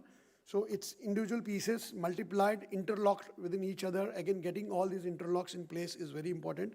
That's the toughest thing that happened. Getting this piece in place and also exhibiting it in multiple areas. It's just standing on a ground, no structural connection between the slab and the staircase. It's just standing on one pole. And then we are also trying to understand that, that it's not connected to the ceiling also. That's what you're trying to see. Then it's not just a staircase which you are trying to see as a sculpture, but it's a functional piece. You can just walk on it, very easily, and you can still feel that, it was not one single person that I was working at the end of the day. There were a lot of people who were working and trying to enjoy the sculpture in such a way that, it's just not a staircase, but it's sculpture and inside a home, right? But this, of course, this is for one of the projects that we are going to use now, completely designed by Andrews. Then coming to small furniture pieces, again, it's a table, one of the most complicated pieces that we have ever made till date today. So, yes, we're always at the last and we have small amount of time. I'll quickly run through them. So this is a small 16 feet long conference table that we had designed. The complications are as such that the kind of a design that we tried to show it to our client, we wanted to build the same thing. So usually we make meshes. These are all mesh models. So what we are trying to see is the lines, the mesh that we are trying to see. That was the most complicated thing that went on while execution. It's very easy when you're trying to do a render. But when you're trying to use that into your execution and giving it to your client, that is the most difficult part. In this case, the black thing that you're trying to see is St. Laurent. That's a marble. It's an Italian marble. Those golden lines that you're trying to see is brass. It's metal. So it's a 4 mm by 4 mm thick metal. Getting that metal in place, bending it in a doubly curved surface, it's not an easy task. Okay. So it went, this small table took almost 6 months for us to complete the project. It was not easy. The most toughest project that we have ever completed till date is this one. Initially, we thought it will be very difficult and probably will not achieve it. But yes, end of the day, we could. You can see that mesh that is there on the model that we had derived. Okay. Very important is also to take the load on top of it because a 500 kg of a glass, a 19 mm thick glass was supposed to be placed on top of that. Okay. So it was very easy for us to cut through water jet machines. We have got all these things in our in-house facility. So we cut marble depending upon how we wanted to. We unrolled the whole surface area. We cut the marble into a precise shape, placed them perfectly. But the grooves that you're trying to see is something which was the most complicated thing. So that's where we had to insert metal. The moment you bend metal, what you find is you find a small kink because the brass will not bend, in a parabolic curve. It bends with a kink. That's where the whole problem started. And somehow or the other, we tried to manage it out, just buying more time, more time and more time from the client, getting a lot of pressure from their end, because they were also fixing up the facade of the building, and the whole building belongs to the client, and this was supposed to be shipped to the 13th floor. 6 months down the line, they had fixed all the glass. When this went, they had to remove the glass panels, put up a crane on top, lift it. So that's how the whole exercise went. So anyways, we succeeded in getting the things in place, bending that metal, keeping it intact on the surface, in the grooves, because marble was already cladded. We can't nail it out so that we can retain that metal thing. The moment you fix metal, it also bumps out. So you have to wait till the adhesive sets down. That was the most important thing. Again, joining metal with marble to wood inside. 3 different materials. The composition is completely different. So achieved, end of the day, how we tried to create in the architectural model, that is in softwares, we tried to create, made sure that it is done as it is. No detail, no information is lost end of the day when we are trying to execute this kind of projects. So getting those things in place was very important. The idea of having those doubly curved surfaces, the idea of having those number of lines, just imagine 1.5 inch to 1 inch to 12 mm thick slabs. Those marble was cut into pieces, and then they were carved out in such a way that the design that we tried to produce at the initial stage was delivered to the client. So everyone was happy after 6 months down the line working on such a project. Each and every person on this project who was working, they thought, we are trying to create something which is out of the place. So they said, let's have a gathering, let's have a party out.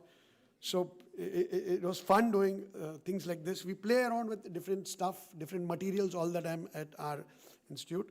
So this is again a bar unit that we are making for one of the clients in Delhi. So the sofa is in multiple pieces. They've already bought that sofa. Now what they wanted is the sofa, each piece, it is supposed to be a twisted thing, and it gets connected to a bar unit at the top. So this whole sofa actually twists and then gets connected to the bar unit. So that's how the design process was. This is what they had designed. This is their conception. We tried to build that for them. So here in this case, we used completely a different methodology. We tried to print, we used 3D printing, robotic 3D printing, to print this whole stuff. So those were the details, initial 3D models that we made for them. So that's how the whole thing, that is where the sofa, actual sofa, the seating connects. So we had to even match that. And the most important thing is also to match the leather of the seating with the color that we're looking at. Okay. So we 3D printed this whole thing. Whole piece was 3D printed in multiple pieces, because using robotic arm, we could print only up to 1.5 meters to 1.8 meters height. That's what we could print to. And then we had to join all these pieces together. The very important thing is to also ship this to Delhi. So it's almost a 30 feet long table. It's not easy. We have to do it in multiple slices, connect them in such a way that there is 1 to 1.5 mm thin groove in between these pieces. So that's how the whole thing was 3D printed. We got them here, we made them, we joined them together. Now the most important thing is what is the upper layer that we are going to use here. So we have been doing research on composite marble for a long time now, and we also spray composite marble. So the advantage is we do a lot of research on materials, and now we are trying to spray composite marble using compressors and nozzles. And it becomes easy. We try to throw away, using compressors. We try to clad this whole table with composite marble so that nothing happens to the ABS that we had used inside as a 3D printed component to make this bar unit. So that's how the whole thing went on. So we are at a final stage. This is there at our factory right now.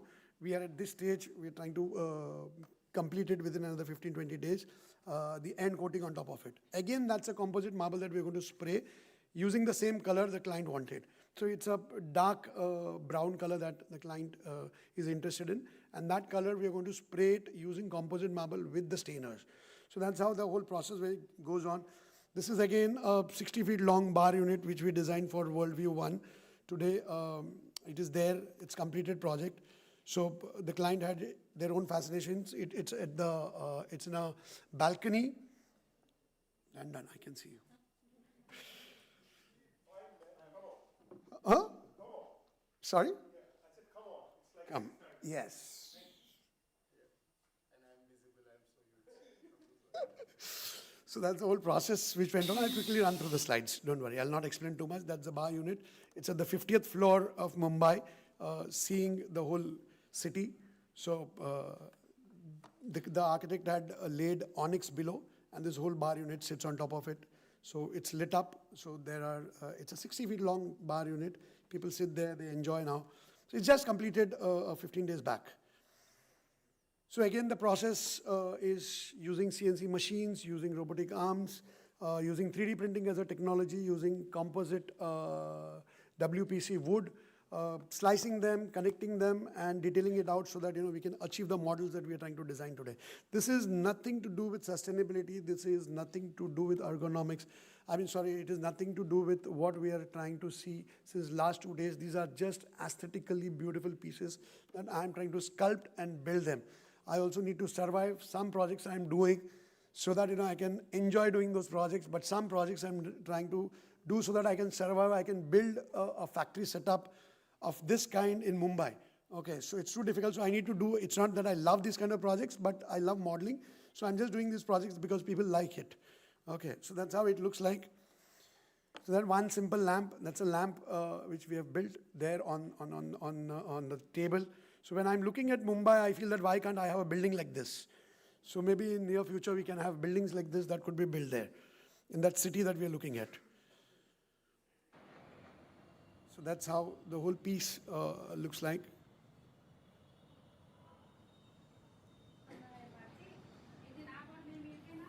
A 60 feet long table, taking it to Mumbai in those lifts up to the 50th floor, narrow corridors, small door openings, 3.5 feet door openings. Getting these things inside is not an easy task. Okay, it may look easy after completion, but it's not an easy task, especially when you're using these lifts with certain kind of time periods and then taking up to the 50th level. As I said, narrow corridors and small doors and small rooms. Taking it to the balcony was not an easy task for us. Then I'll just keep on rolling now. I'll not talk too much. This is a bungalow that I'm doing in Bangalore. Multiple columns were designed to convince the client. We had to 3D print the column, a 35 feet height column, so that we can explain our client that this is the kind of a columns that we are trying to look at to build your building. So Indian clients, many clients are very fascinated with this White House projects. So, they keep coming to us and say that, we want to build one more White House. So here we could convince our client of not building the columns that are there on the White House, but something which is completely different, something completely fluidic, the way we design using different kind of language. So this was the process that we tried to build using lightweight concrete blocks, shipping it to Bangalore. It's not a small task again, multiple pieces they break while shipping it to Bangalore. I think 20 to 25% we had to redo it again. But end of the day, we achieved getting this thing in place. So again, getting those details, there were 22 columns all around the building. Everything was carved out to an extent where, to that precision that the 3D model that we made had to match every line that we have drawn. Okay, so that's how it looks like. So when you're working with, I always tell people that, when you're working with computational programming or 3D softwares, the information that is sent from the drawings to your execution details, hardly 5% is what there is loss of information, but the rest I think you can achieve. So this was the sports complex project that we were doing. We made multiple iterations to understand how we can achieve the design that we want to.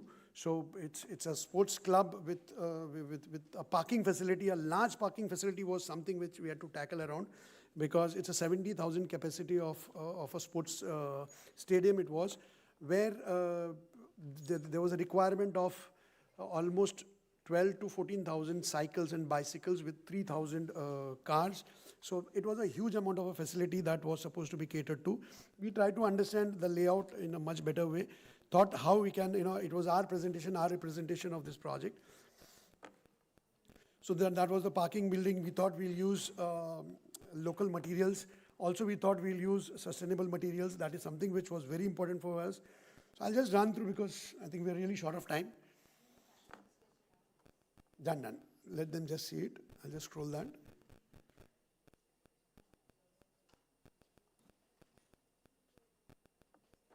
So it took almost 2 months for us to understand how we can build this project. So this is one of the recent projects which we have completed. This is a design for an architect. It's a house for an architect that we have completed. These are interior details, interior spaces, so that we can survive and make sure that we can build up our own factory. So some things like chairs, sculptures, center tables, TV units, sofas, chandeliers, lamps, all these are designed and built using technology. So that's how the space looks like. The best part is here the client is an architect. Okay, I'm designing this project for an architect. This is his house, and he's working for RMA. Now Rahul has got completely different taste. Now this guy has got a completely different taste. So he wanted to build, he wanted me to design his house, young architect, so that's a bedroom. 50% of the house has been designed by me, 50% he designed. So that's how the bedroom looks like. So these are the kind of details that we try to produce. A washroom where we are also designing wash basins, the mirrors, the WCs, everything has been designed in detail to an extent that, we don't lose we don't enter into a market and say that this is what we want to buy. We are building everything. So that's how the details are. This is a built form that we are looking at right now. Nothing from AI generated. This was all, we conceived this a year back. We made sure that these kind of details get executed. Everything is, they have a structural detail into it. They're not just cladded materials. They have got structural component inside. So that's how the design went on. That's the entrance area.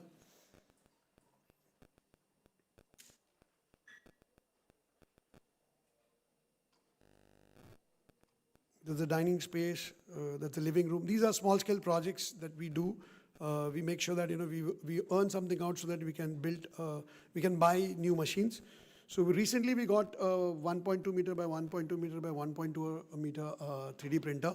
So where we can build larger build volume of objects that we're trying to work with. So thank you. That's what it's all about.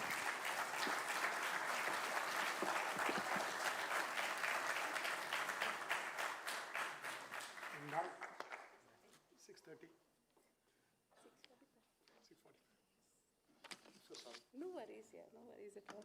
It was an enjoyable presentation. I hope so. Yes, always. As always. Yes.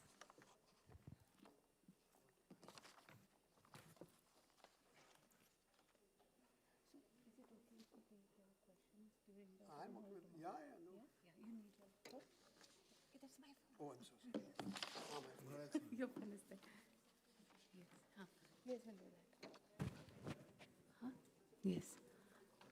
Sir, you got my note? No, I want to be respectful of people's time. Yes, yes. Glad and Spotify. I want to thank Krishnamurti for a fantastic presentation, which, explained, did not have transformation and sustainability at its core, but it was fantastic to see all of the productive form.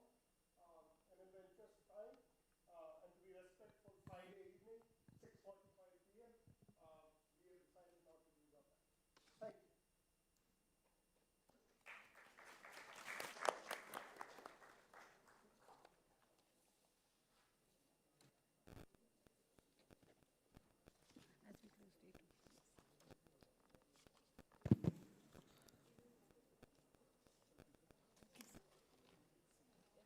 As we close day 2, we also invite you to return tomorrow for the final leg of Transformations 2025. Day 3 is anchored in the theme of resolution and futures, a day of synthesis, reflection, and imagining what it means to move forward collectively and responsibly. We will start at 9:30 a.m. with the plenary session with Stuti Bharadwaj, architect Durgai Kumaran, and then a combined session with Dr. Binumal Tom, architect Anand Khatri, and Dr. Maria Belen Mendizabal. May I request you to please fill in the feedback form also attached to the QR code behind your conference cards. The session schedule is displayed on the screen. Okay, it will be. It will be displayed on the screen. We also invite you to join us for high tea being served on the first floor. It's an opportunity to continue the conversations, and also the faculty and students of D.Y. Patil School of Architecture. We ask you to join us. We invite you for a reflective internal team dinner tonight at the same venue. All right, there's a team dinner for the faculty and the students of D.Y. Patil, so please join us. And all our delegates, Please join us for high tea upstairs. Thank you. Thank you so much. Good night. Thank you for your presence, and we look forward to welcoming you tomorrow. Good night.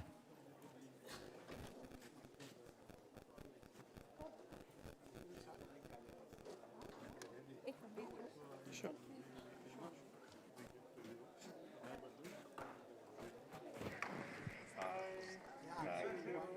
We try to add a few new things.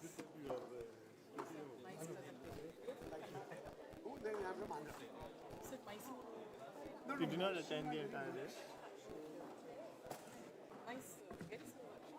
Just 2 minutes away.